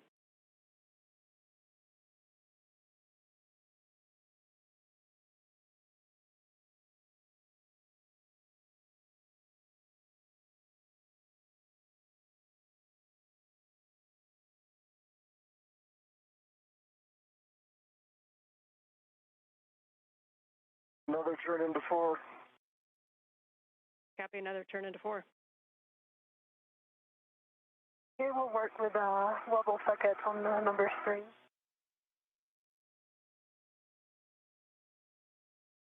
Another turn into 4. Copy.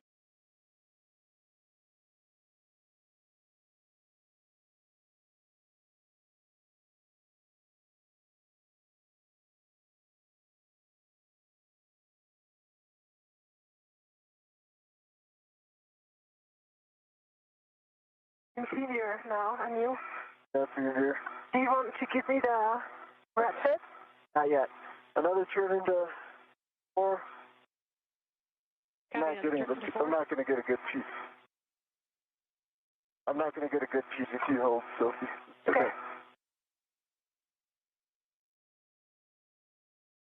And I'm just protecting here from your visor. Just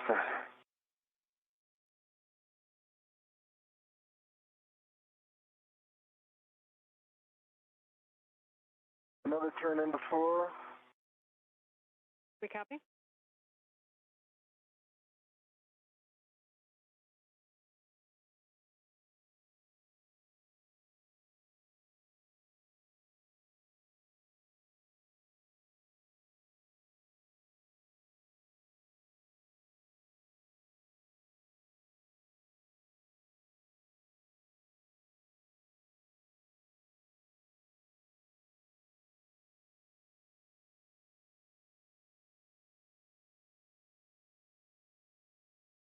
And 4 is released. You want the ratchet? Yes. This is the ratchet. Copy, bolt 4 released. And so, Sophie, you can work the aft bolt number 2, and this is a good opportunity for Anil to take a look at the view. We just want to, we're just looking at your met rates. Okay.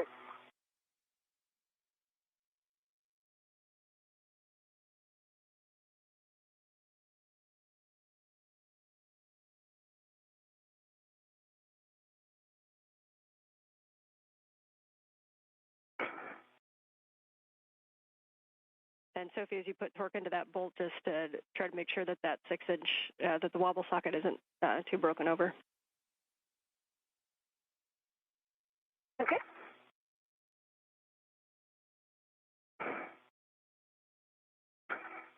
Okay, so we're coming the DRT force. You know, I could do this if I can get my met rates back under control. Yeah, I mean, I did like a tenth of a turn. Let me just change the orientation. I'll try another one.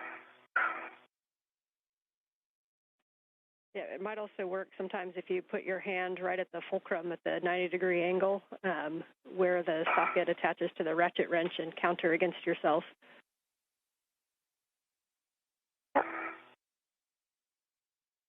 Okay, I did a third of a turn. Okay. Quarter turn.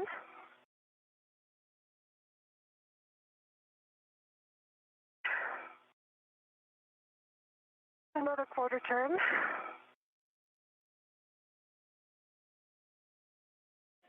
Copy the quarter turns.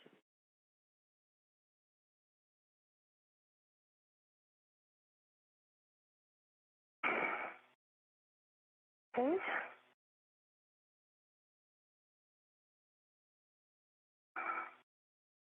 Another quarter turn. We copy. Good work. Is the running torque changed at all? A little bit. Okay. Or maybe not. And I do have a good purchase. If you think my net rate comes back to normal, you can tap me in. Okay. I'm not sure it's a good idea for me to grab the hit handle at this point, because soon we'll have only 1 volt remaining, and not really like that.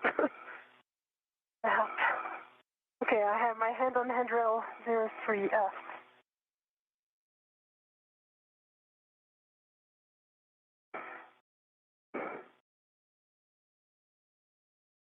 Another quarter turn. Nice. And Anil, we just need a few more minutes there in timeout.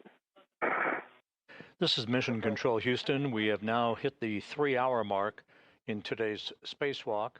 Working it. Anil Menon, EV1, wearing the suit with the red stripes, and Sophie Adenot of the European Space Agency, wearing the unmarked suit, the first French woman ever to conduct a spacewalk. They are in the process of completing the 4th of 4 bolt releases that will free up the failed space-to-ground antenna from its boom on the Z1 truss in the middle of the station's truss structure. I hope you're counting, because I just announced the quarter turn. They're counting. They're counting. Keep doing it. All that A-red I see you doing. Yeah. Pushing it.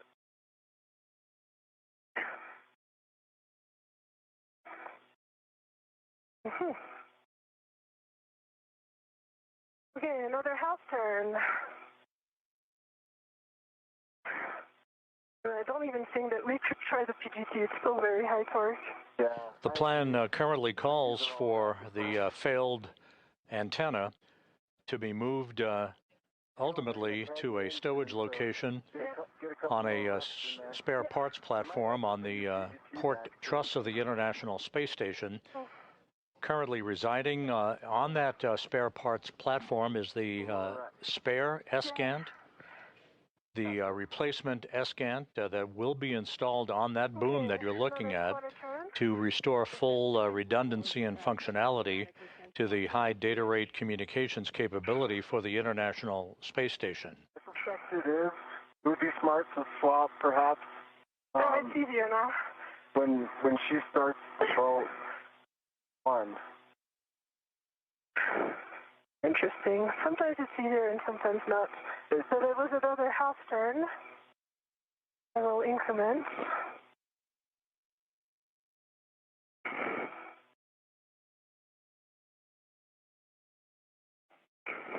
And just for you guys, when we do get to the PGT, we've been given a go to Bravo 7, so you will have some higher torque available. Okay. Do you want me to try to stick this bolt with Bravo 7 and see if it works?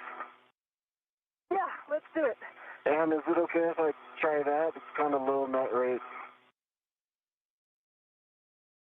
And that was another and house you're back turn. in the game if you'd like to assist. Okay, I'm going to go to that Bravo 7. Yeah, I think it's easier now. If that does the trick. Yeah, you did all the hard work. You did it before. Okay, let me give it. Yeah, I'm removing that shit. The shit is stuck. I got it. There we go. Okay. Holding the ratchet. Putting in your PGT. Thank you. Yep.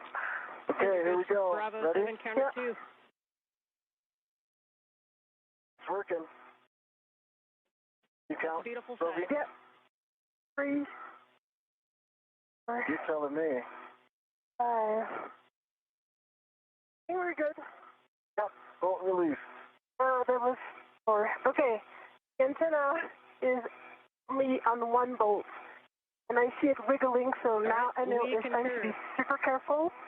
Yep, so we can, we're going to be using Sophie's PGT for the last bolt. And we're going to make sure this is the one that's going to release the PGT, so we're going to get Anil ready.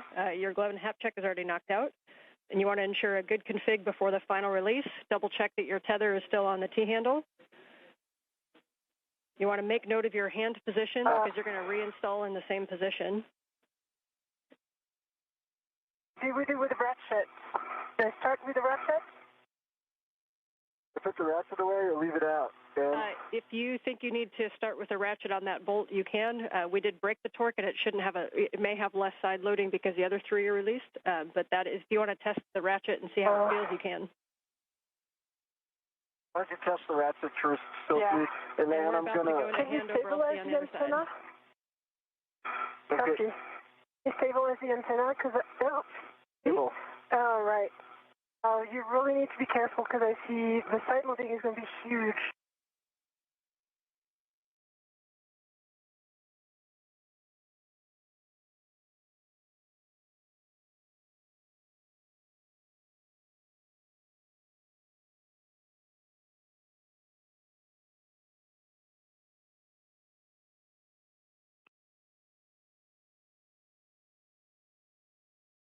Easier? No. Are you pulling it towards me, lefty-loosey? Distance. Don't know why.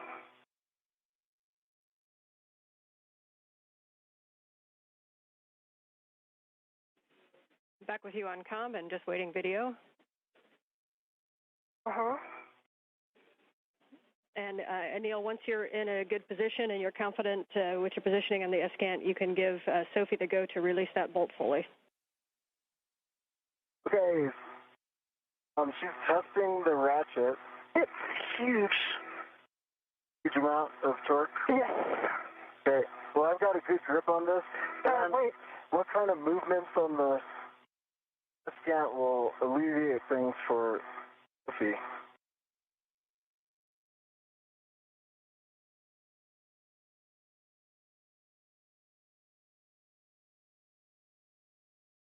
Okay, quarter turn. Just need to see, can you see the gap between the boom and the S-Gant? I can see the gap. Okay, so make sure this is 0. Okay. Quarter turn.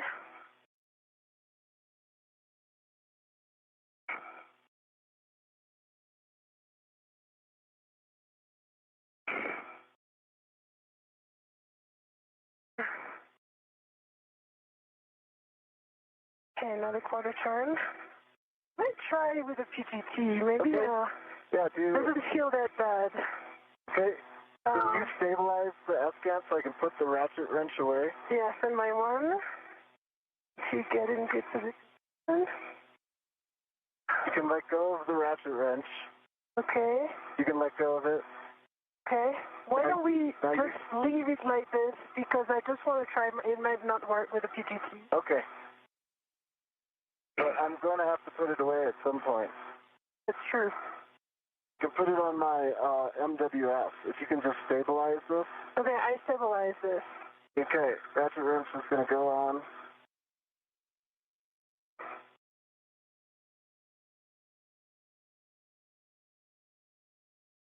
Okay, so my MWF. All right, I've got control of the S-Gant. You got control of the S-Gant, copy. You're going for bolt 1. Ground concurs.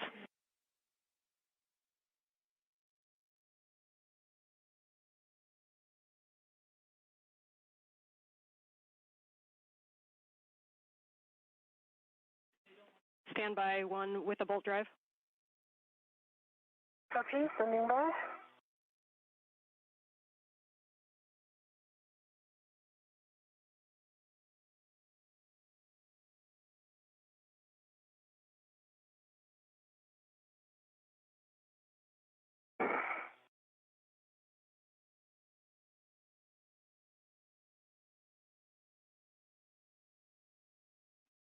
All right, some big picture words for you guys.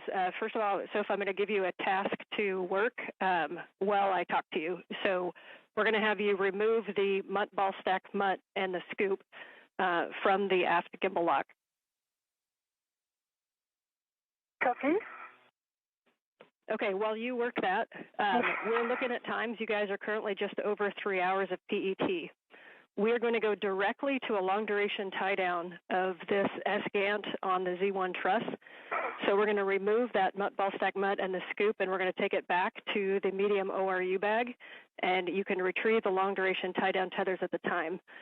For Anil, we're wondering how you're feeling in the APFR, if after the handoff you think you'd be able to get in and out of the APFR easily to assist with Sophie. And if not, you may not be able to have that full assessment until we get you in the right position. But what we're thinking is we could do a two-person tie-down, which may be a little bit quicker. Or we've also tested it as a single-person tie-down, and we think Sophie can do it solo if you don't think get in and out of the arm. I say we do the two-person. I feel like APFR ninja at this point. Okay, we'll have Robo come up with the swiftest plan to get you towards structure. And in the meantime, we'll have you stow that mutt, ball stack mutt, and then you may want to pre-position that medium ORU bag in a spot that you can grab the long-duration tie-down tethers. Then we'll have you go back up and do the port bolt, and then we'll do the handoff as planned, and then we'll do the long-duration tie-down tether. Uphill, I'm working on the mutt, ball stack mutt.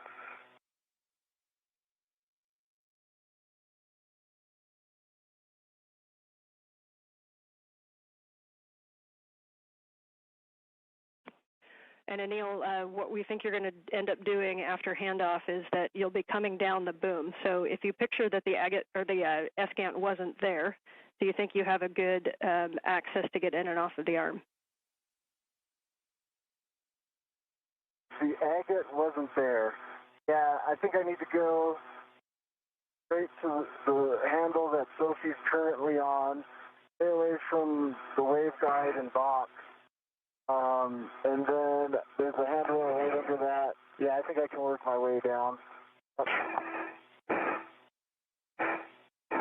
Okay, we will work that after we get this handoff.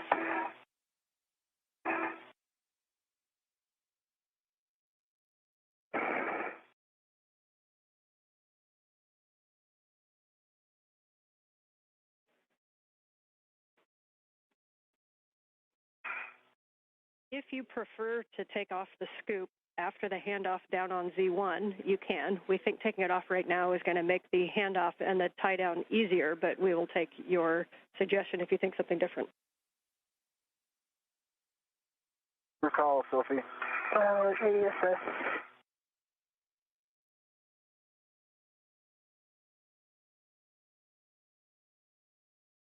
What are you thinking, Sophie?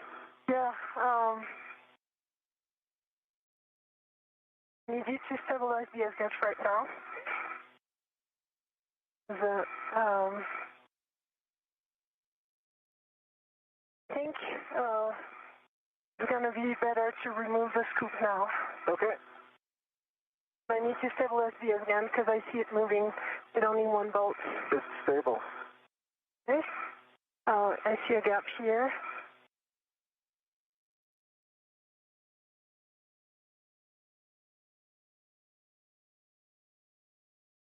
And you guys are working great together. So I know it wasn't what we wanted to go do this tie down, but we still have a chance to get the good S-gant up there. So that is now the goal. So let's get this tie down knocked out as quick as we can. Sometimes an NVGL just eats your lunch, and that's what it did today. But we'll get this tie down, and then let's see if we can't get Cronus a good KU antenna with the new one. Copy, Ann. Appreciate the big picture words. Okay, I'm going down the boom. The modal segment is... This is Mission Control Houston, 3 hours, 13 minutes into today's spacewalk. Just to recap, the conversations between spacecraft communicator Ann McClain and the two spacewalkers, Anil Menon and Sophie Adenot. The current plan is once this final bolt holding the failed space-to-ground antenna in place that you see in this view, once that final bolt is released, this antenna will be removed from its boom, and it, instead of being transported back to the external stowage platform number 3 for a permanent installation, we now plan to do a long-duration tie-down, as it is called, using a series of tethers to tie the dish down and conserve time, since we're running behind the timeline at this point. The crew had been working right on the timeline until it ran into a series of slight delays with both the removal of electrical connectors from the failed dish, as well as the usual stubbornness of some of the bolts that are prone to being a bit bulky in thermal expansion and contraction conditions in the void of space. So we plan to remove this failed dish. That's the one on the left. The one on the right is SGANT number 1.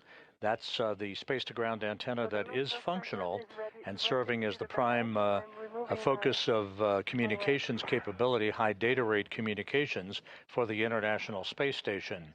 We're going to continue to press ahead in the hope of getting the replacement or spare space-to-ground antenna off of its location on ESP3, the external stowage platform number 3, on the Port 3 truss of the International Space Station, and getting it installed, as Ann McClain pointed out to the crew just a moment ago, so that we have full redundancy on high data rate communications capability from the International Space Station. So you can head up and get in position for the port bolt number 1. Okay, getting back up for port bolt number 1.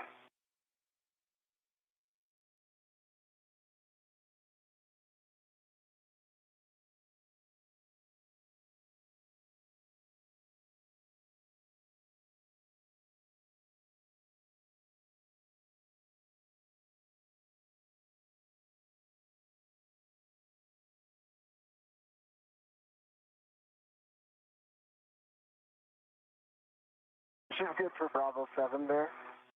Yeah. And we concur, Bravo 7 counter 2 with Sophie's PGT Right, that has a 2-inch rigid. Yeah, let me just put my VRT down.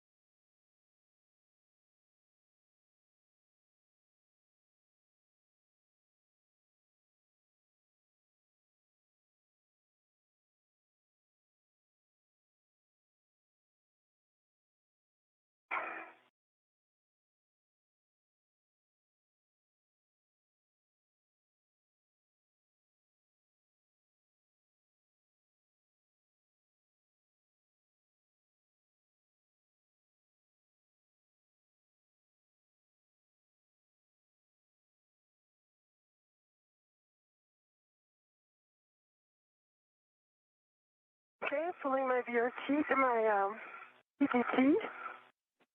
Copy.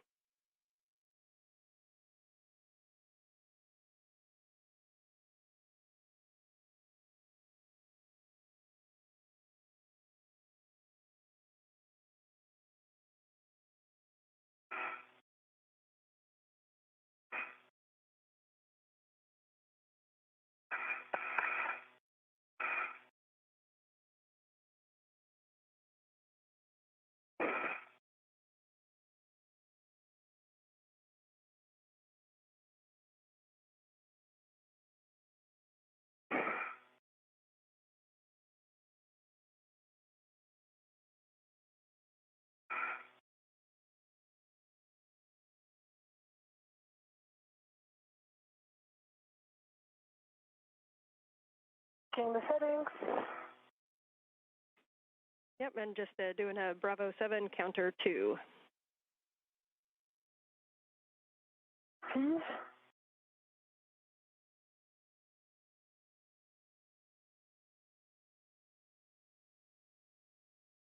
Bravo 7 counter 2. All right, and on Anil's go, you can release that bolt. Get my go, Sophie. Okay.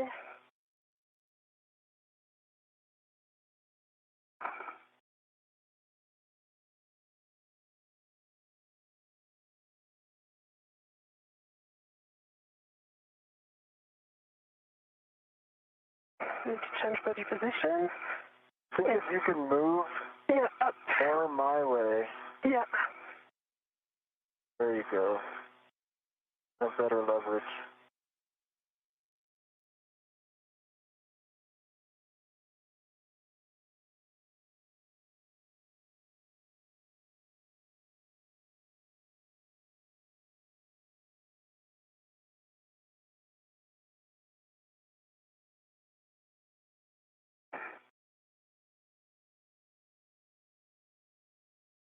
Get seated.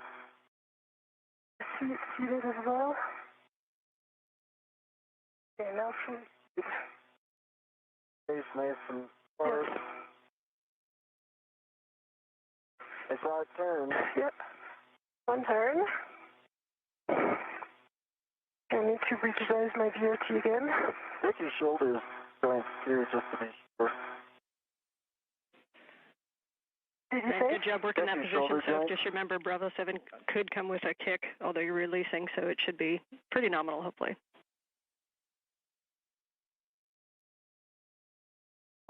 So like a quarter turn, a quarter turn. And you may be able to wiggle a little bit, Anil, if there's some side loading. Okay. And Oh, we're talking.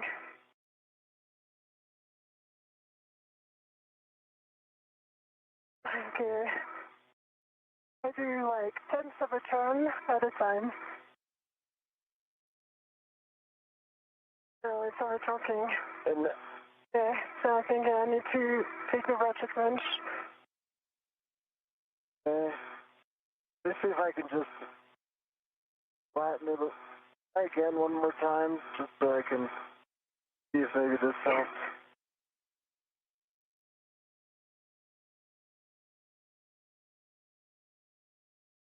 Yeah. Oh. I mean, I see the gap in the threading. Yeah, okay.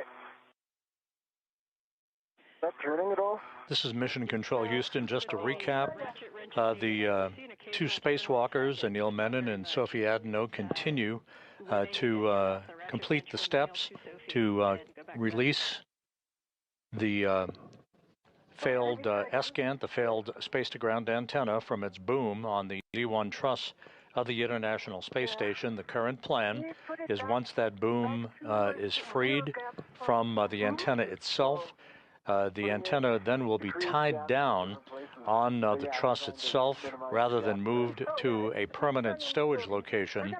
That will conserve time, since the crew took longer than expected in bolt and connector demating operations earlier in today's spacewalk. We are pressing ahead with every intention of removing the spare space-to-ground antenna from a stowage platform on the Port 3 truss of the station and bringing it to that boom for its installation and the electrical and data connection hookup. And we're not seeing the socket move. We recommend going back to the ratchet wrench. Copy. Okay.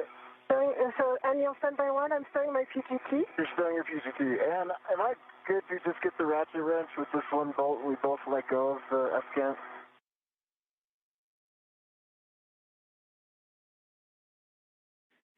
Yes, with the bolt partially installed and you have a ret attached, so you're go to grab the ratchet wrench. Thanks for asking.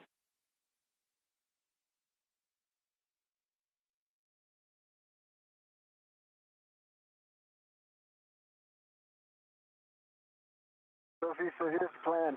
You're going to ret to this thing, then release my ret back to me, okay? My one, copy.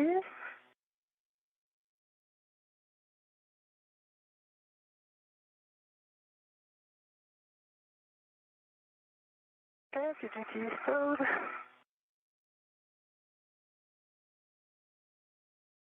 Throw a ret on it. Uh-huh.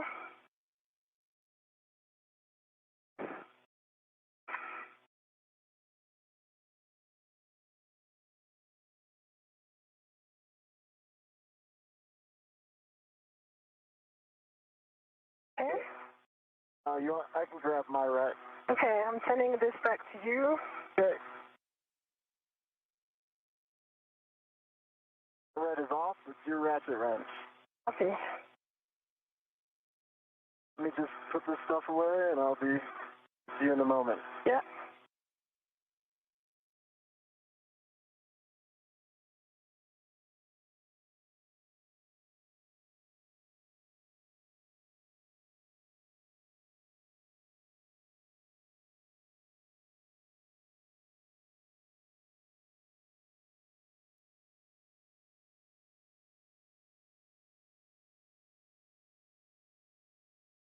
Okay.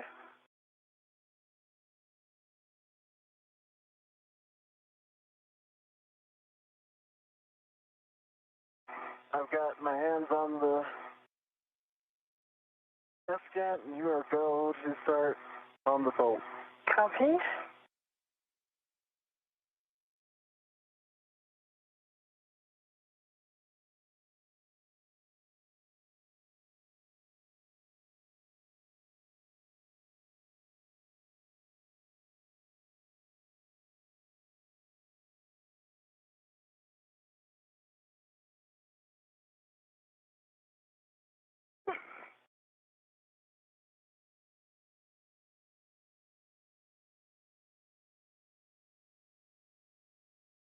I see it turning.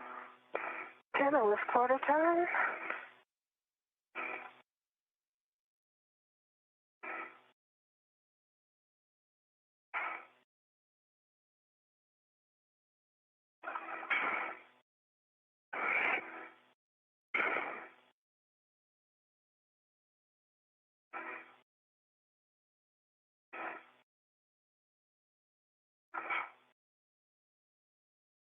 That was another quarter turn.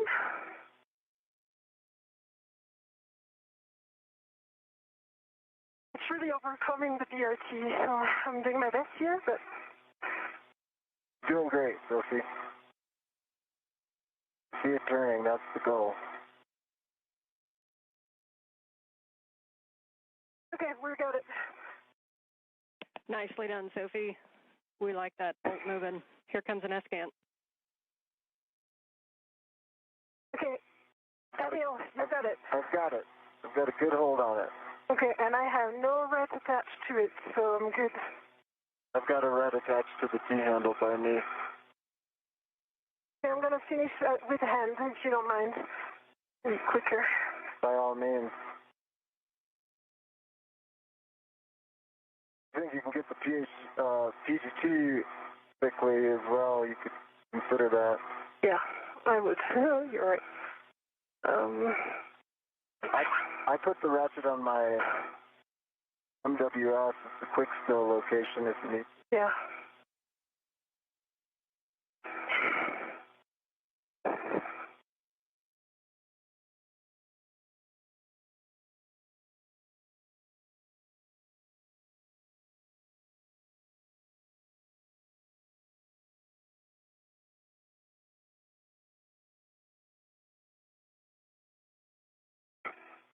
Okay, I've got the ratchet wrench on my MWS and retrieving the PGT.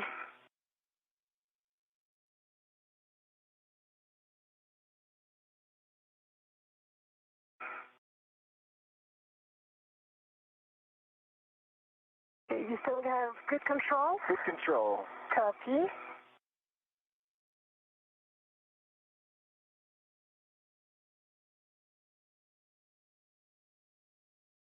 You're turning. Turning. Okay, Figure it out. false release. See it release. Copy, Okay, you ready? release. I'm ready. Removing the PGT.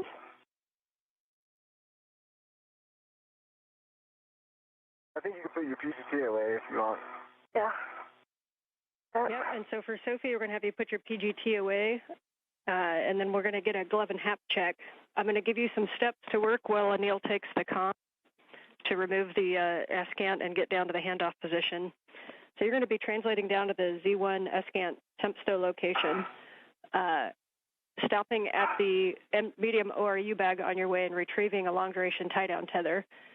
If you want to take the first tie-down tether, it's going to go to the port side of handrail 6050, and then you can get the other tie-down tether and get in the starboard handoff position. Copy. This is Mission Control Houston. We're at the 3.5-hour mark in today's spacewalk. The failed space-to-ground antenna is now free of its boom and will soon be removed from the boom itself and be brought to a nearby location to be tied down with a series of tethers. This will be an interim parking place for the failed antenna, thus conserving time for the rest of today's spacewalk. So it'll come off easily. It's a good time to observe so that we really understand the waveguides.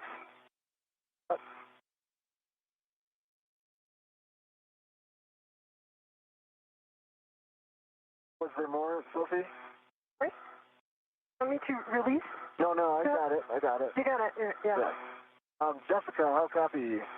We've got you loud and clear. We're in sync with you. And are you ready for the GCA to the published handoff position? I'm ready for the GCA to the published. Almost. I'm going to get it off of these pins first. Yeah, I see the pins here.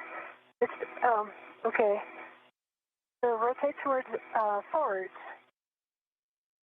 You're towards your feet. Yeah, that's it. Okay, I've got it. You got it? Free, and Jessica, I'm ready for that GCA. We copy. We're getting set up for that. Brakes are coming off. Copy off.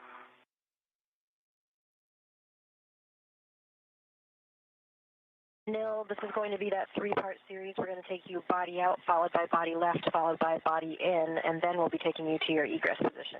Anil, copy. Go. At my go. All right, Anil, you're going to be coming body out, starting motion in 3, 2, 1.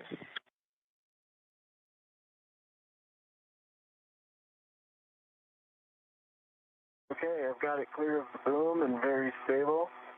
Feel very comfortable with it now.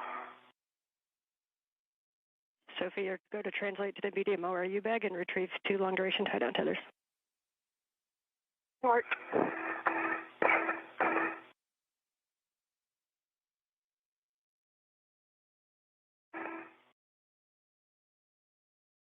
Really good clearances here. Jessica, clearly getting better. I've got good control of the scan.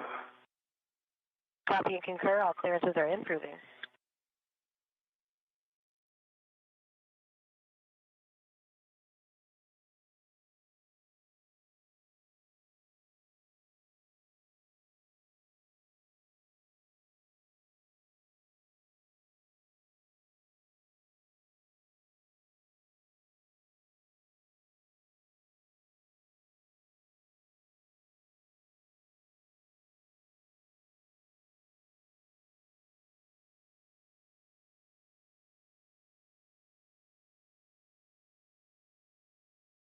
Now starting motion, body left.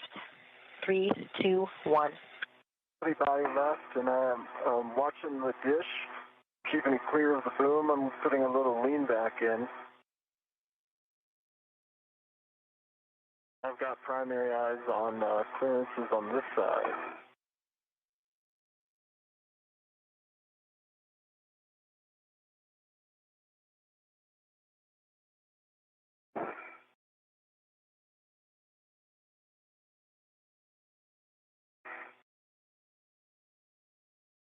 I've got a good meter dish to boom.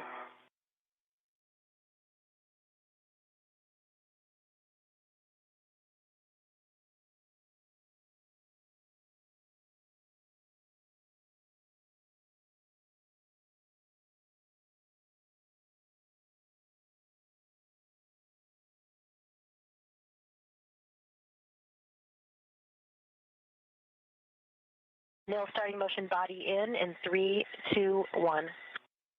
Okay, and I'm going to keep clearances from Sophie here. Sophie, I've got eyes on you. Okay. Keeping the dish in position for a handoff.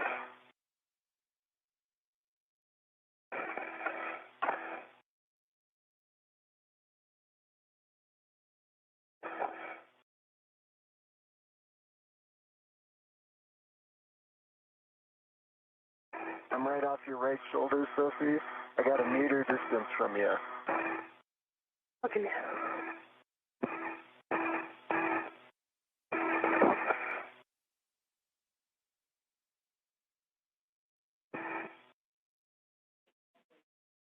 And for Sophie, if you're able to move to the nadir side of that handrail, that'll allow Anil to get in a little bit more. If you can slide down to the bottom of handrail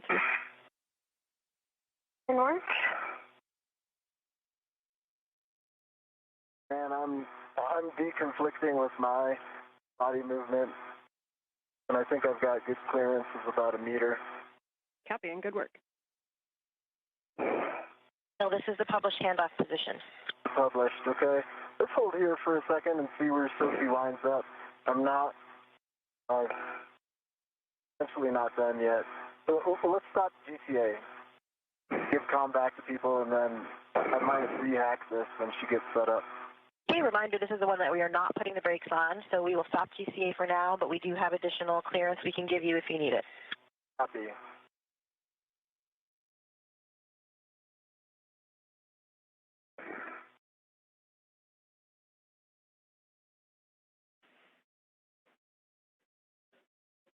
Okay, and for Sophie, we'll just be retrieving those 2 long-duration tie-down tethers and moving to the base of Z1.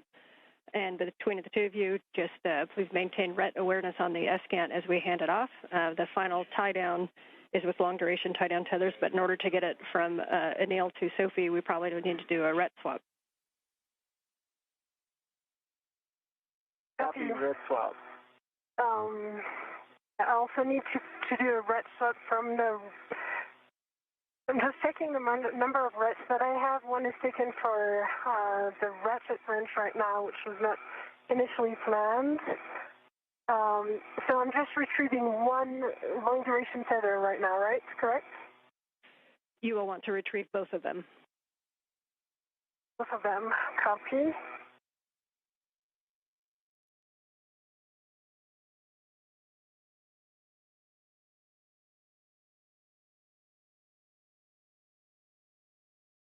If you need an additional wrench, you could always move the ratchet wrench onto an AET. I think I'm good because I'm going to put because we have 2 hooks on the LDTV, I'm going to put 1 hook on my mini workstation. Okay, copy. For Robo, Ann, and Jessica, a future egress position is potentially just body in maybe a meter. Yeah, Neil, we can tell you what Robo had planned for you. It was coming body right and then going body in, and we think that would bring you to the handrail that we were talking about on the boom. Gotcha. Would a body in from here cause a conflict with the other things you're avoiding, like SASA, etc.? No, we don't. I don't think so. This had you coming body in to about by like up to 300 centimeters, so that would be another 1.5 meters. Yeah. And then you can have the right as well if you need it to get down to that handrail. Yeah, I guess what I'm saying is the body right just brings me up zenith when I'm trying to go nadir, and so we could omit that and save time. We believe that will work. We will verify.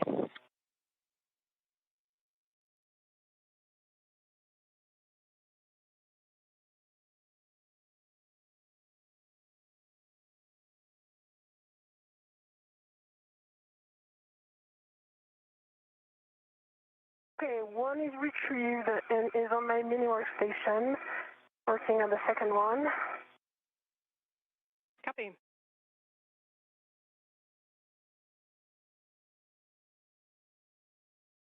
And just a reminder, as you ret to those, you want to ret to the D-ring on those so that the hooks are free for when we go to install.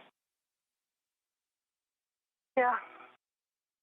I'll do the rets after. For now, I just put them on my mini workstation if it's okay for you, because I'm afraid I don't have enough rets.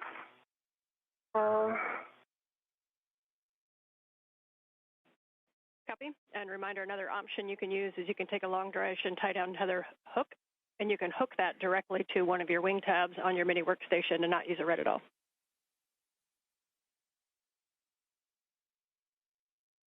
Yeah, that's what I'm doing right now with the first one.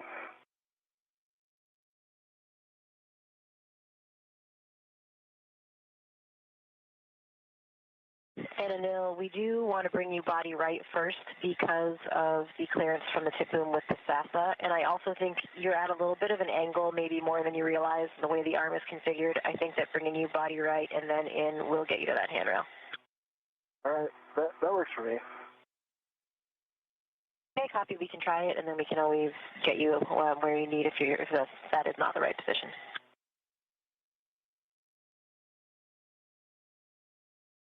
I am guessing for this handoff, I would benefit from some body in 30 to 50 centimeters. Can you do a little quick analysis of that while we're waiting? I can tell you that we can definitely give you at least 25. Okay.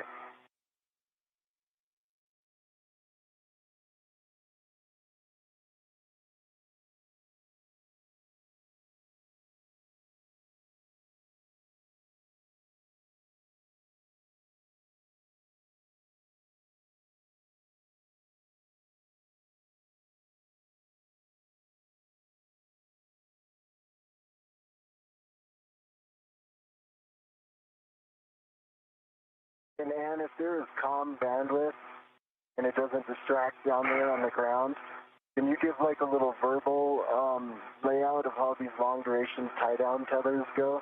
I know you said the cup page, but just so I have a mental picture. Yes, absolutely. We have a handover in 20 seconds, and on the other side, I will give you that that overview. If you're looking at the picture, I will talk you through that picture. I won't be able to see the picture. I got my hands full. Okay, I'll be able to describe it to you, Anil.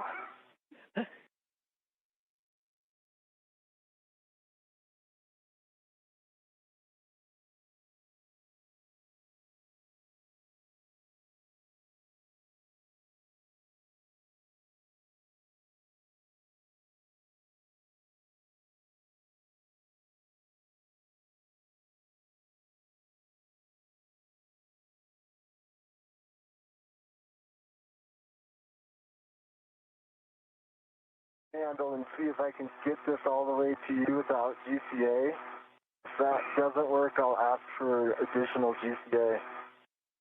Okay. Okay, we are back with you on comm, not on video yet, so we can't see where you're at. So, Sophie, if you're ready for your net 6, just call them out. Otherwise, I'll talk you through what this tie-down is going to look like.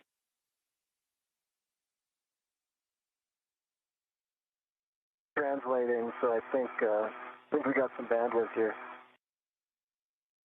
Okay, awesome. Sophie, as you go to translate down, we want you to be on the starboard side. This is where you're going to position yourself on your left shoulder as if you're laying on the trunnion pin. And then your right arm is going to be the one that's going to come up and grab the escant from Anil. The dish is going to be facing aft, so you want to get yourself in a good position. And Anil, when you get off, we're going to have you on the port side of that. So Sophie, I'm going to have you set up on the starboard side. So keep both long duration tie-down tethers with you. Get on the starboard side on your left shoulder on the trunnion pin.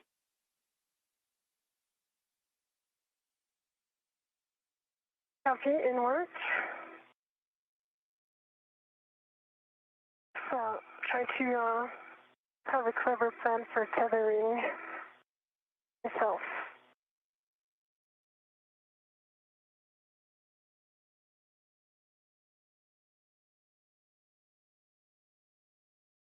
I'm going to put this here.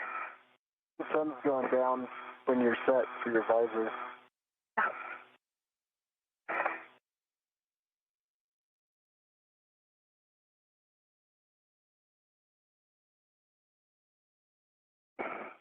Actually, Jessica, I have a feeling I'm going to be able to get this to Sophie without GCA.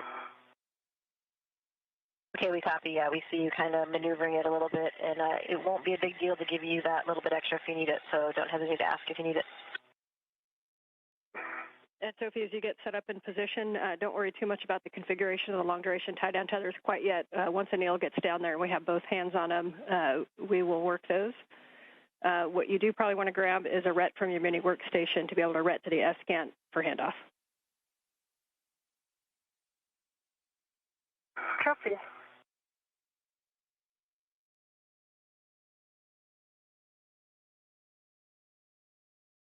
Hey, local down. This is Mission Control Houston, 3 hours, 45 minutes into our spacewalk today. Just to recap where we're at, the spacewalk began at 7:29 a.m. Central Time, 8:29 a.m. Eastern Time. The objective was to remove a failed space-to-ground antenna from the location point at the Z1 truss on the International Space Station, the center of the truss structure. It began to exhibit degraded performance back in November of last year, and its swiveling or gimbling capability was reduced so significantly that we had to move to a backup antenna. They come in pairs. They reside side by side on the Z1 truss. The antenna in question has now been removed from its boom. That's S-Gant number 2. S-Gant number 1 remains an operational antenna to provide high data rate communications capability from the station to ground controllers throughout the world.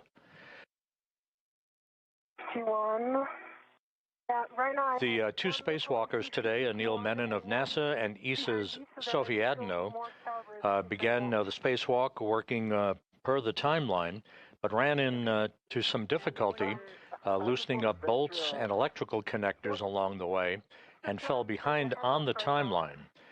So to try to create time efficiencies, the flight control team here, under the direction of Flight Director Chris Dobbins, elected to tie down, they call it a long-duration tie-down procedure, using a series of tethers to tie down the failed space-to-ground antenna to the truss on the International Space Station rather than spend the time to transport it all the way back to a flight support equipment stowage platform on the Port 3 truss of the complex. You get the one by your left hand there.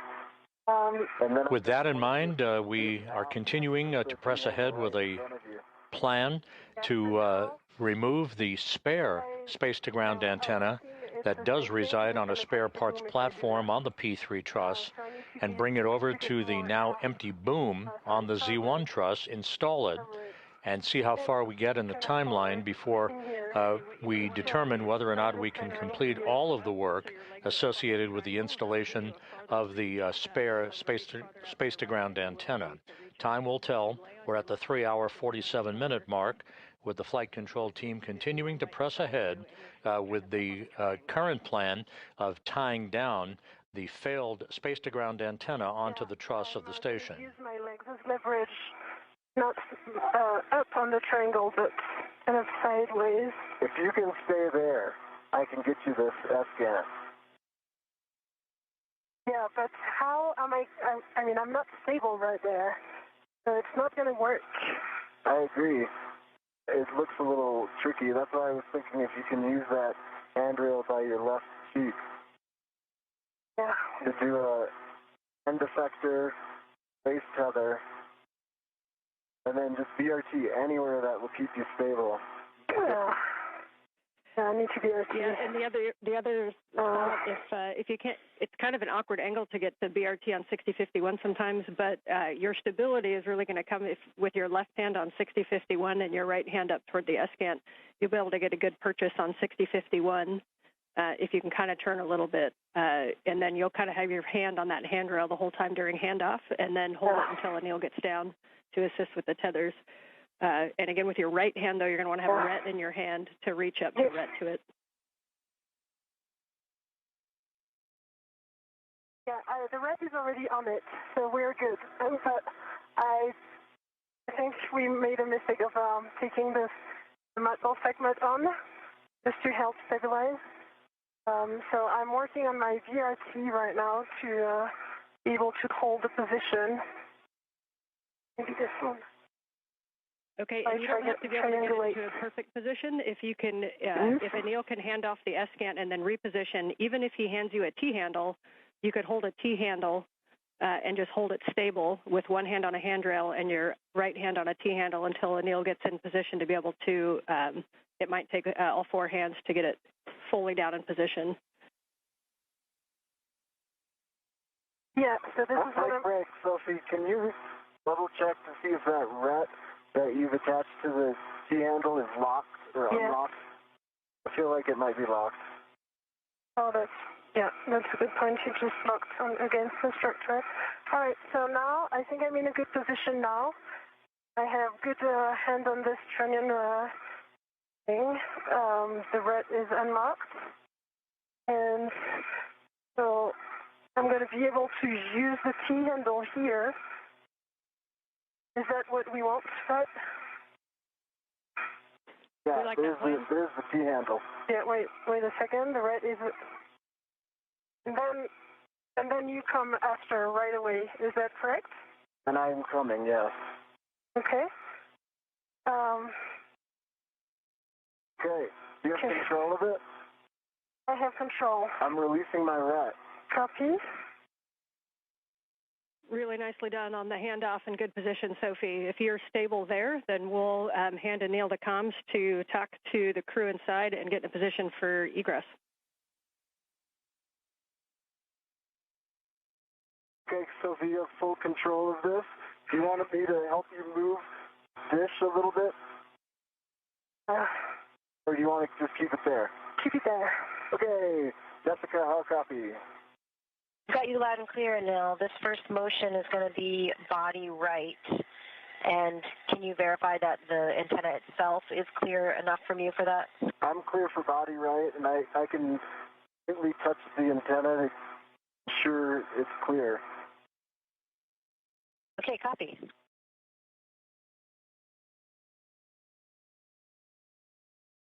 Okay, we're starting motion body right in 3, 2, 1.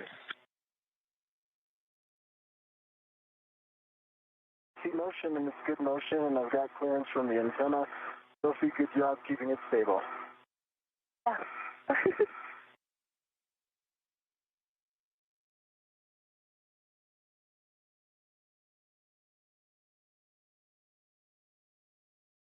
All right, Anil, now we're going to start that motion body in Wait in 3, 2, 1. Stop 1 second. Stopping motion. Sophie, if I go body in, I'm going to hit this antenna. Are you able to bring it towards you? Like this. I think it's the limit because otherwise I'm close to the trunnion pin right now. Okay. Jessica, can we go body right 20 more centimeters? Stand by.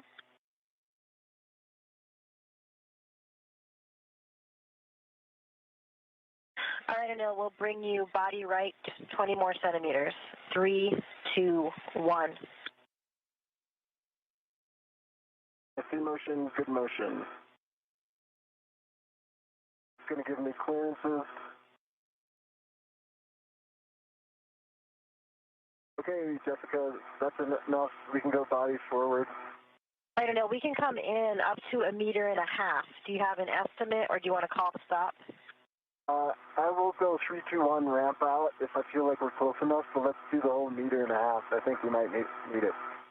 Okay, we copy. Starting motion in 3, 2, 1. I've got clearances from the antenna.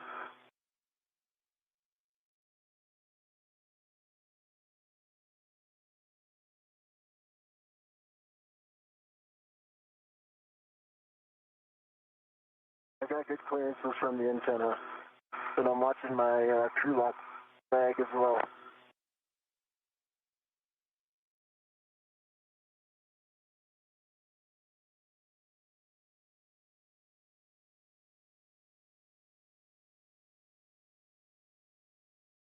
Ian Hughes clearing the antenna now. I'm sorry, I cannot help with clearances. It's okay, you're doing great.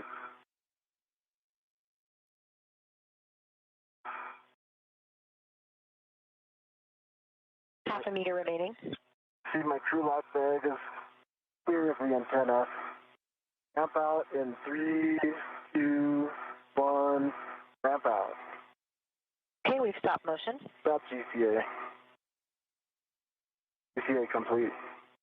All right, copy, GCA complete. So you ready for us to put brakes on so you can egress? Ready for brakes on and egress. Brakes are on, you go for egress. Go for egress. Okay, nice job. Sophie, nice job keeping the S-cant still. For Anil, you're going to be egressing and coming down the boom. As you come down the boom, a good position might be to go heads nadir and then go down handrail 2, which is the aft handrail, the long handrail. And then I'll talk you on to a good position when you get down there. But generally, you're going to stay port of the S-cant. Said head nadir. You want me to go head nadir? Yeah, I think as you move in position. Did I copy that? Yeah, I think as you move into position, obviously you decide, but as you move into position, if you go head nadir and come straight down the boom, the short handrails 3 and 4 where you're egressing, then you're going to go down handrail 2, which is on the aft side, and then we're going to walk you all the way down to Z1 into a position on the port side of the S-cant. Stand by.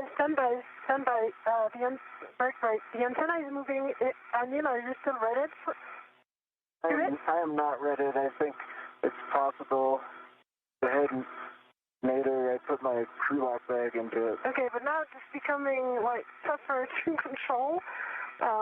So just try to be as close as you can to the boom.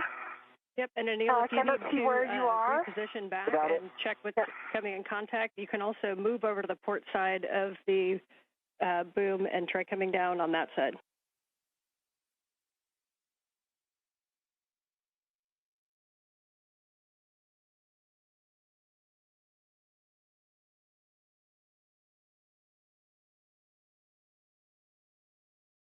Oh, I see. I think it was your crew lock bag.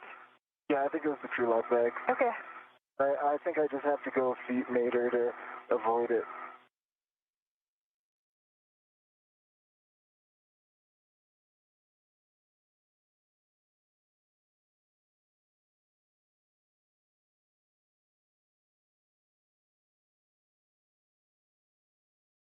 And I'm repositioning a little more aft. Slowly.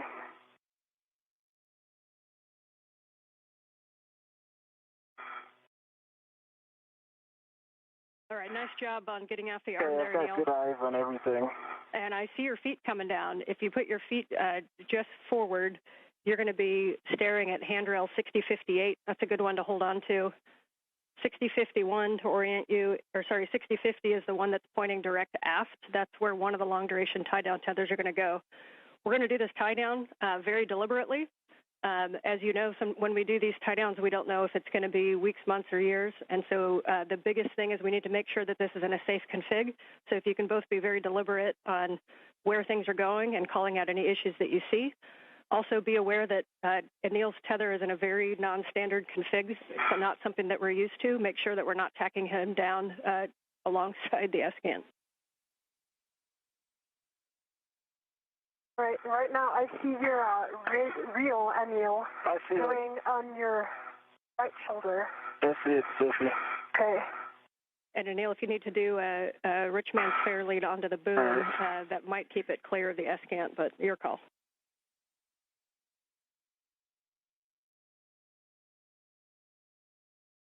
I see what you're saying. Yeah. Or if you want to do a four-man fair lead, you see on your left shoulder there is VH36, and then right. I got it. Fixed right now. Well, you are at yeah. So break, go for it.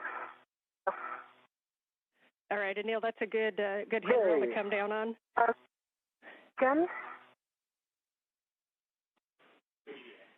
Okay, so as you get into position, you're going to have a lot of room to just kind of keep your feet On the port side, just take a double check of your crew lock bag, make sure that's not going to get in the way. I'll talk you through the tethers one by one, but big picture, we're going to have the dish is going to be facing aft. We're going to put one tether is going to go from Anil to Sophie wrapped around a handrail and back to Anil as a clip, and then we're going to put a second long-duration tie-down tether down by the agate handrails.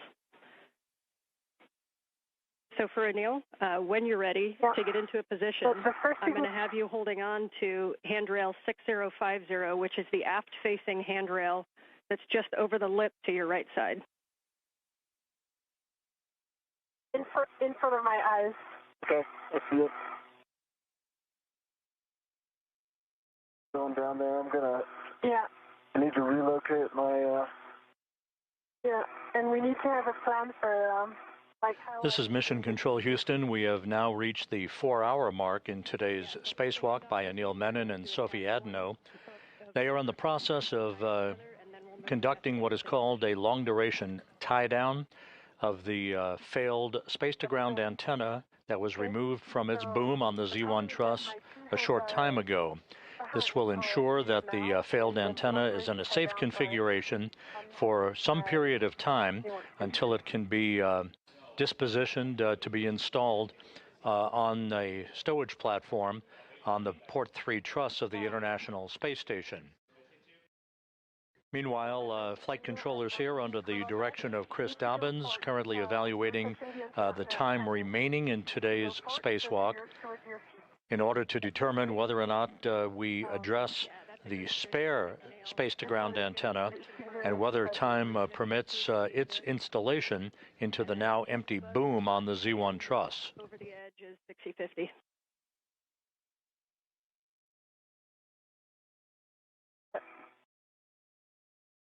Yeah, I got 6050. Phenomenal. Right in front of you, there's a long-duration tie-down tether on Sophie's MWS. We need to grab one hook of either of those, and that hook is going to go to the wine glass stanchion on your side, Anil, of that 6050. All right. So if I could give you some advice, no, take the one that is attached to the hook, like the one that is closest to the trunnion. I'm going to take them. You want me to take this one? Yeah. Right here? Yeah, this one. Okay.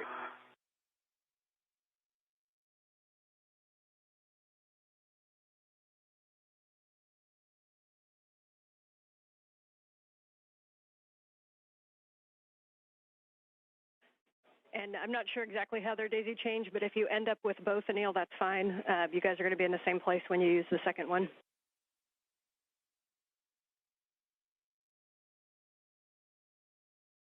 So he has one hook.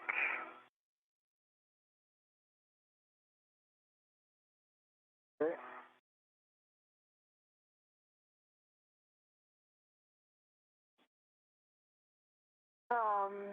Yeah, so you need to put it on your right.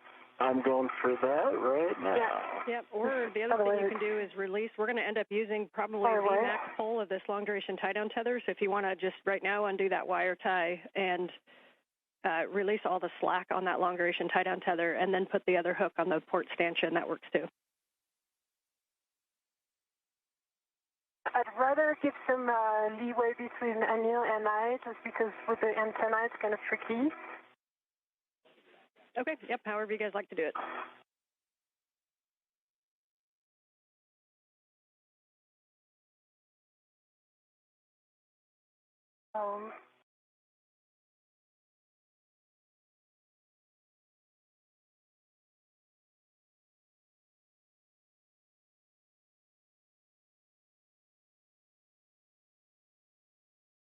Up.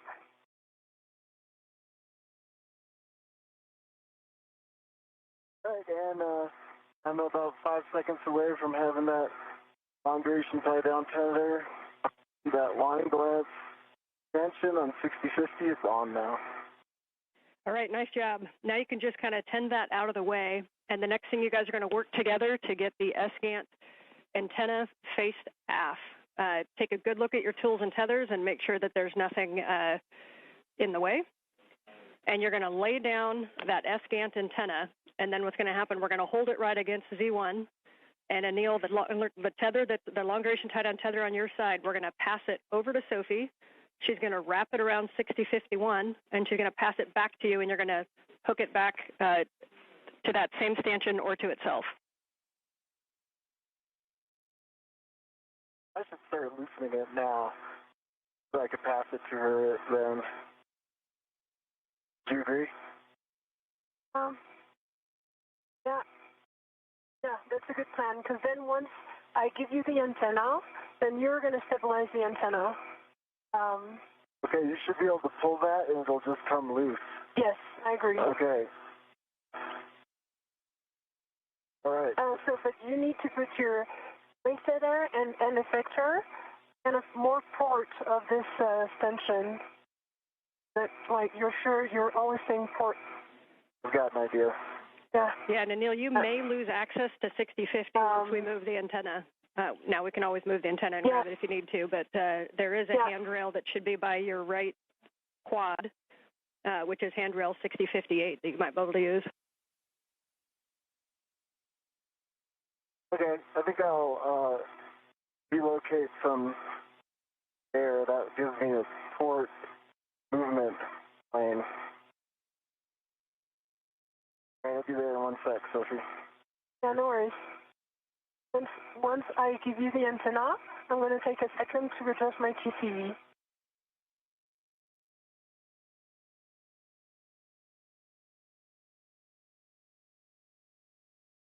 Yeah, that's great. Great location. All right. Maybe the other one to the VH36, the end effector, which is the small one on your left hand.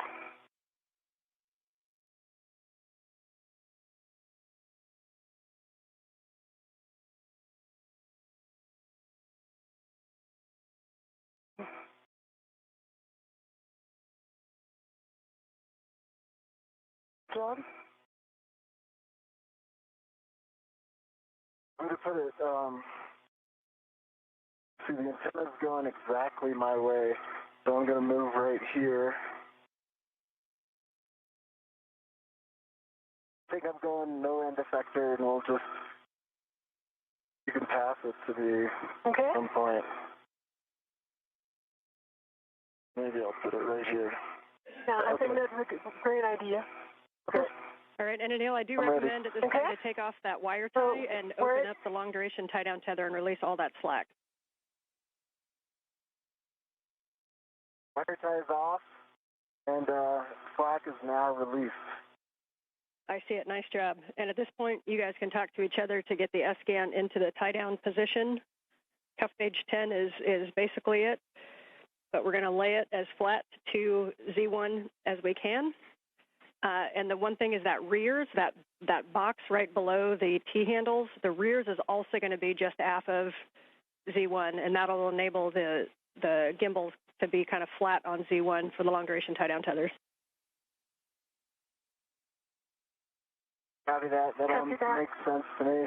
I got to get a hold of it, Sophie, and we've got to rotate it this way. Rotate it, and how, like, what's the plan? So the idea would be that you reach the other key handle. I think I could go low here, and by low I mean nadir. And then if I can get the T handle,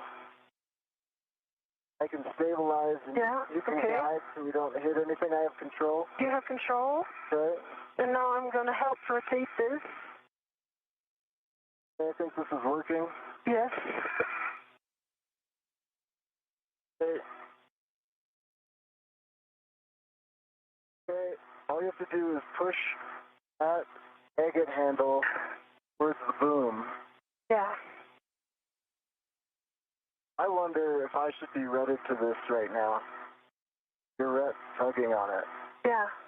But it's going to be better because we will rotate this thing. So. You don't necessarily have to rotate it, do you? Well, we will, because it has to go dish facing you, basically, right now. Let me remove my DRT. Give me a sec.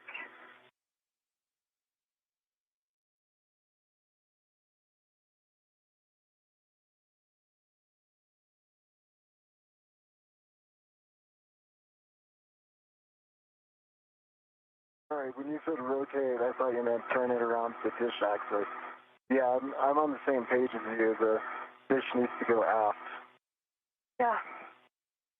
So I'm going to take care of the exit handle. You might want to...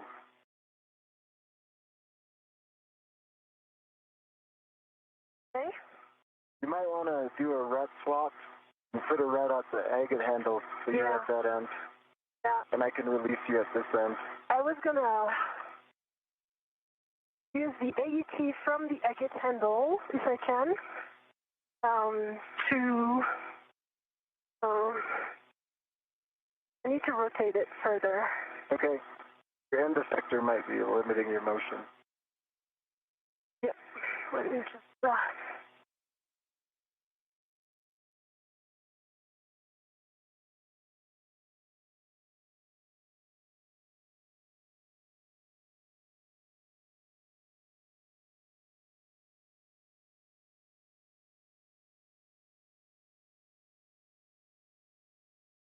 All right.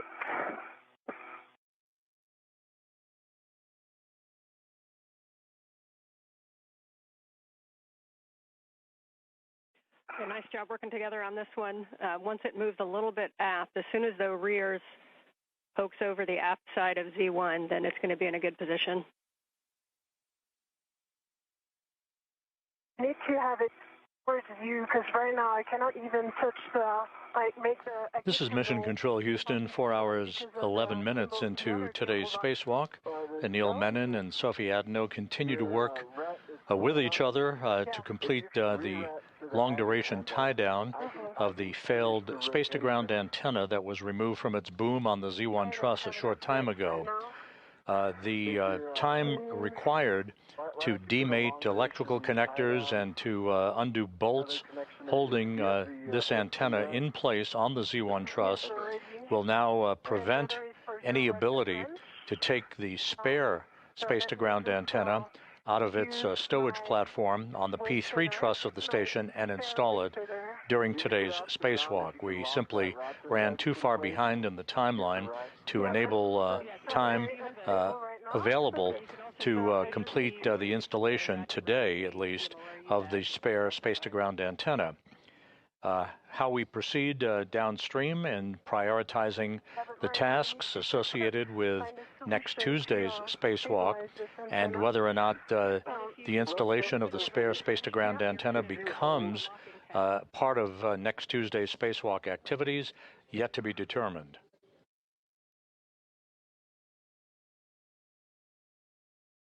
Yeah, it has a ratchet. It has a working tab right now.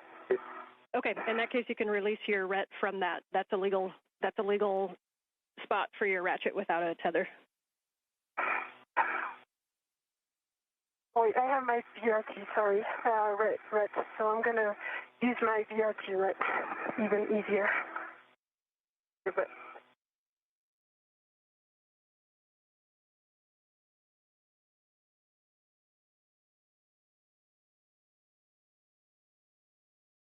okay. I have a local, but I'm very unstable where I am, so...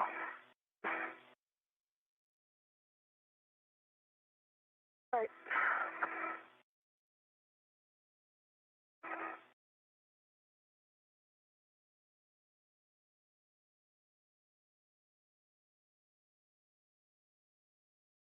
Doing great, Phil. Yeah.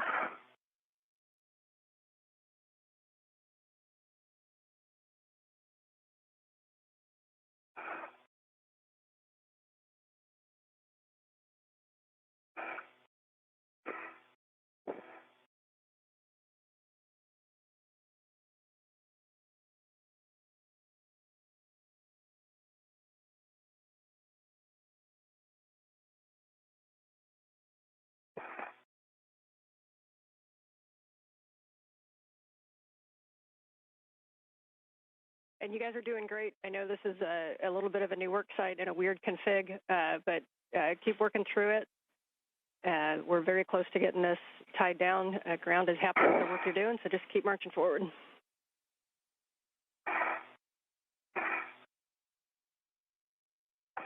And well, Sophie's working that. I'll just give you what I think my plan is to get this dish facing aft. It's to rotate the agate handle towards the boom, and then I think I can go body nadir to get this dish in the rear part of it past the aft part of G1, and I think I can do that all from this particular position.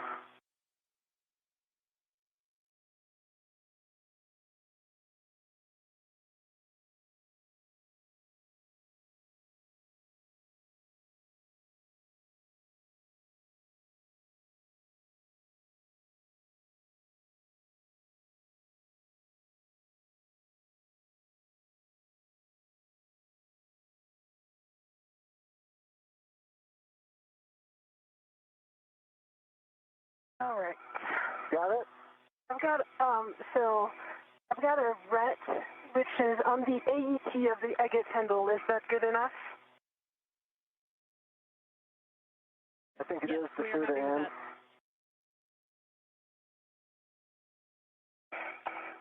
Okay. Good problem solving on that one. So now I'm gonna release your ret. Yeah, standby one. I need to unlock it. It is unlocked, and I'm ready to receive it.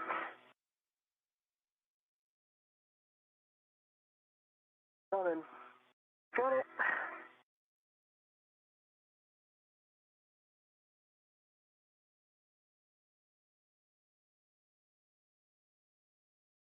Okay. All right, if you're squared away, what we're going to do is move that the agate handle zenith and port. Copy. Zenith and port. I'm in march. That's the right direction. Good direction. A little port. That thing port. There you go. Good direction. Now we just need to lay it flat. I'm going to get out of the way here. And the rear is past the aft side of and for V1. orientation, So all I need to do is get out of the way. The one thing that matters is that the gimbal locks are, either one of them is faced zenith up.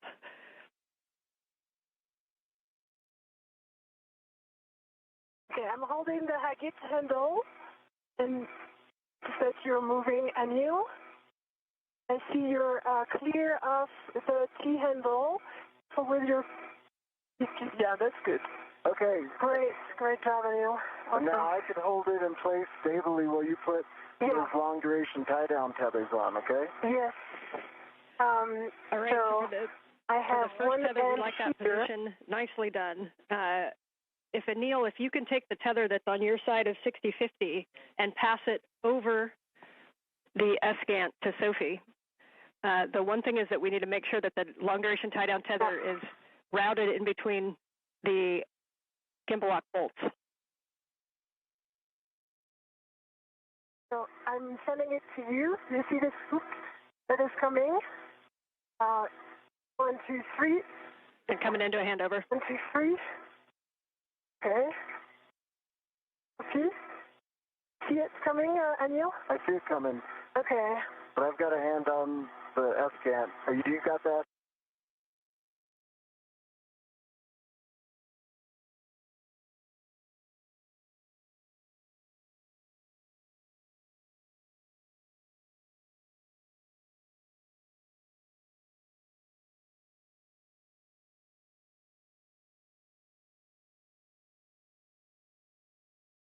I'm going to relocate my end effector, okay? Copy. This one is a good spot. And we're back with you after handover. See? And can you guys give us some words on where the long duration tie down tether is router, what you guys are working right now? You give her those words and I'll get my end effector. Yeah, sure. So right now, Anil is just repositioning that he can give me this long duration tie down. And for now, there's no long duration tie down. It is only stabilized by my hands and the red that is on my mini workstation. That's all we got for now. Okay, and I'm seeing bolts, Fox, and Golf. They look like they're facing you. When you do the long duration tie down tethers, just make sure that those are facing zenith. Either one of them can be facing zenith. Copy. Fox and Golf facing zenith. That's the plan because it's the only one. It would be like click on the. Yeah, it doesn't have to be that one. It could be the one on the other side. We just need a gimbal lock facing zenith. Yep, that's going to be the case. Okay, I've got the long duration tie down tether. I'm in a good position. Yeah. Sophie, I was working, so I didn't track all that, but just tell me what to do next. So now I need you to hold the T handle, the T bar, or the rear plate. Okay, I've got the T handle. Yeah. And also send me your long duration tie down, and I'm going to put around 6051. When you say my long duration tie down tether, do you mean the one that you have in your, like, close to your helmet? Yeah, so in the tether that you have on your side on 6050, it's got to go over the S-scant. The strap needs to go in between gimbal lock bolts. Then Sophie's just going to loop it around 6051 and hand it back to you. And then you'll need to clip it either to the wine glass stanchion on 6050, or you can clip it to the D-ring on itself. Okay. Sophie, that? It's in work. Okay.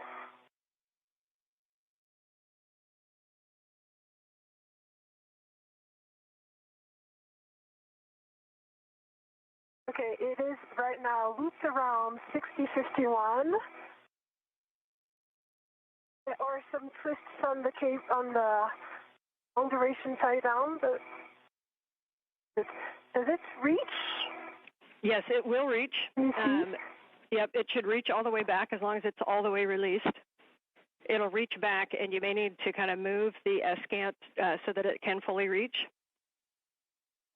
Twists are okay. The one thing you want to think about is if you're twisting next to where we're going to tighten it, you don't want to get a twist into the actual mechanism of the long duration tie down tether. Yeah, sure. Okay, so now we need to put both straps above Fox and Golf. Yeah, I'm supposed to put this on the handrail, though, right? Yeah, it can go back to the handrail or it can go back to itself. Itself. The hook, but there is not enough. Okay. Oh, okay, I see why. Because it was looped around once. See that? Okay, maybe take a look under the S-scant to see if it's caught on something, and make sure that the full rears is aft of the Z1 platform. Full rears is aft.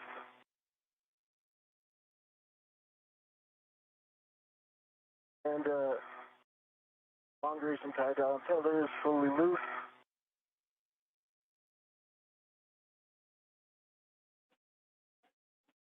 Yeah, that's better. I can give you more. The one thing is that we want to be above Fox and Golf. One of the wire ties is in a... Yep. So you guys mentioned that the rears was aft of the Z1 platform. Make sure that it's not very aft. Like the rear should almost be up against 6050 on the aft side of Z1. Yeah, it is on the aft side of 6051, so that is really good. The one thing that we need to correct right now is that it would need to go above some Golf, but in work. Neil is working on his side. Okay, it's maximum release here. Okay, can you grab this, put it above Fox and Golf? Like aft side of Fox and Golf? When you say grab this, grab the strap. Okay. And yes, exactly. And there it is. That's it. And now I'm going to give this to you, and I think, wait, it needs again to be above, and I think that you would have enough. Thanks. To go back. That did the trick, and I think we're gonna just we're in. Good, nice work, you guys. About an inch to spare. Yeah. As for Excellent. your information, it goes to Z8. This is Mission Control Houston, 4 hours, 24 minutes into today's spacewalk. Menon and Adenot wrapping up the long-duration tie-down of the failed space-to-ground antenna near its original parking place on the Z1 truss of the International Space Station. It will not be moved to its permanent stowage location on the P3 truss since the crew members ran behind time-wise in removing electrical connectors and bolts earlier in today's spacewalk that sent them behind in the overall timeline. We do not expect to remove the replacement space-to-ground antenna from the spare parts platform on ESP3, the external stowage platform number 3 on the P3 truss. We may go over there if time permits just to take a quick look at the antenna, maybe break torque on a couple of bolts just as a get-ahead, but that remains to be seen. Flight Director Chris Dobbins evaluating the time with the lead spacewalk officer, Sandy Fletcher, in determining what our next course of action will be. However, the spare space-to-ground antenna will not be installed during today's spacewalk because of time constraints. Second long-duration tie-down tether is going to go to the forward wine glass stanchion on ZH-36 and the forward wine glass stanchion on 6051, and it needs to go through an agate handrail, so it's going to be a real short distance. Copy. Anil, I'm going to give this to you. Okay. One end, and you can work on this. It is attached to me right now. But, either you read or you put on the stanchion already. I could put it direct to the stanchion. Yeah, that's great. And then I'm giving you the other as soon as you tell me it's on the stanchion. It's on the stanchion. Copy. I'm going to give you the other one. Yep, and Sophie, if you want to keep that one, you can just reach up and put it through an agate handrail. Yeah, but I really need to adjust my TCV, sorry. I'm just giving this so that Anil can do the first step, but I really need to do something right now. Okay, yeah, please do that. So you can he's got it attached, so you can just let it go as well. It is, and now I did send it to Anil.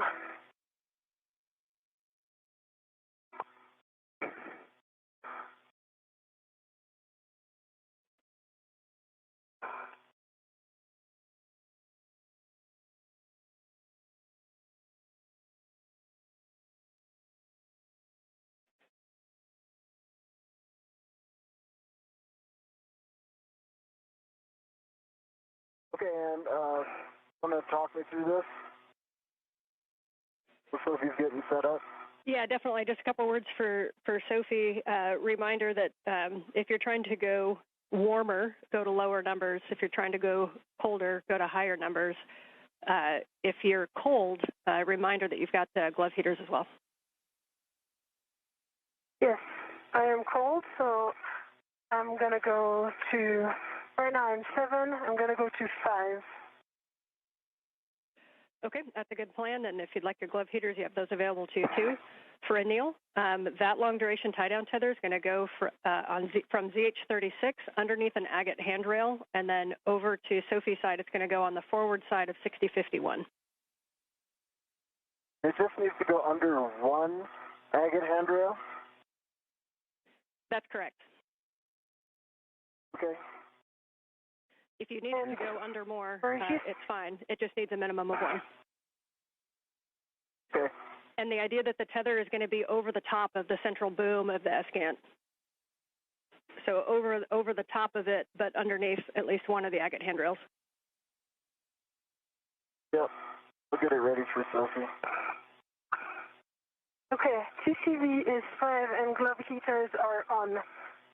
Copy TCV 5 for EV2.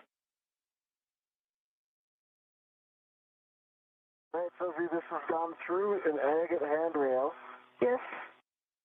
And take your time getting I'm ready. Okay, there you go. I've got it. All right, so that's going on the aft side of 6051. And the next step after that's going to be to tighten it. Oh, you mean the hook is attached to? Yes, that's correct. So this is going hook to hook. So one side's on Anil's, and yours is the hook is going to be the Z1 6051 forward stanchion.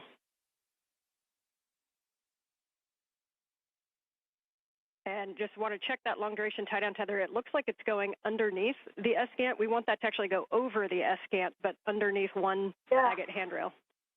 Yeah. Oh, I got that. This is what I thought it was. Yeah. So. Got it. I understand. I can grab it from here if you pass it through. Yep. Yeah, we like that config. Two agate handrails. I'm gonna hold it right here, Sophie. Yeah.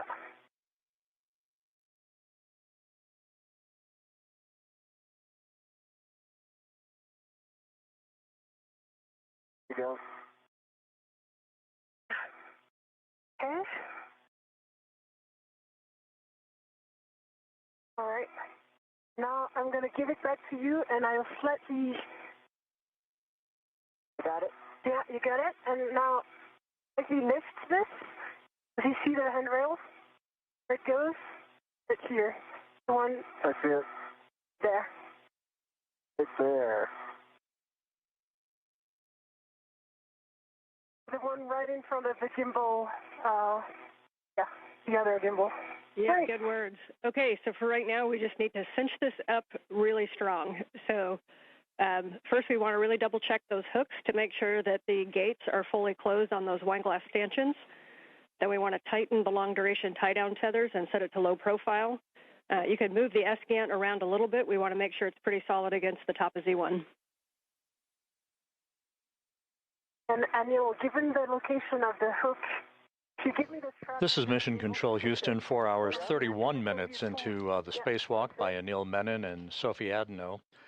The failed space-to-ground antenna, which began to exhibit degraded performance in being able to track NASA's Tracking and Data Relay satellites, constellation of satellites late last year.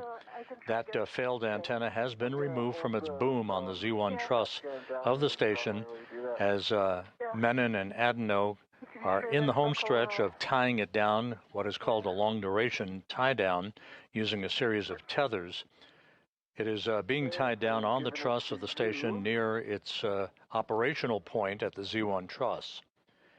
What we will not be performing today is the installation of the spare space-to-ground antenna because the crew members ran behind earlier in today's spacewalk due to the time that was required to remove electrical connectors and bolts regarding the failed antenna that held the antenna in place on the boom.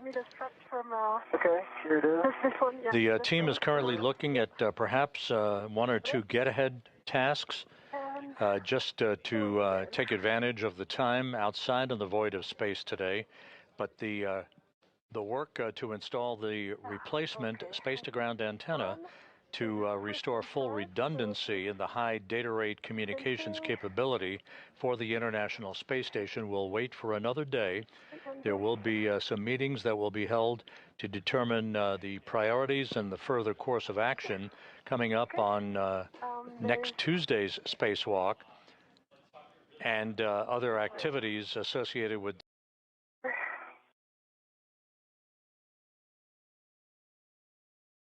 Make sure this twist doesn't go through.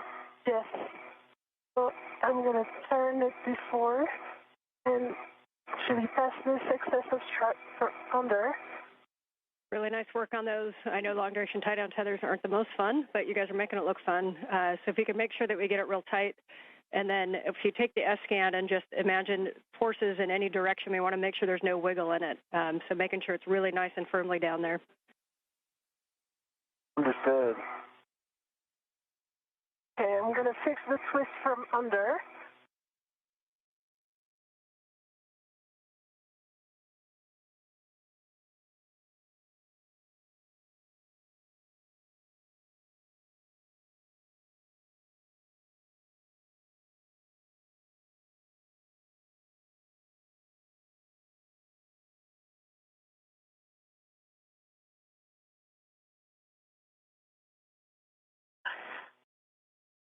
Okay, pulling again.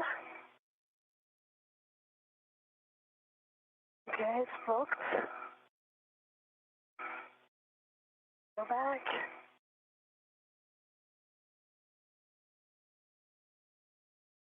Okay, it's not cinching. Can you open I'll the open Velcro stuff? Yep.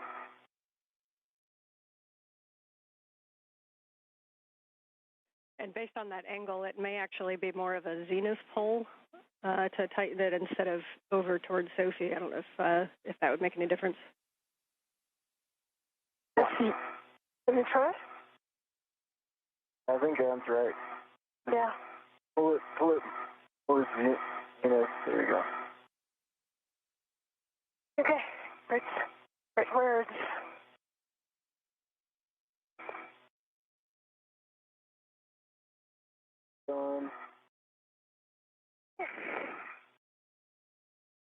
Okay.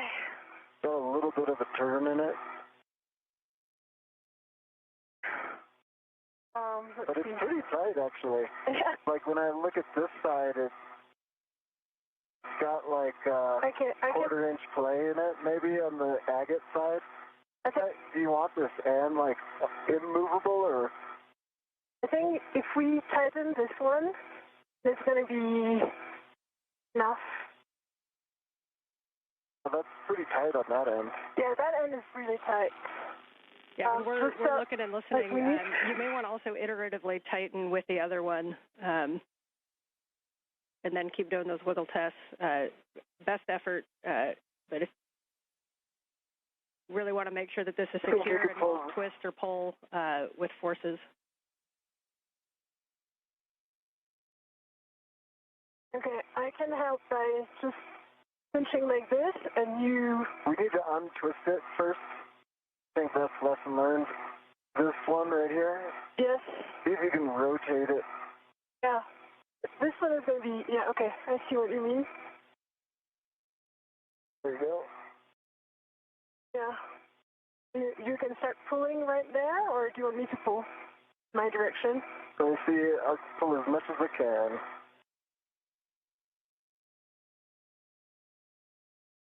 Good pull.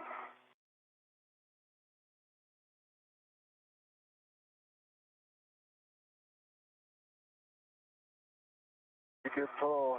Yeah. Or maybe I can cinch this one again. Or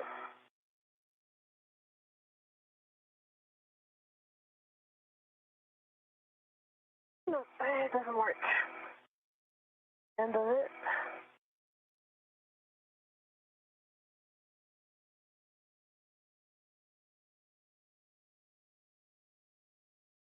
Okay. 10 seconds to a handover. What you guys are doing is great.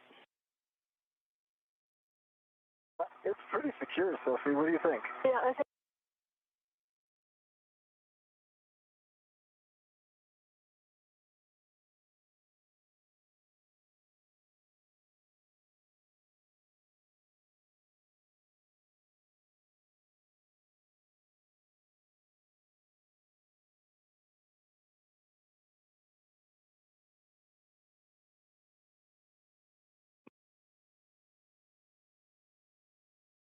One more here.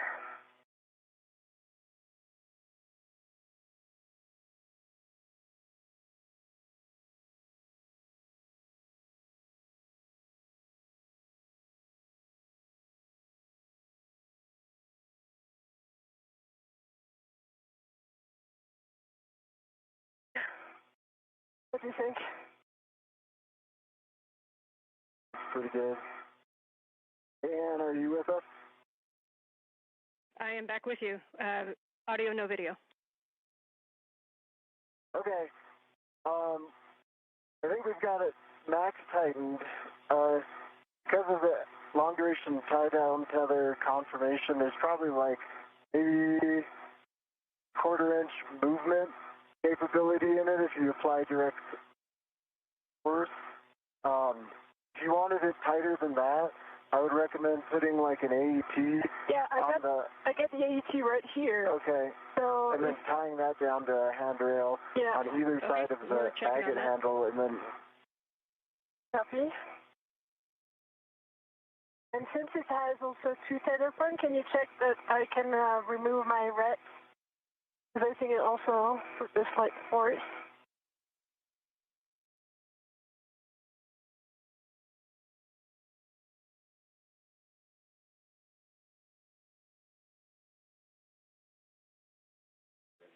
And also the report. Yeah, go ahead. All right, you guys can stand by for 1 second while we talk about it. So you can give your hands a rest. Copy.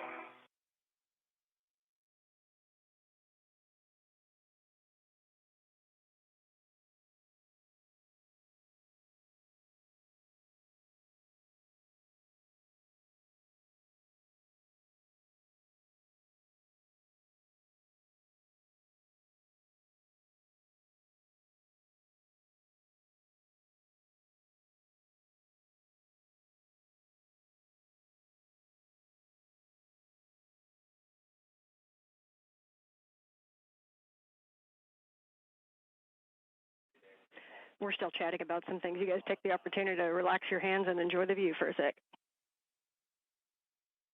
Nice. The view is Anil. I enjoy.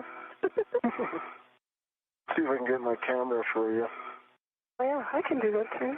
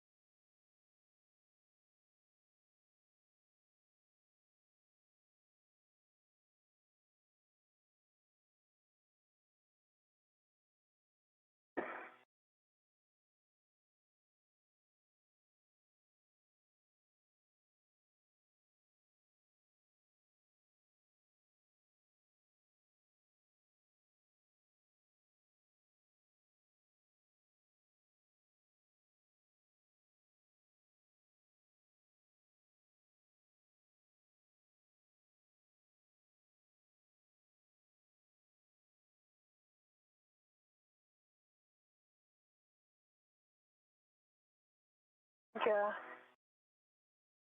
Sure. Okay, for the SCANT tie down, good news is we're super happy with the tie down. That was really excellent work with those tethers. I know it's not easy. One of the NZGLs looks like it popped off on that failed SCANT. We're wondering if you can take a look and attempt to reattach it. I'll do that. Okay. By the way, I'm going to go to release my ret. And do you want us to put the extra AET to... We do not need the extra AET, yep. And you are go to release your ret. Okay. So the extra AET is going to go on my mini workstation and work. Copy. And one suggestion is, Sophie, if you want to stay there and work that NZGL, Anil, you can start moving back up toward the arm.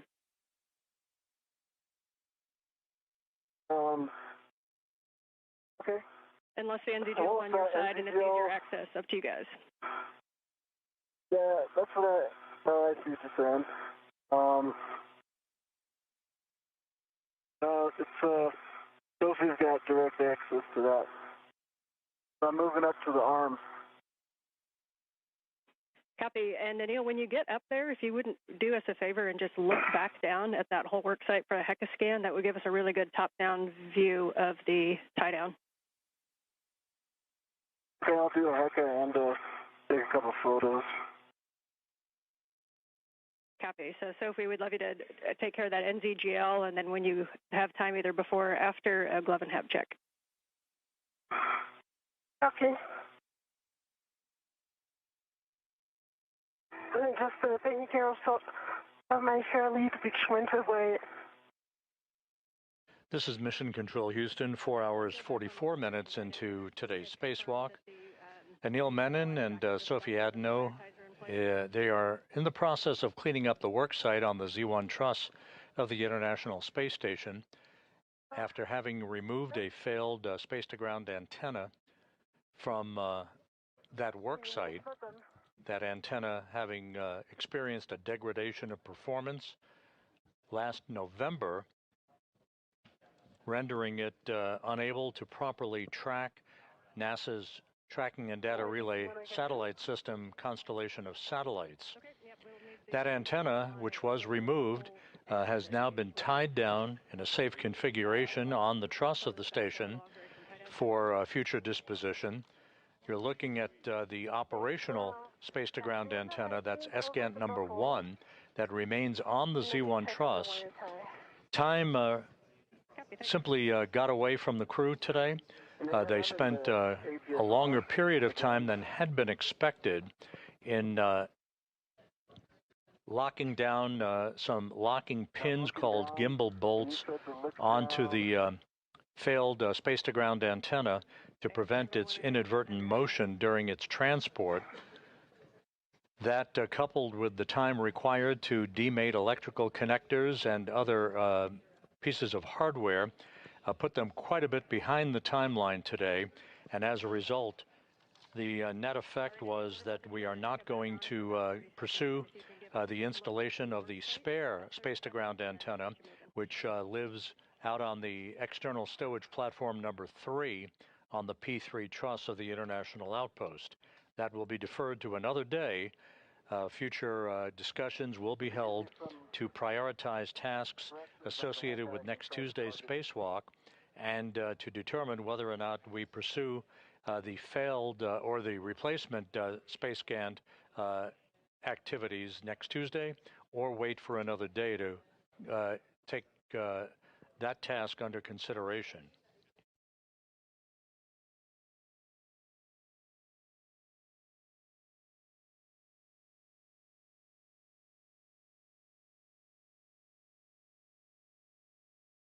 So it was not unexpected that the crew might run into a longer period of time required to get that failed space-to-ground antenna off of the boom.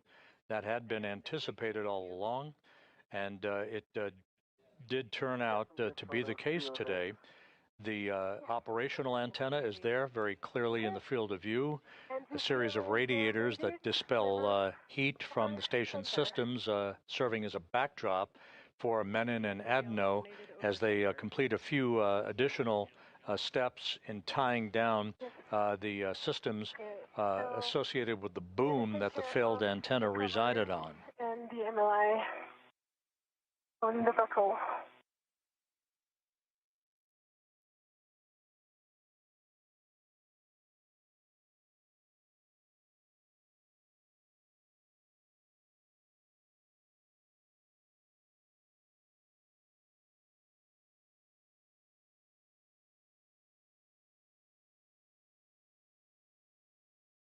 And Sophie, just confirm, I heard you say made it over center. Are you talking the NZGL by your right hand?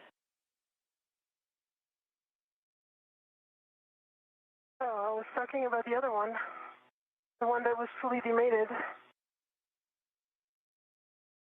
Yeah, that's true. This one was also demated, like not number over. The flight control team here is currently determining whether or not we will pursue a few get-ahead tasks and what those tasks would be to take advantage of the crew's time outside.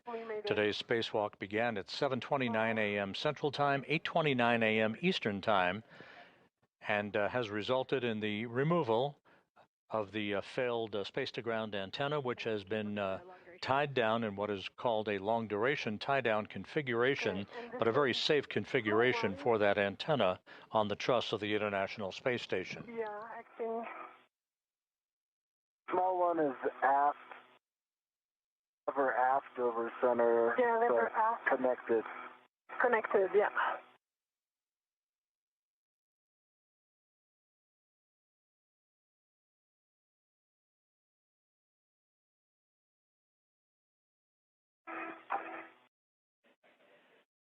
Okay, for Sophie, please continue the long-duration tie-down tether cleanup. We're still talking about the NZGLs, and then a nice slow HECA scans as you move around, cleaning up those tethers, and we'll hand the comm back to Anil. And Anil, you are back to the phase one to get out of the arm.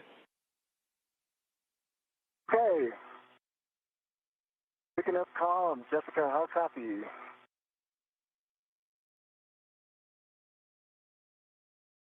With you, Anil. We are ready to get the arm back in motion. We're going to take brakes off and get set up. Sounds great.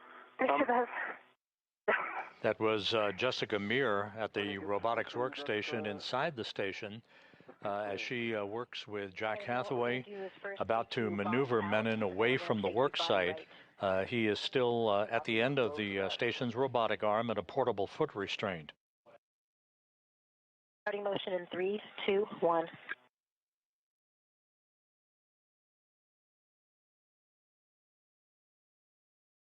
Good motion, good motion.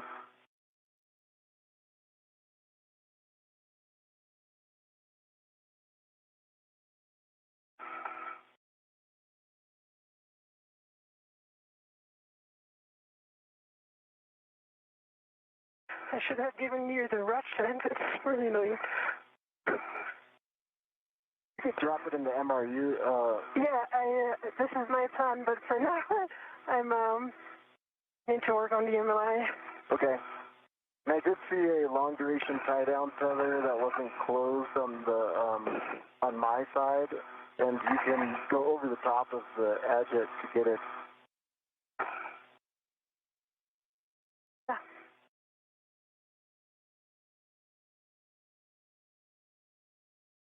This was indeed my plan.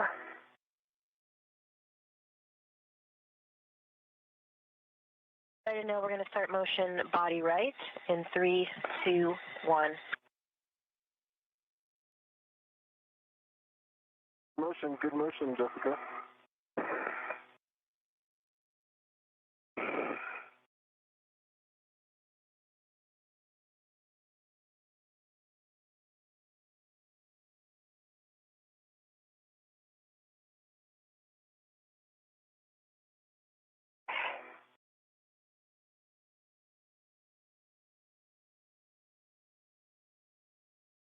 Now we're going to bring you body up.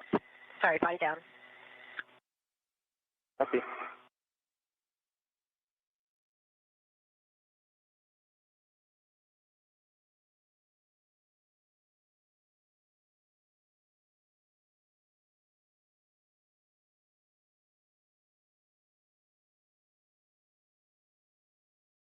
Now this is the Z1 back off position. We're going to get set up for your JoeCast ESP3.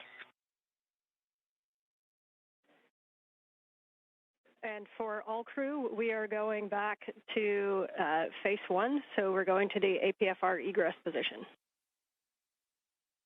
Copy egress. Okay, we copy. We're going to the APFR egress position.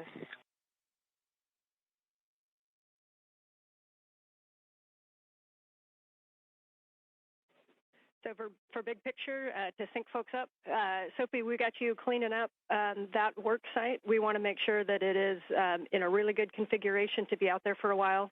So what you're doing is really important. We need those straps tied down. We need the MLI over the buckles and the wire ties on. We need a really good HECA scan, and then we'll be having you scan, including the dish, as much as you can. And then we'll be having you clean up the bag. For Anil, we're going to be GCAing you over to the APFR egress position and doing a swap back onto your regular tether and cleaning up the arm. And from there, we'll make a call on get-aheads. Copy, and thank you.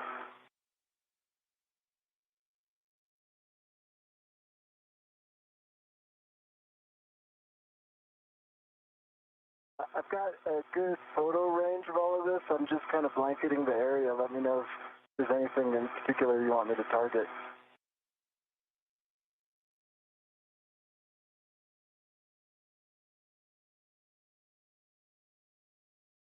And Anil, we appreciate those scans. We got what we need from that. We're actually going to power it down just for heat. And one go back for you, Sophie. We are going to take a look at that NZGL that you noticed the back shell's back. We're basically going to have you demate it and remate it and see if we can't get that over center. And then we may need to do a wire tie. Copy.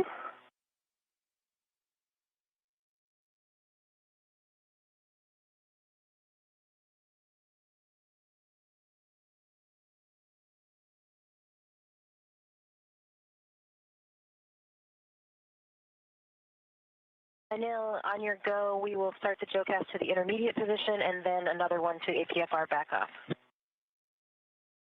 we go for me. We'll be starting motion in 3, 2, 1.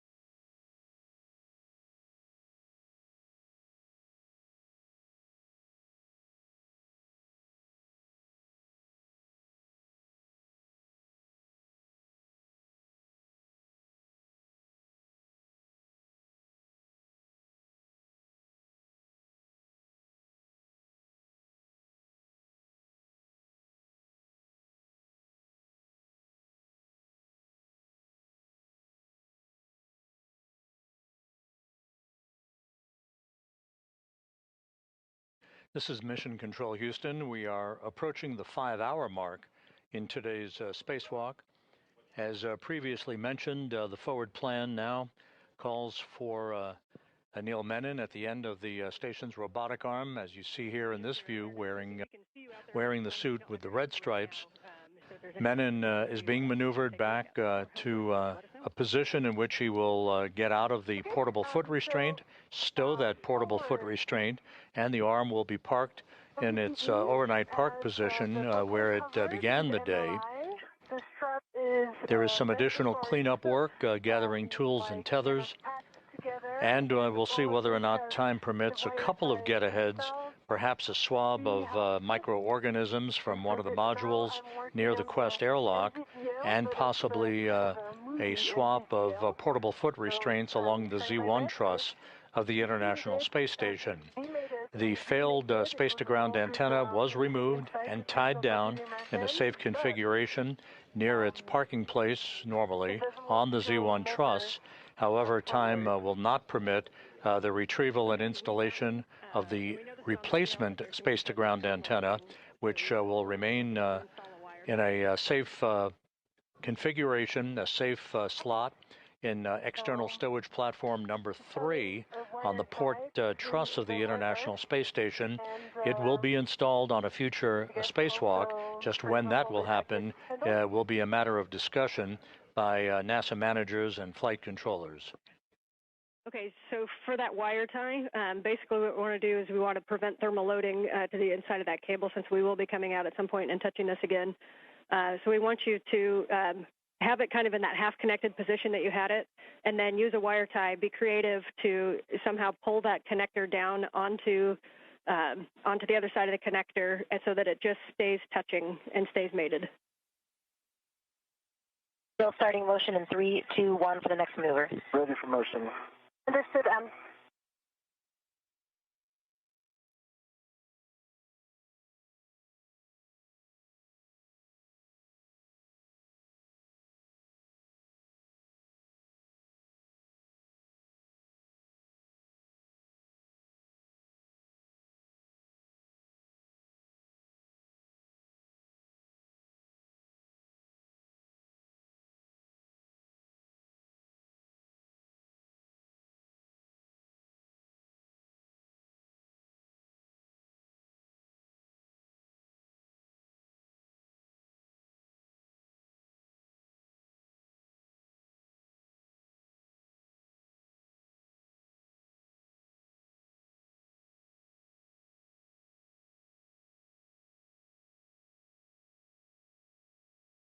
Now retrieving the wire tie from my BRT to start wire tie ups on the NZGL.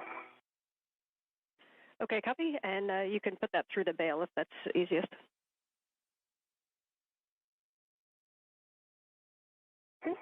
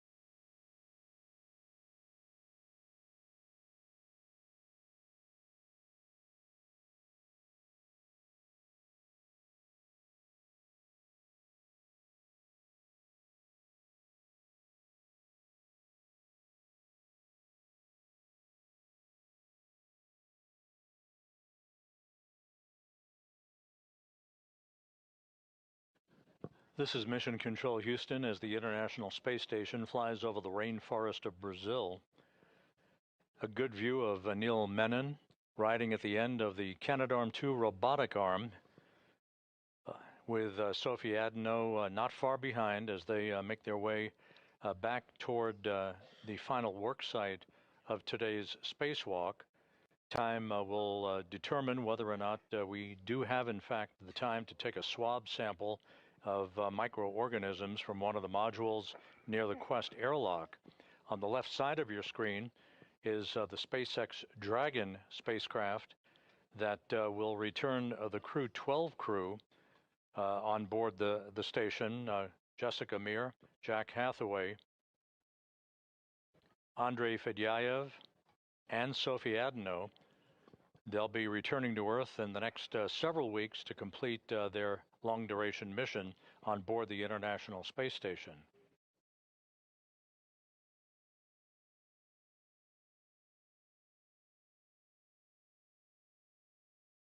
And so if we still don't have Heka, once you do have that wire tie on, if you have a camera with you, if you wouldn't mind snapping a bunch of photos of that whole area, it'd be great. Copy, will do. I'm just adjusting my body position right now. Working on the wire tie. So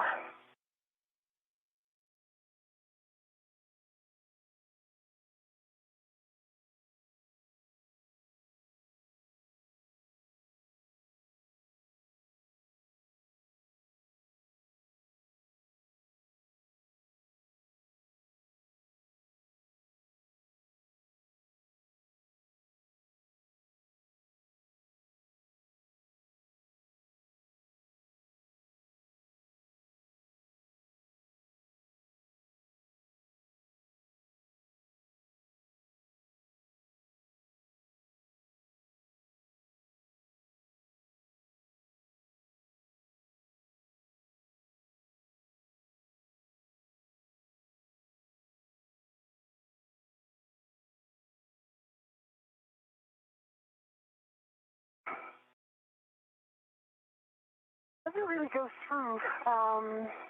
Wire tie is too thick.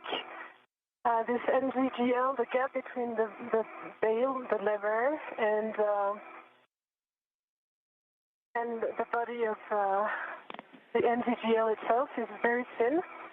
Yeah, you may have to pinch it if you can. Pinch it and make it small, or if you have if you think a long one would work with a smaller loop. But pinching that loop is small. Yeah, it's not the loop. The loop is already in.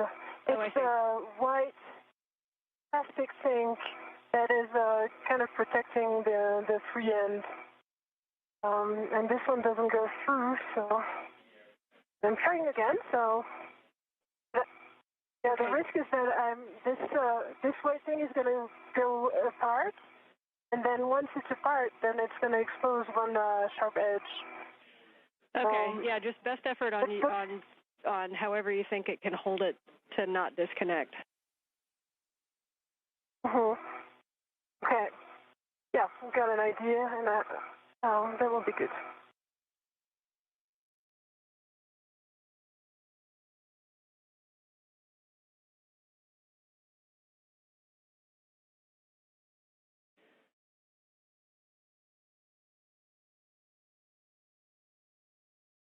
Anil, we're getting set up to bring you to the APFR egress position. Stand by. Stand by. And Sophie, if you can take the free end of that wire tie around the agate handrail with 3 twists, then we're happy with that config. Copy, in work. It was exactly my plan. Copy and thanks. And that AET that was on the agate handrail, did you pick that up? Or is that still on the handrail? No, I did pick that up. According to what I understood, was the sun, right? Yep, no, that's exactly correct. We're just making sure. Okay.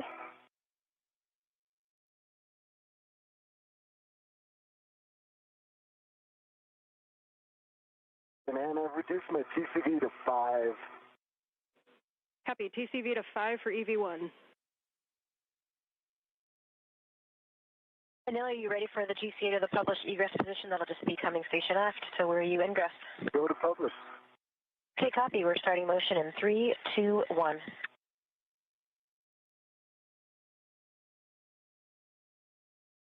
I see motion, good motion. Got good clearances here, and I know you have an orthogonal view, but I can also give you.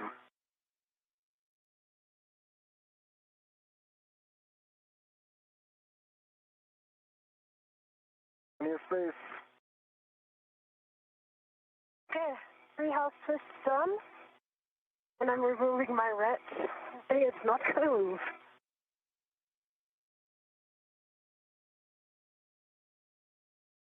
Okay, we copy. All right, you have happy people down here. Well done, Sophie. Okay. I need to work on the other MLI, though, and take a few pictures before I change location.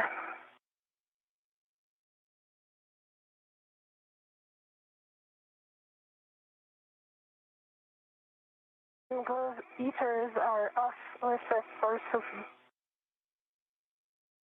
And sorry, say again, Sophie? Glove heaters are off OSS. Copy, glove heaters off.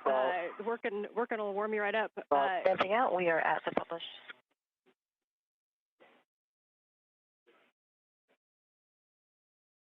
Right, Ann. I believe the NG stop GCA complete.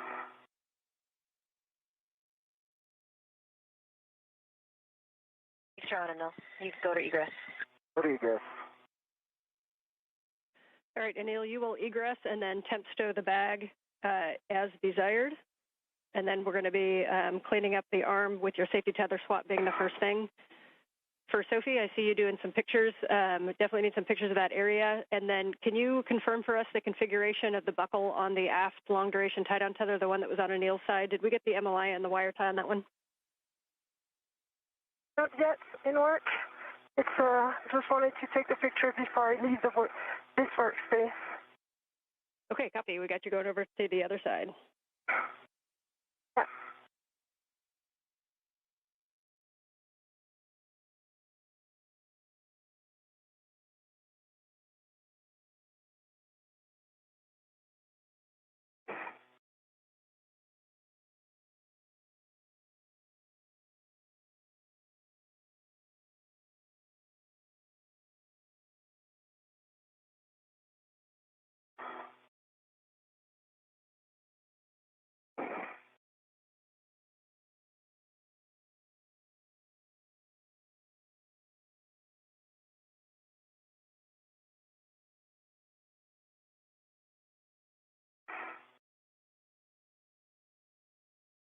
And Anil, once you're in a good position and ready to work the tether steps, we'll take the comm over and I'll walk you through that, including when you have your waist tether down.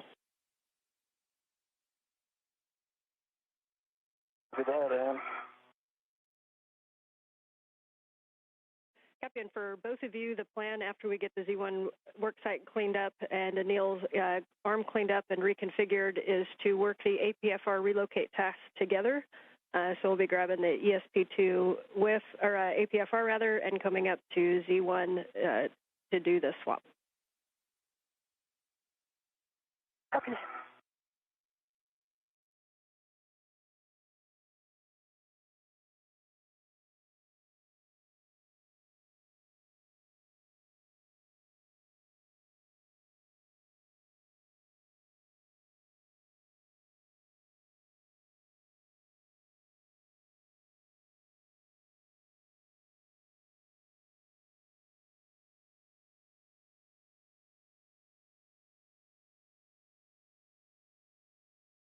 And you said to put the bag down. Did you want me to leave the crew lock bag on the truck? Or am I bundling Checking. it with the APFR?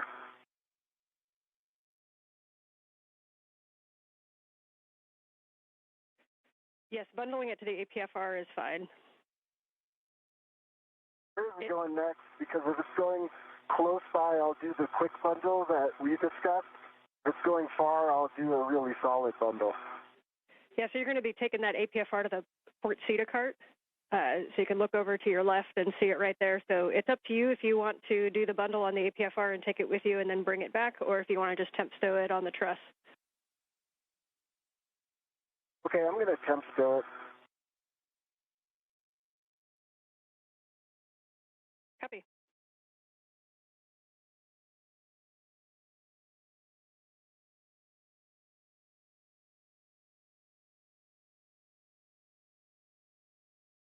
And Sophie, as you get set up over there, it looks like your hands are empty for a sec. If we could get a glove and hap check, please.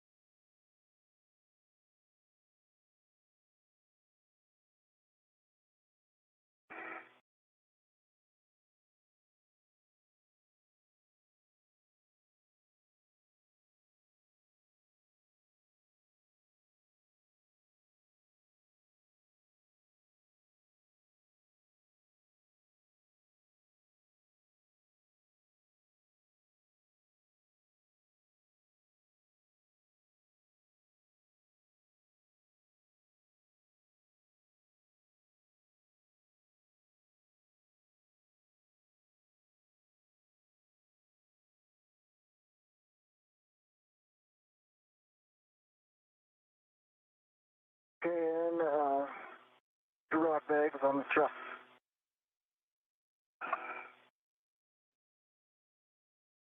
Okay, copy. And are you ready for your tether swap steps? Ready for tether swap. And for Sophie, hat is dry. And gloves in work. Stand by. Okay, copy. And Sophie, you can head up to the medium ORU bag and clean that up. Yeah, I still need to work on the MLI, but I'm going to remove the ratchet wrench from my mini workstation because it's really annoying. Okay, And put it into the medium ORU bag. That's great. And then we have you going down to the other long duration tie-down tether to clean that up. And I'll take the comm with the nail for the tether swap. Copy. Okay, for Anil, with your waist tether down, you're going to retrieve your green hook from the NTA vertical handrail and attach it to your red tether reel. Work. Locking the green reel.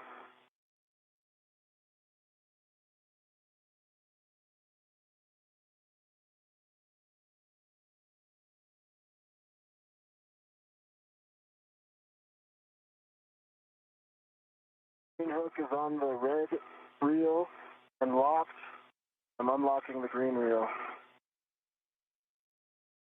Copy. The green hook is on the red reel, and the green reel is unlocked. You can then release your yellow hook. You can release your yellow hook from the SSRMS and attach it to the green tether reel, also checking gate and hook.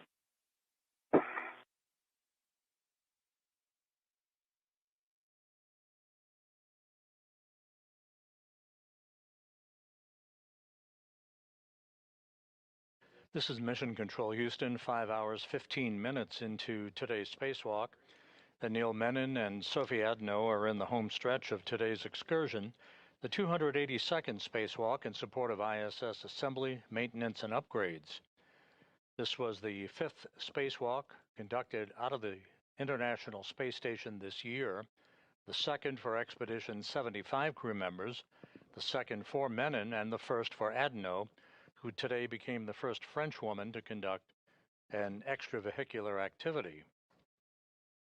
You see Menon with the suit and the red stripes there in the field of view. He has conducted the work today as EV1, or extravehicular crew member number 1. Adenot, alongside him, has been EV2, the unmarked suit, with no visible markings on that suit. Extravehicular crew member number 2. The crew began their spacewalk placing their suits on battery power at 7:29 a.m. Central Time, 8:29 a.m. Eastern Time. Copy, thanks. And if that long duration tie down, the major activity for today was the removal of a failed space-to-ground antenna on the Z1 truss of the station. There are 2 such antennas that sit side by side to provide redundancy for high data rate communications through NASA's Tracking and Data Relay Satellite System.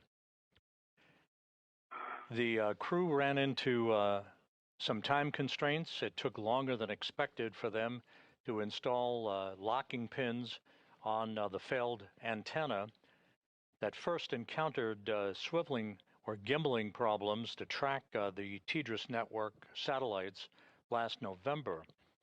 They also spent more time than had been anticipated in demating electrical connectors on the boom that the failed antenna resided on the Z1 truss. Because it took much more time than had been expected to get the failed antenna removed, the decision was made to tie the antenna down with tethers right there on the truss of the space station in a safe configuration, but not to pursue the installation of the spare antenna that is housed on an external spare parts platform on the Port 3 truss of the International Space Station. Both reels are unlocked. So with the failed antenna tied down, future meetings are to be conducted to determine the next set of priorities for the upcoming spacewalk that is planned for next Tuesday. Going to rent to the APSR, then remove it. That'll be the 3rd spacewalk of the month of August, the 3rd to be conducted in a 19-day period. We are expecting a couple of get-aheads for the crew as they make their way back to the Quest airlock, the swabbing of surfaces on the outside of the station to collect microorganism data, and an exchange of portable foot restraints out near the Quest airlock.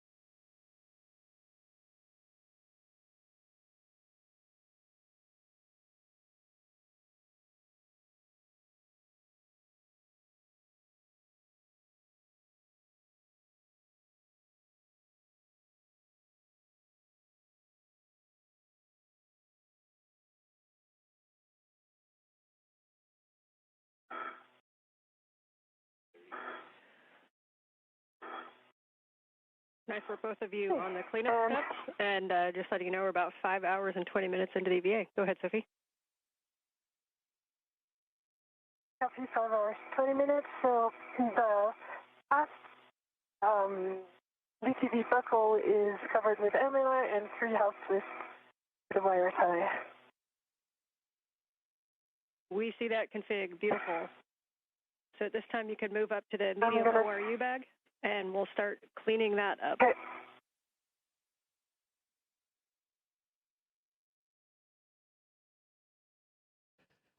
So the bottom line of today's spacewalk is that Menon and Adenot were able to remove the failed space-to-ground antenna. It is in a safe configuration in what is called the long-duration tie-down configuration with tethers on the truss of the station. However, as occurs from time to time during these spacewalks, there were bolts and electrical connectors that proved to be more bulky than had been planned. So it took longer than expected to undo those bolts and remove the electrical connectors to demate them so that the failed antenna could be removed from its boom on the Z1 truss. The net effect, we ran out of time, and so the spare antenna will remain on its stowage platform on the P3 or port 3 truss. It will be addressed on a future spacewalk. There will be some meetings by program officials to determine a set of priorities for the next spacewalk that is targeted for next Tuesday. And yes, we will take pictures of that that angle of the stow. Thanks. Copy.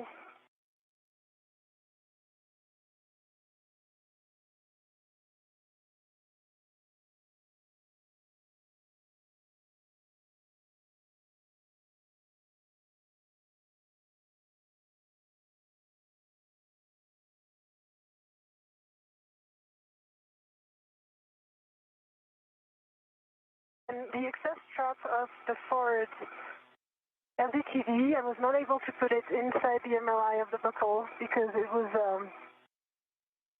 under the agate handle and would have required a whole reconfiguration. So I don't know if you're okay with that plan, but I just put it under another agate handle so that it doesn't fly around.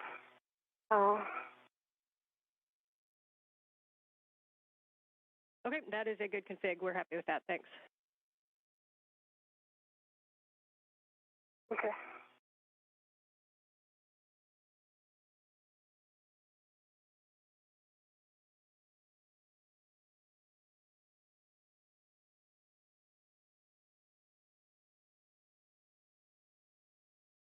Okay, APFR cleanup complete on the BRT. Jessica would be go for the back off. Okay, we agree. If you just give one more copy, we'll get set up for that. And I'll pass you off to Jessica.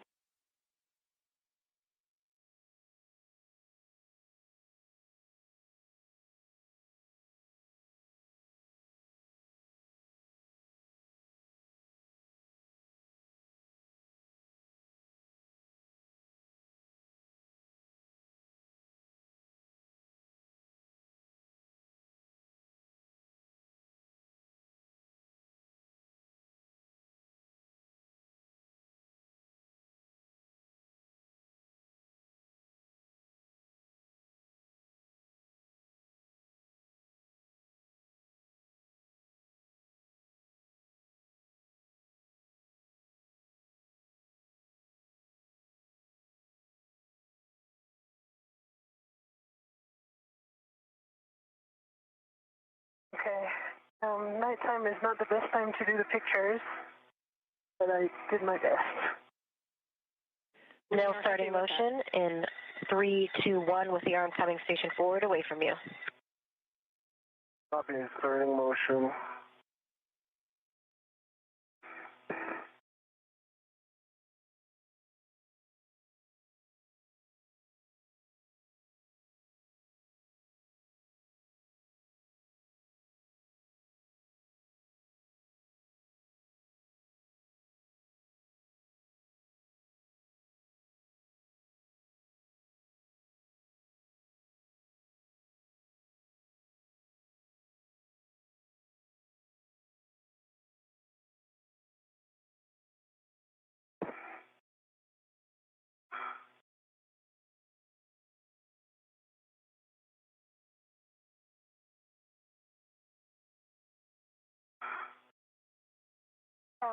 And just a clarification, I close the bag with everything in it. I do the HECA scan, and then I put it on my BRT. Is that correct?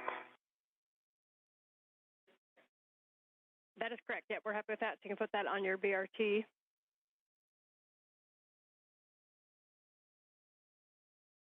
Okay. And we can see your scan. So yes. So if you just want to go through everything that's in the bag and show it to us, we will write it down. Okay. Inventory metal segment with a scoop on it. The ratchet wrench. Use out the palm wheel. And coming soon, the heat shield, which I need to protect as well.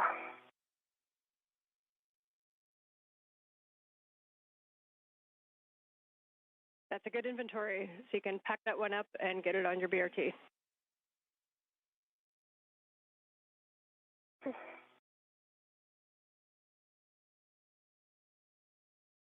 And I'm at the Fort Cedar. Copy. You'll be showing that in WIF 3 and setting it to low profile, and I have recommended settings. Okay. Go for settings. Copy. It is 6 Papa Papa Fox 6. 6 Papa Papa Fox 6. And that's that top left WIF. 6 Papa Papa Fox 6. I'm at the top left WIF. Copy. And big thing too is we want to make sure that the ingress aid is low profile and won't move, so it's tightened up there. And then we'll just get your words on making sure that it's clear of the MT and the POA.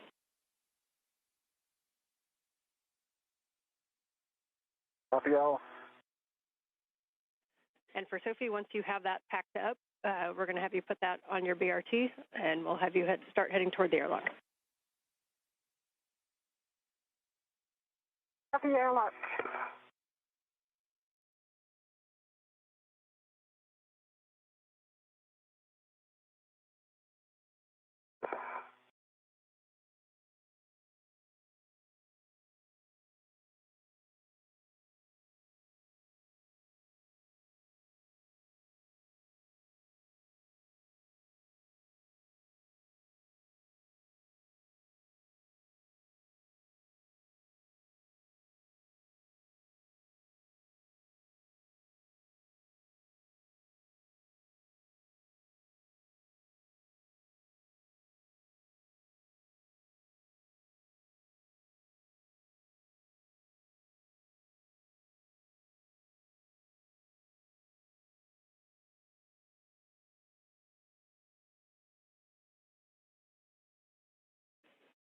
Big picture for both of you as you're working your tasks. Sophie, we see you working the bag, and Neil, we see you working the APFR. When we're done, we're going to have Anil head down to ESP2, and pick up the APFR that you previously gave us the inspection on, and we're going to have you relocate that to Z1. And for Sophie, you're going to grab that medium ORU bag, and you'll be heading back to the airlock. And we don't have any further tasks, so you can take your time and enjoy the view while you do that.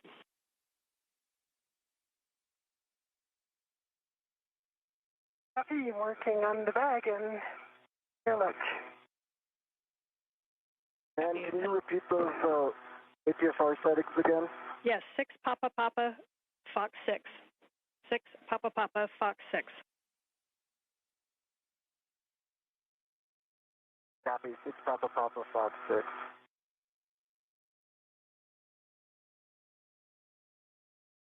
And for a picture in your mind, the boot plate should be kind of facing toward the MT.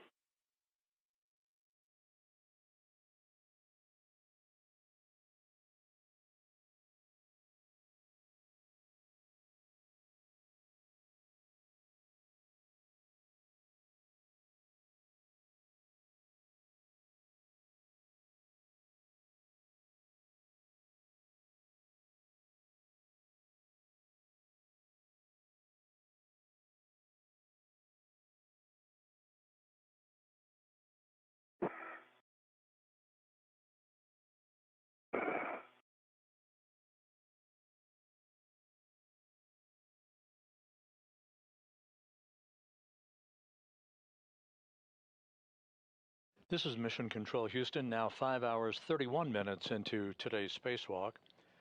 Sophie Adenot is cleaning up her part of the spacewalk paraphernalia that she has operated with throughout the course of today's excursion outside of the Quest airlock. Anil Menon will relocate an articulating portable foot restraint from one of the stowage platforms right outside of the Quest airlock to the Z-1 truss nearby, and will join Adenot back in the airlock. We will not pursue a get-ahead task involving ISS microorganism swabs today. That'll be deferred to another day. Once again, the spacewalk today highlighted by the removal of a failed space-to-ground communications antenna that provided high data rate communications through NASA's Tracking and Data Relay satellite system. It has been tied down in a safe configuration known as a long-duration tie-down with a number of tethers on the truss of the station, but time ran out, not permitting the removal and installation of a spare space-to-ground antenna to provide redundancy for the high data rate communications capability on the International Space Station. That work is going to be deferred to an upcoming spacewalk, although the priorities for the next spacewalk targeted for next Tuesday and then other spacewalks to follow have yet to be determined by program management and the flight controllers.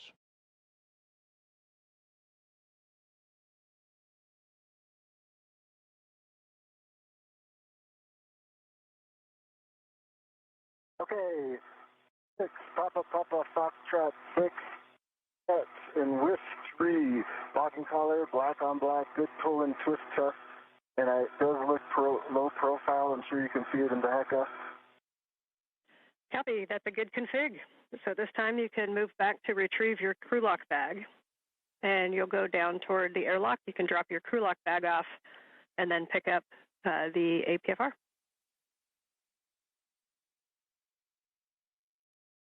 Hey, going for crew lock, then APFR.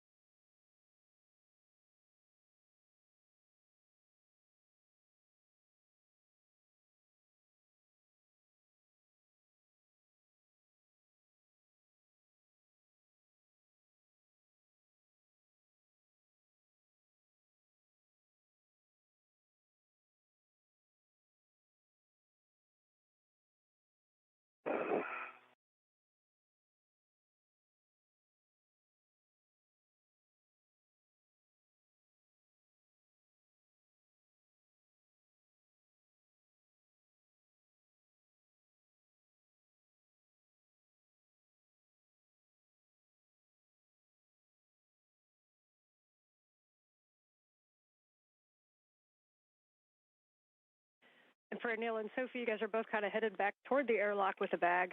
You guys can work out the choreography yourself, but so Anil, when you get down there, if you want to attempt to stow the bag, and then Sophie can put both bags into the airlock while you relocate the APFR, that may work.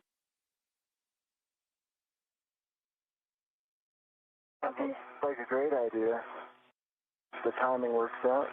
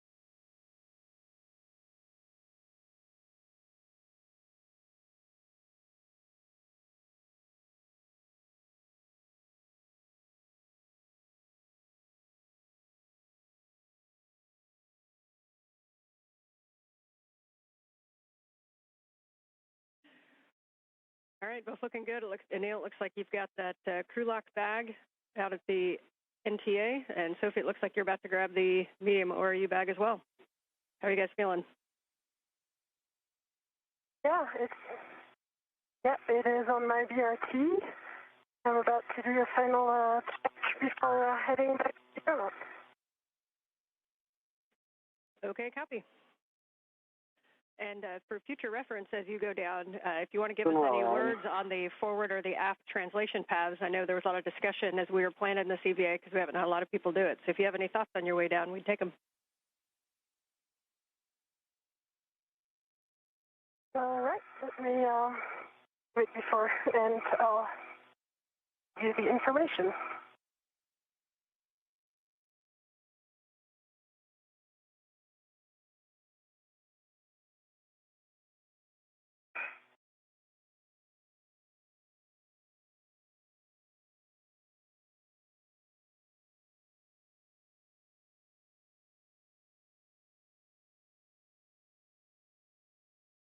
On the seat of spur. Hop on the seat of spur.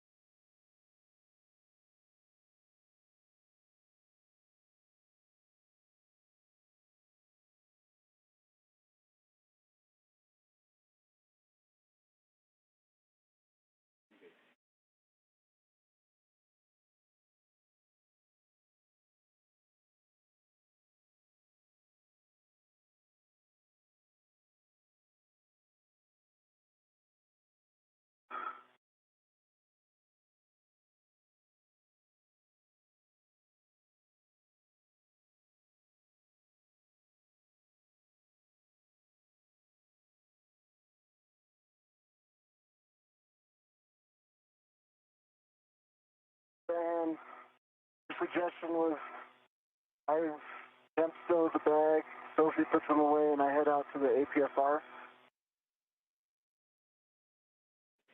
And Anil, can you tell us where you temp stowed that? Oh, it was a question. Well, the question was, were you suggesting, Sophie, I temp stow it on the circular handrail ring, and then Sophie puts them inside the airlock, and then I head to the APFR. We both temp stow. Yes, outside that the airlock. If that works for you guys, you can temp stow. You can temp stow the crew lock bag right there at the circular handrail or somewhere in that area, and then go forward on ESP2. Sophie has just headed that way with the medium ORU bag, and she can stow both bags inside of the airlock. Sophie, are you good with that plan? Yeah. I have a little done sleep right now because I'm working on my translation. But it's okay. Anne can repeat it when you get here. Yeah.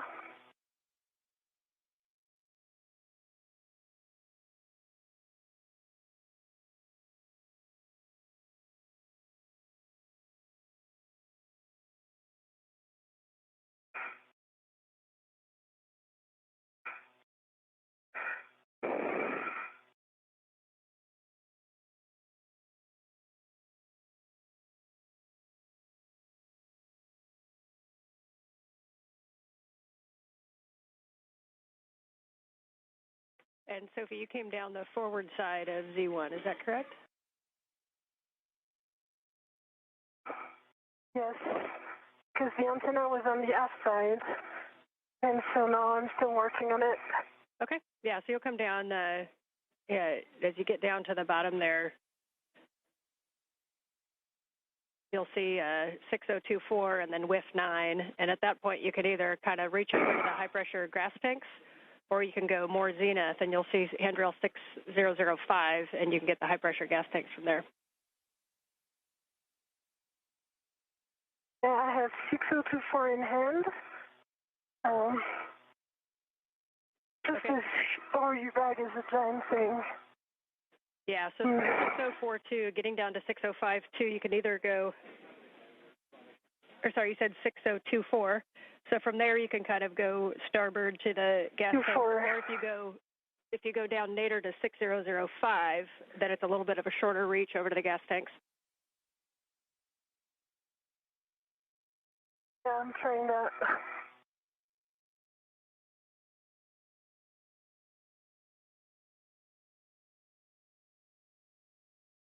And the crew lock brake temp stowed forward part of the circular handrail.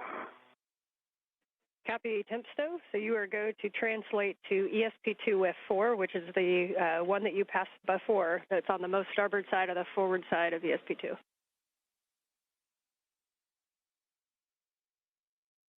Okay. And Sophie, that part you're in right now is I'm one of the go trickier back parts. Out. I'm going to go back up. Okay. If you want to go back up to the aft side. Okay. Yeah, if you want to go right back up, you'll go up, you'll hit 6039, and then on the triangle on the forward side is handrail 6041, and then from there it's where you were before. And if you get into position kind of almost where you were in the handoff, from the aft side of that triangle over to the handrail that's below the trunnion pin is a pretty close reach.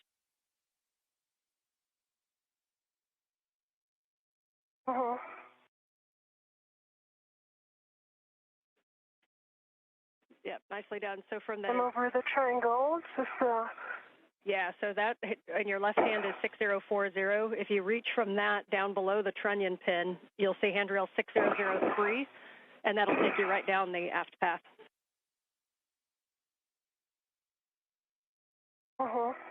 Yeah, just need to take a second to put my tethers in front of my feet.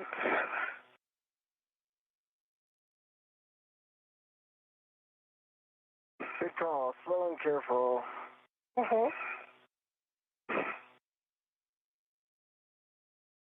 actually, they're good.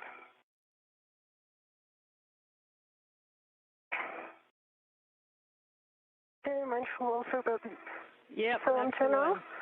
Yep, nicely done. You'll go 603, 6003, 2, 1, and then you'll be able to reach across. Yeah. This antenna, it Between the antenna and the satellite, it's kind of tight here, but yeah, it can work. That's super helpful information to see that forward path. We'll take your words on that tomorrow. Yeah.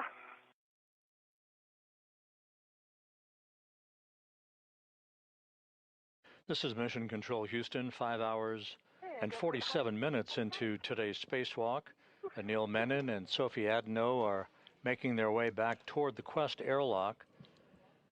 The work all but complete for the day, except for some cleanup work that the two spacewalkers are involved in. The failed space-to-ground antenna, the SCANT-2, was removed from its boom on the Z1 truss of the International Space Station and tied down in what is known as a long-duration tie-down with tethers by the Z1 truss where it resided. However, time ran out on the clock that would have enabled the two spacewalkers to retrieve a spare space-to-ground antenna from a stowage platform out on the port side of the truss structure of the International Space Station to install it on the now empty boom that the failed antenna occupied for all the years that it provided its service. So that work will be deferred to another spacewalk. We will determine through a series of meetings what the priorities are for dispositioning the completion of the space-to-ground antenna spare installation. It will be conducted, it's just a matter of when, and other work yet to be determined in the next spacewalk that is tentatively scheduled and actually targeted for next Tuesday, August 25th. Boxes. And I see your tethers, Anil. This was the second spacewalk for Anil Menon. He ventured outside back on August 6th with Jessica Meir to complete the construction of the bracket platform upon which the final IROSA or ISS rollout solar array will be installed after it is delivered to the space station later this year on a SpaceX resupply mission.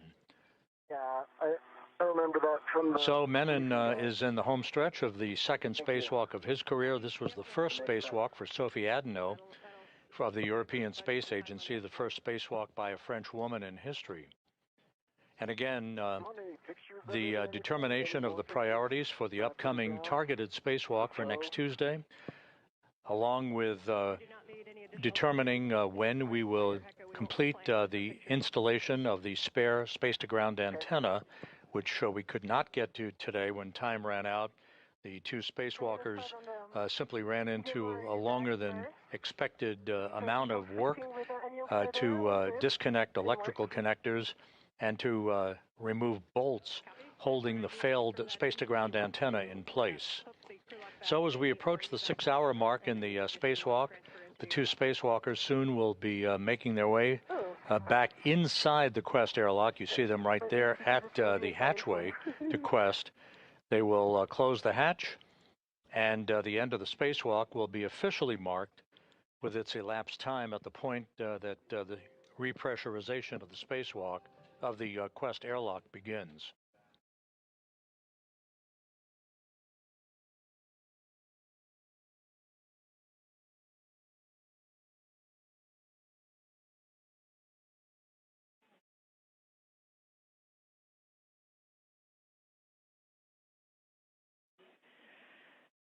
Anil, question for you when you came off the port seat cart. Did you happen to tap the brake pedals? I did not. Copy. I'm sorry, I thought about it, but I thought... That's okay, that's on us. That's on us. But we might have bought you a free translation to the port seat cart and back. So after you stow the APFR, we will have you go tap that twice, please. Hey. Win for me. Anil, your tethers look good. It's not in my way, so opening the thermal hatch now. Okay, sounds good. I'm heading down. Thermal cover, sorry.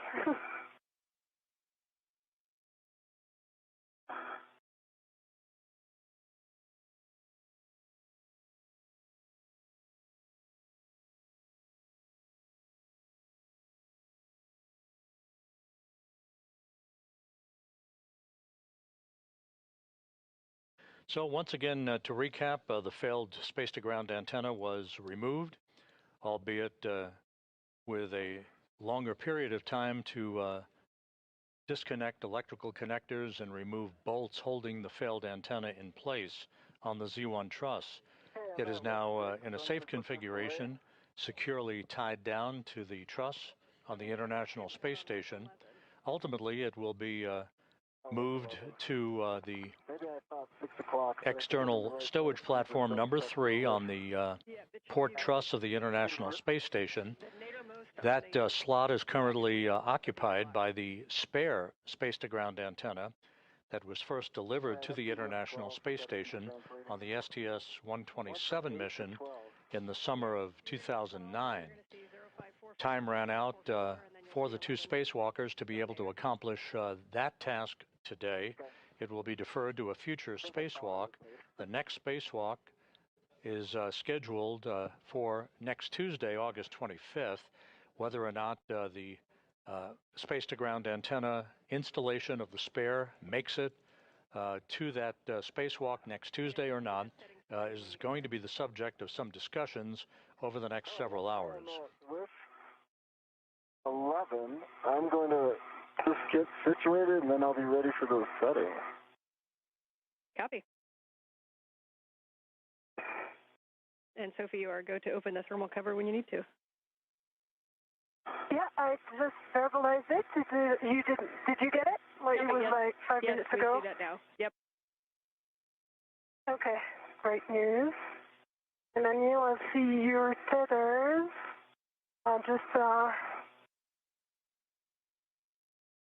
Yeah.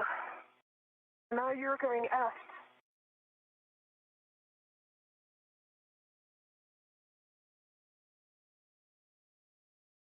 Okay, ready for those settings, Van. Your settings are 12, Papa Papa, Fox 9. 12, Papa Papa, Fox 9. Oh, Papa Papa Fox 9, got it.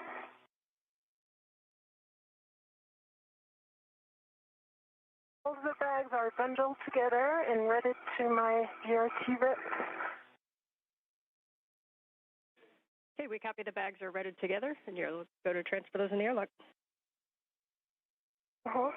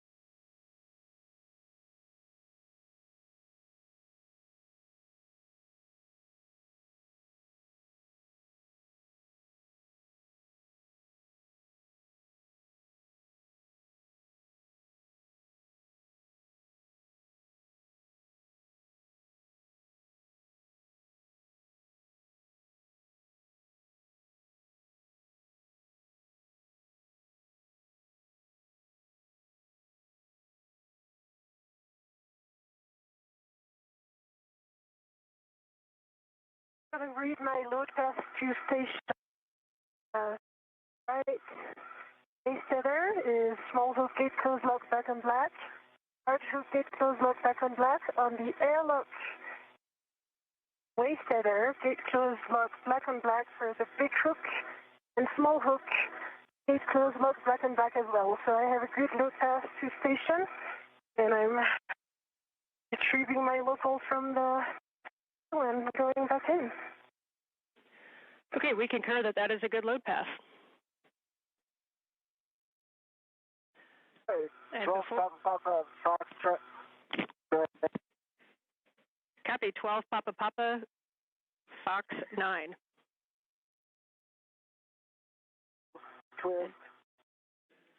Depressible, black and color, black on black. Copy, good calls. You are go to translate to the port seat cart, and Sophie, we see you about to get in the airlock. You might want to pause there and take a view. It's going to be a little bit before you're back. But nicely done.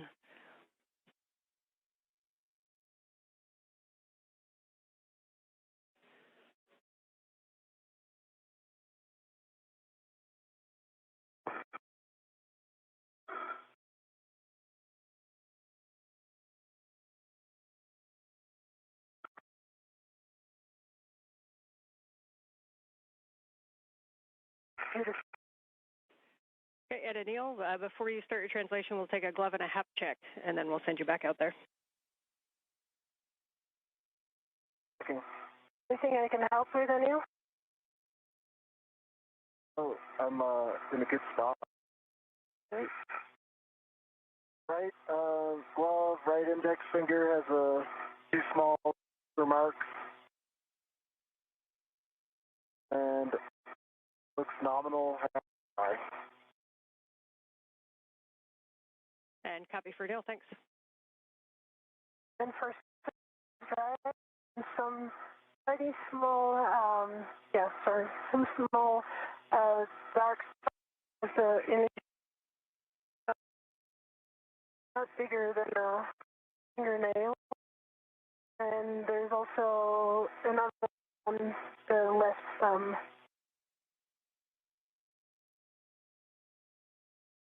Really, just. Okay, we copy, Sophie. Your comms are coming in a little bit broken, so we didn't quite catch that. Okay, some for the gloves, I can observe is dark markings on the fingertips of both hands.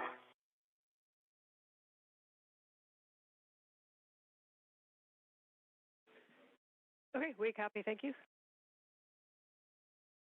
You're welcome.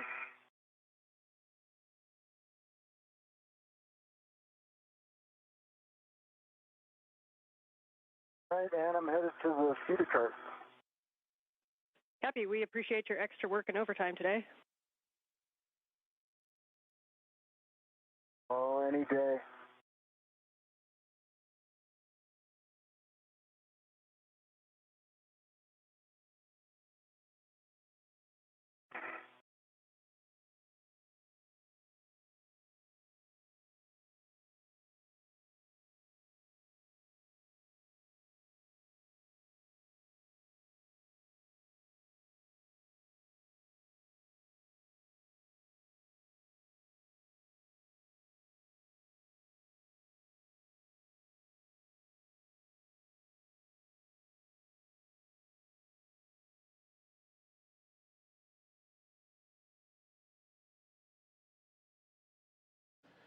This is Mission Control Houston. We've just passed the 6-hour mark in today's spacewalk. Anil Menon and Sophie Adenot soon will be back inside the crew lock section of the 2-compartment Quest airlock. They will close the hatch behind them and begin the repressurization of the airlock to mark the end of today's spacewalk, highlighted by the removal of a failed space-to-ground communications antenna. Although time did not permit the installation of a spare that continues to reside on a spare parts platform on the port truss of the International Space Station, that work to be deferred to a future spacewalk.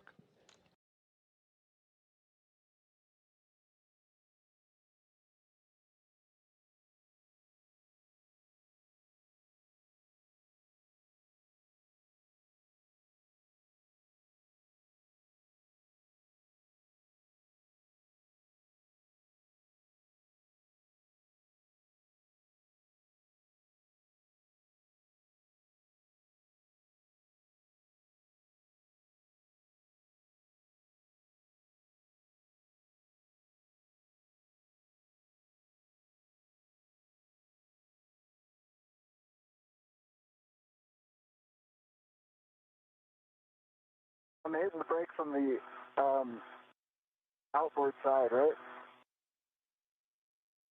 Inboard. Yes, that pedal that's right in front of you, that's correct. 2 pumps a day keeps the myrrh away. Pumped it. Unfortunately, on this one, the myrrh won. Oh, I thought you were going to say, unfortunately, go back and do it again. We appreciate that. I don't mind. Anil, with that, you are going to return to the airlock, and Sophie, you're going to ingress the airlock. Copy.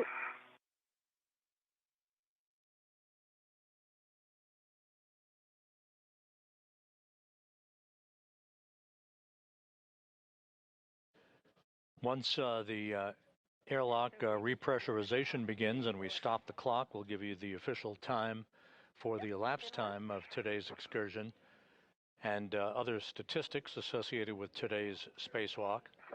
We will continue our coverage through the time that the crew is back inside the airlock and has doffed its helmets.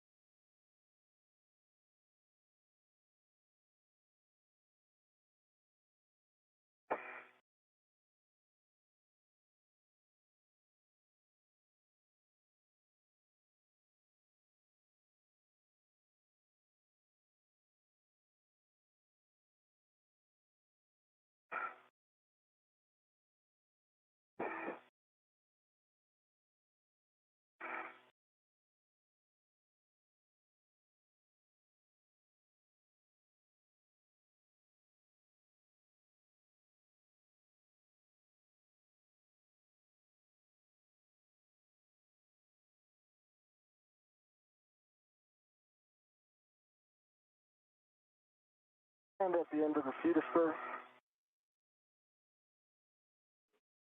Copy. And Sophie has her good load pass into the airlock and bags in the airlock.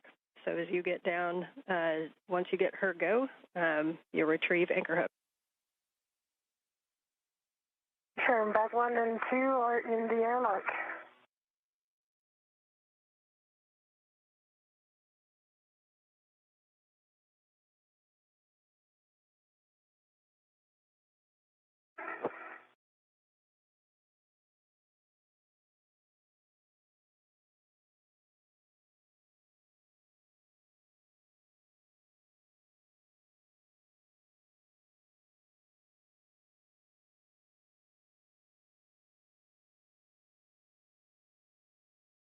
All right, Ann, I'm going to verbalize everything so I get this last part right, okay? Copy. We'll take it. Let me know if you'd like any steps.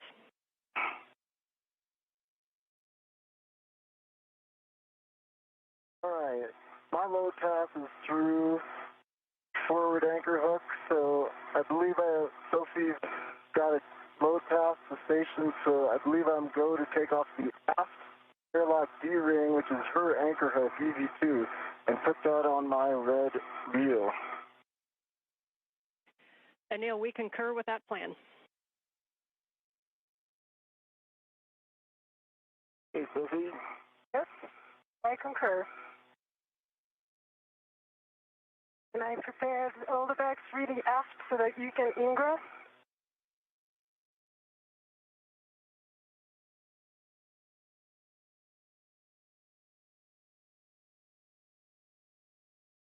Sorry, really port. All right, your anchor hook is on EV1's red reel, closed lock, black on black. Now I have a load pass through you, Sophie. Yes.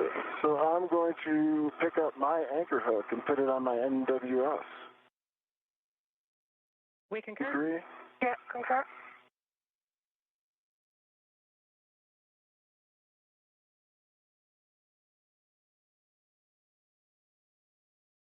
All right, I'm going to go ahead and ingress now.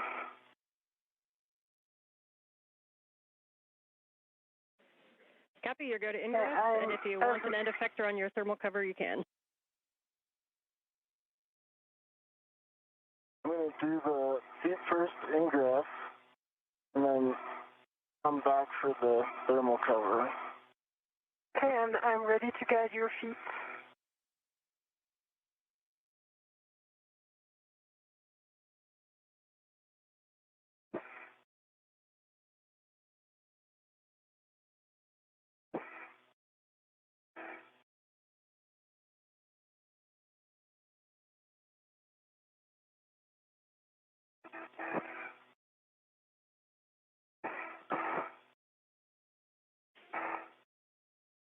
Okay, I'm going for the thermal cover here. Mm-hmm. Copy, you can close the airlock thermal cover, and we'll be attaching the integral strap to the magnetic plate D-ring and cinching until snug.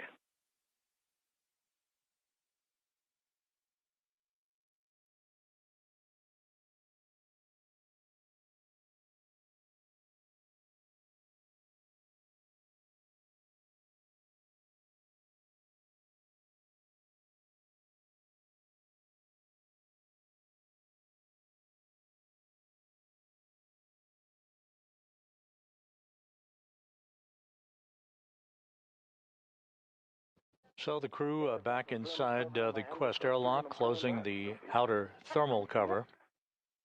And That'll be followed by closing the hatch itself to the crew lock section of Quest.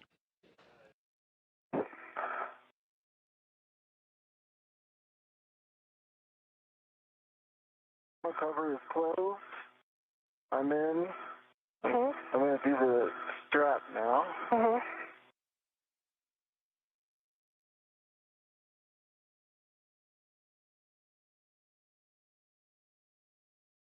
Okay, and once you have the strap cinched, we'll take the number of Sharpie lines visible, expecting 6.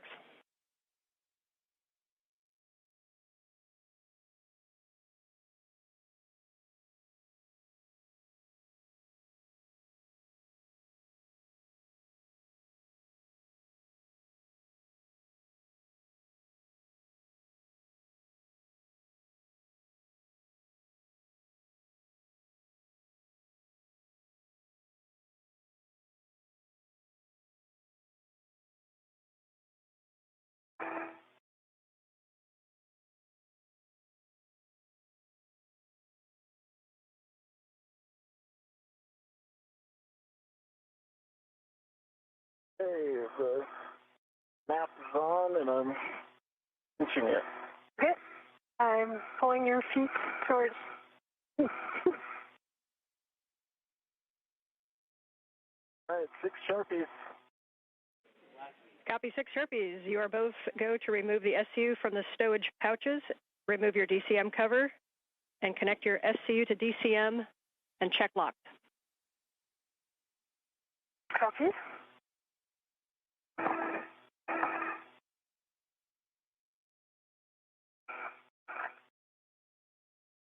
And Anil, if you could turn your HECA off, please.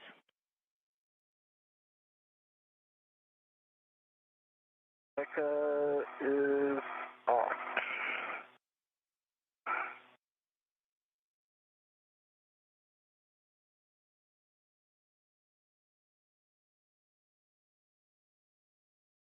As you work your SCUs, just a note on the water that comes out of the SCUs, reminder that the station water is a little bit warmer than what your plus gives you, and so you may want to turn down your cooling to a higher number if you need it.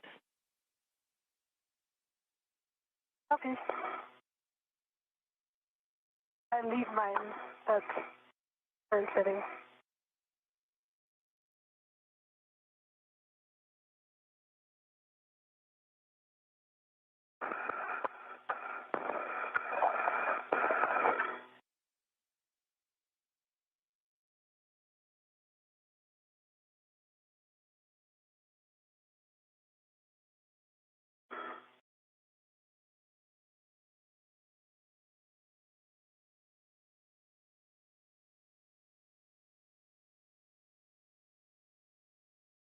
Hey, EV1's SCU on. EV2 SCU on. Connected. Copy. SCU for EV1 and 2 are connected. We are in the pre-repress cue card. You can now switch your water to off OFF.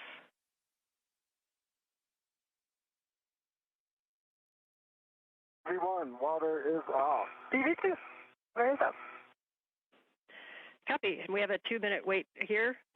Today definitely showed how well you guys can adapt. The strength of the plan is in the planning. And while we did a lot of things that were not on the nominal timeline, we did nothing today that we had not already planned for. Your ability to adapt and change to the plan is what made today successful. So thank you. And if it's, for the team, we went into this with a mindset of we wanted it all to go perfectly, and I think that's a great winning attitude.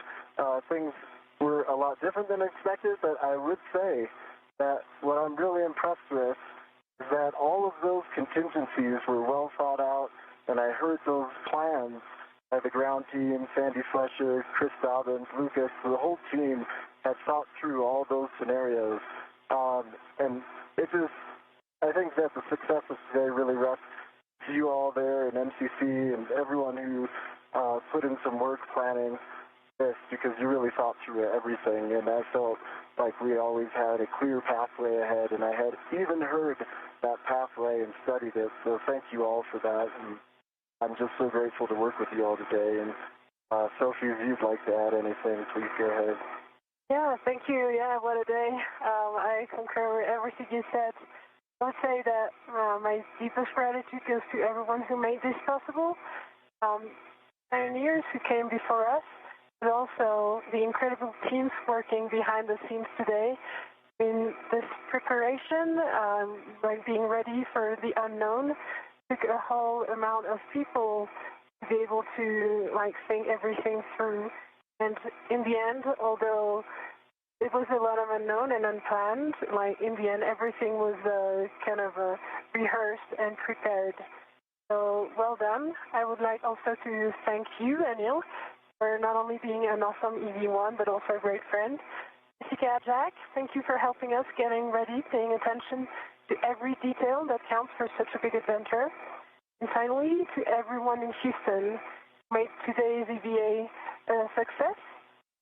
Thank you. Because yes, even if we had a lot of unplanned things, it is a success. We are safe and the hardware is safe. You make us fly, you keep us safe, and you make moments like this possible. And finally, a very special thank you to you, Anne. From the very beginning of the preparation to every minute of today's EVA, your calm voice was always there to guide us.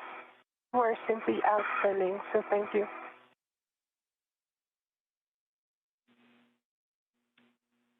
Anil, Sophie, Jack, and Jess, it's Dobbins. I just wanted to say really quick, great job today. I know that wasn't necessarily the result we were hoping for in the morning, but I really appreciated your perseverance and resilience throughout the day. Thank you for being prepared for all of the next first failures, since I feel like we dealt with all of them for the first half of this EVA, and appreciate you working as a team, both with each other, the four of you, and with us. Without that, Escant would have been in a worse configuration than it is. We'll get back out there and finish this up sometime, hopefully before at least one of you comes home.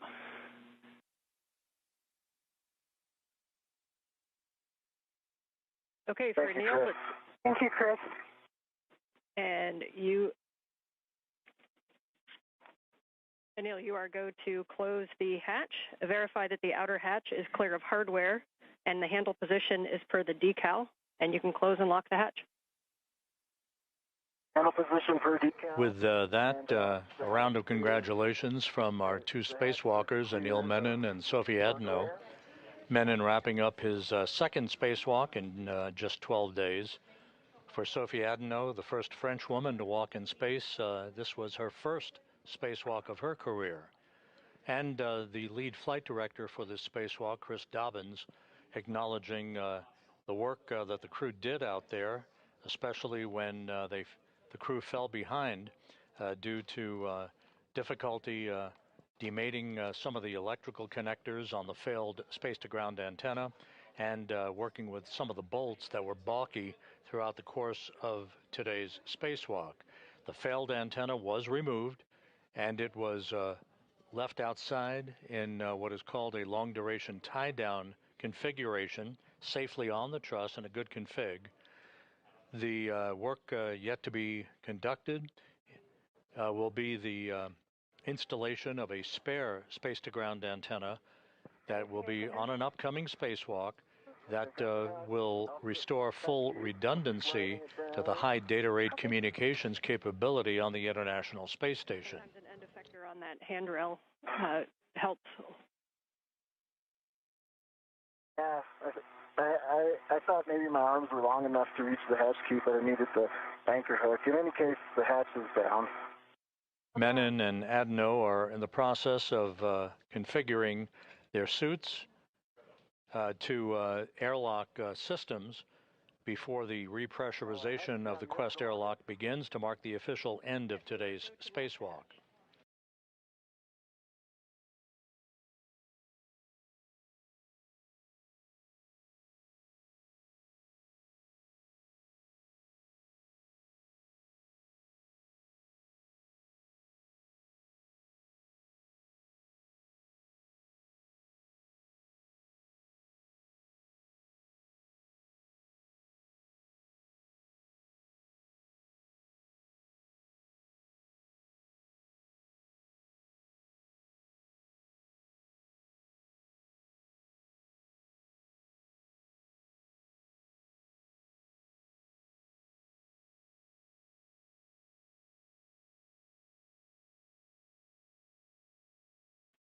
Ten seconds from a 20-second handover. Right.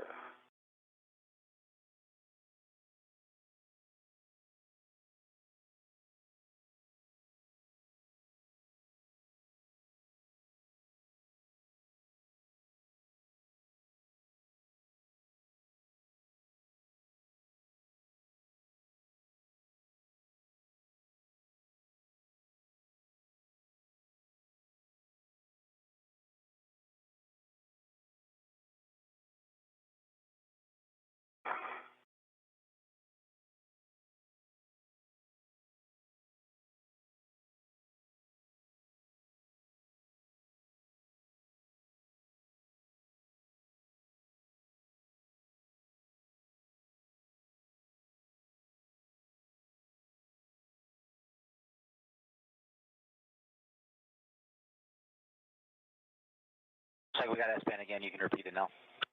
Hatch is locked. The locking mechanism is in place. Okay, I confirm, Houston confirms that the EV hatch is closed and locked. With that, I'll pass you off to the dream team of Jack and Jessica.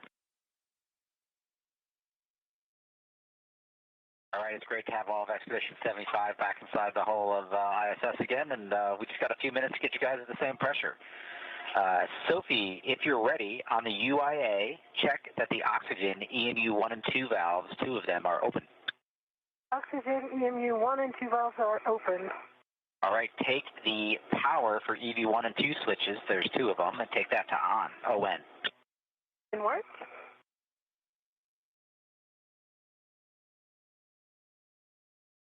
Power EV1 and 2 on, ON. Good green LED. The ON and two LEDs, can you verify the voltmeters on 1 and 2 for me? 18.8 and 18.6. So that's great. EV1 and EV1 only, take your power switch to SCU, expect a warning tone. EV1, pushing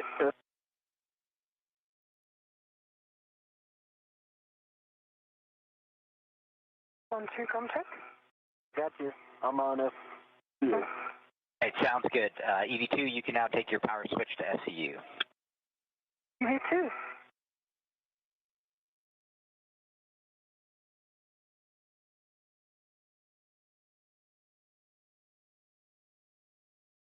Power to SCU. Both EV1 and EV2 are on SCU power. All right, for both EV1 and EV2, take your O2 actuators to press. Okay. Please verify on the DCM that it does say O2 position to press.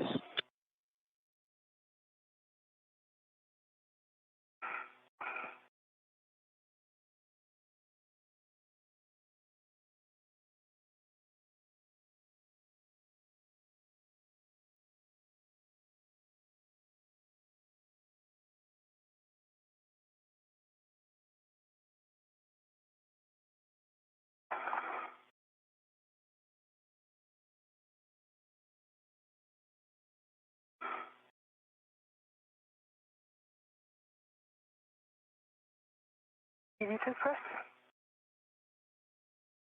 The EV2 and press.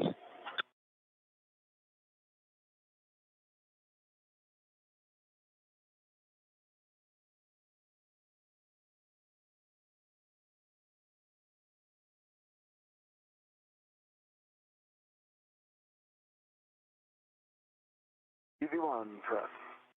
Right, EV1 press. We copy both EV1 and 2 in press. Awesome. Anil, would you check that the EV hatch MPEV is in the closed position? MPEV is closed. All right, we are going to take the IV hatch equalization valve to start the repress. You guys should get an alert tone as we start.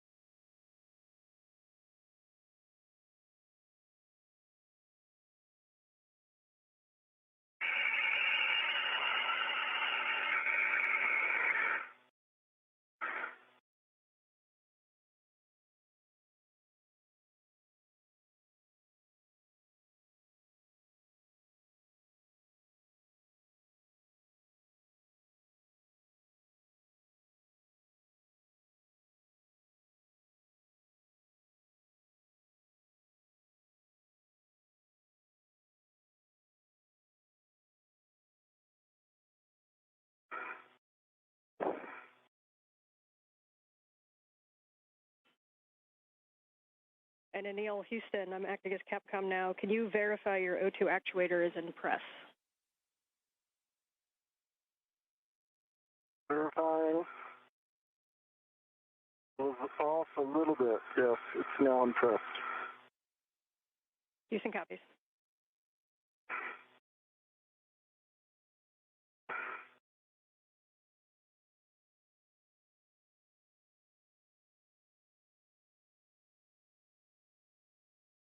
Jack, can you go down the rates? Going down the rates.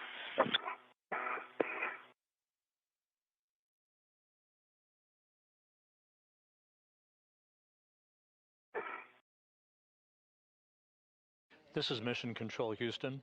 The repressurization of the Quest airlock is now underway. The official end time for today's spacewalk, 1:52 p.m. Central Time, 2:52 p.m. Eastern Time, giving us an elapsed time of 6 hours and 23 minutes for today's spacewalk. Again, today's spacewalk ending at 1:52 p.m. Central Time, 2:52 p.m. Eastern Time, for an elapsed time of 6 hours and 23 minutes. With the repressurization of Quest underway, we will now gather some additional statistics and have those for you momentarily.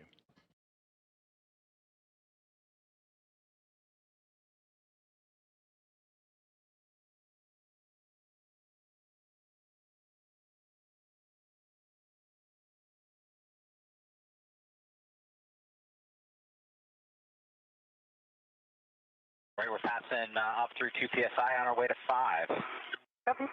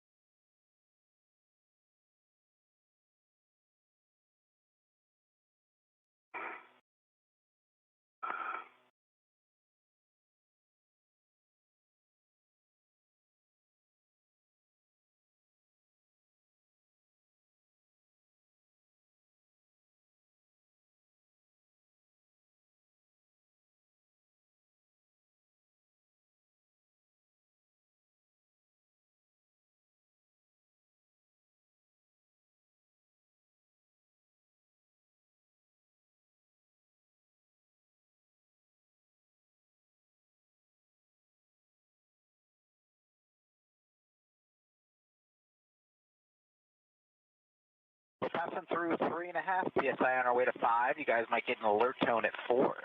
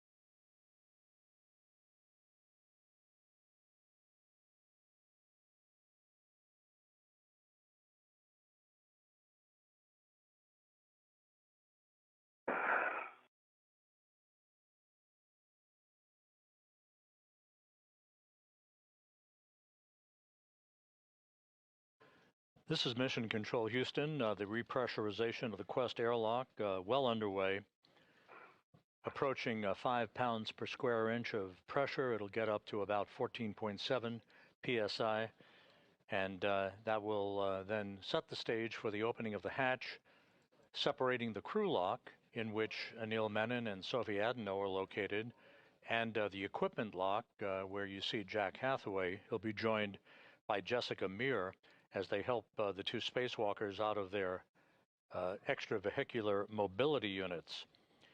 The spacewalk today was the 282nd spacewalk in support of space station assembly maintenance and upgrades, the 5th spacewalk out of the ISS this year, the 2nd for Expedition 75.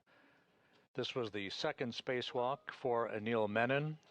He now has a total of 12 hours and 50 minutes of spacewalking time. For Sophie Adenot, this was the first spacewalk for her and the first spacewalk by a French woman, 6 hours and 23 minutes. The spacewalk, by the way, began at 7:29 a.m. Central Time, 8:29 a.m. Eastern Time, and ended just a few minutes ago at 1:52 p.m. Central, 2:52 p.m. Eastern Time. The 282 spacewalks in support of space station operations have now totaled 1,786 hours and 44 minutes. That is the equivalent of 74 days, 10 hours, and 44 minutes of spacewalking time. And we'll continue with our coverage through the time the crew is back inside the airlock and have doffed their helmets. The two spacewalkers removed a failed space-to-ground antenna from a boom on the Z1 truss of the International Space Station, but in doing so ran behind the timeline because of some difficulty with electrical connectors and stubborn bolts. That resulted in the crew running out of time to be able to retrieve a spare space-to-ground antenna for its installation on the boom on the Z1 truss. So that other portion of today's major objective will be deferred to a future spacewalk.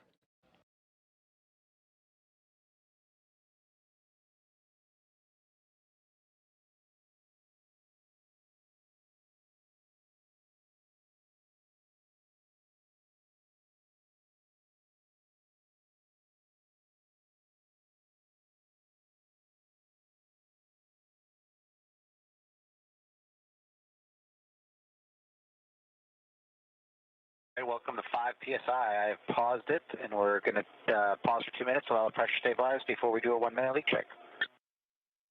Copy. Copy.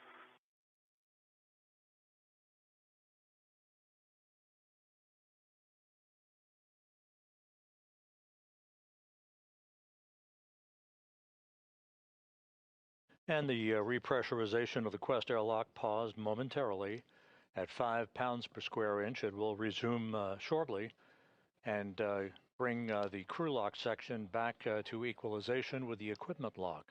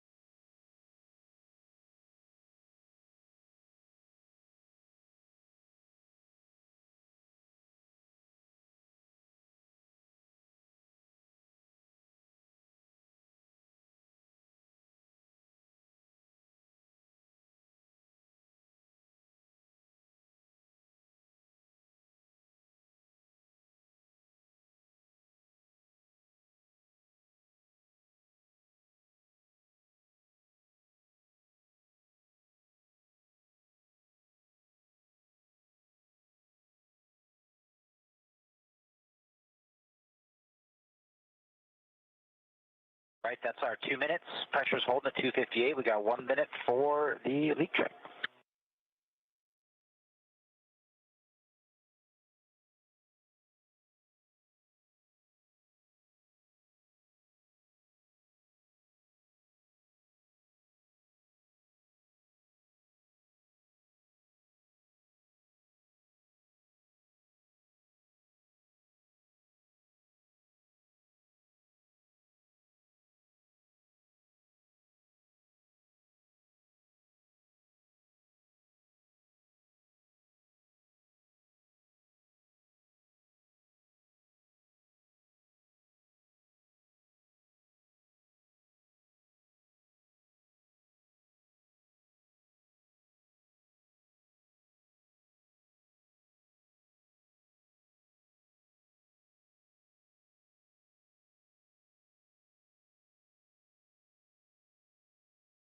Right, that is our minute wait, and the pressure is held steady, so that's a good leak check. All right. EV1 and EV2, will you check your gloves? Heater switches are in off OFF position. One is off. And 2 is off. All right, copy. Glove heaters are off OFF for EV1 and EV2. Next, check your gloves for any contamination. I know you guys gave a glove report earlier. Is there anything you guys are worried about? Nothing worried about for EV1. Nothing I'm worried about for EV2. All right, copy. Sounds good. For step 9 into step 10, both EV1 and EV2, take your O2 actuators to IV. Good work. Good work.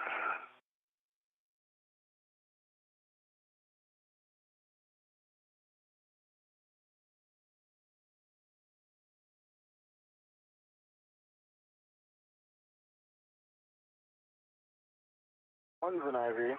2 IV. Great work, guys. I hear EV1 and EV2 O2 actuators and IV. All right, next up, I'm going to take the equalization valve back up to start repressing, and we'll continue at the nice slow rate we've been at. Thank you. One copy.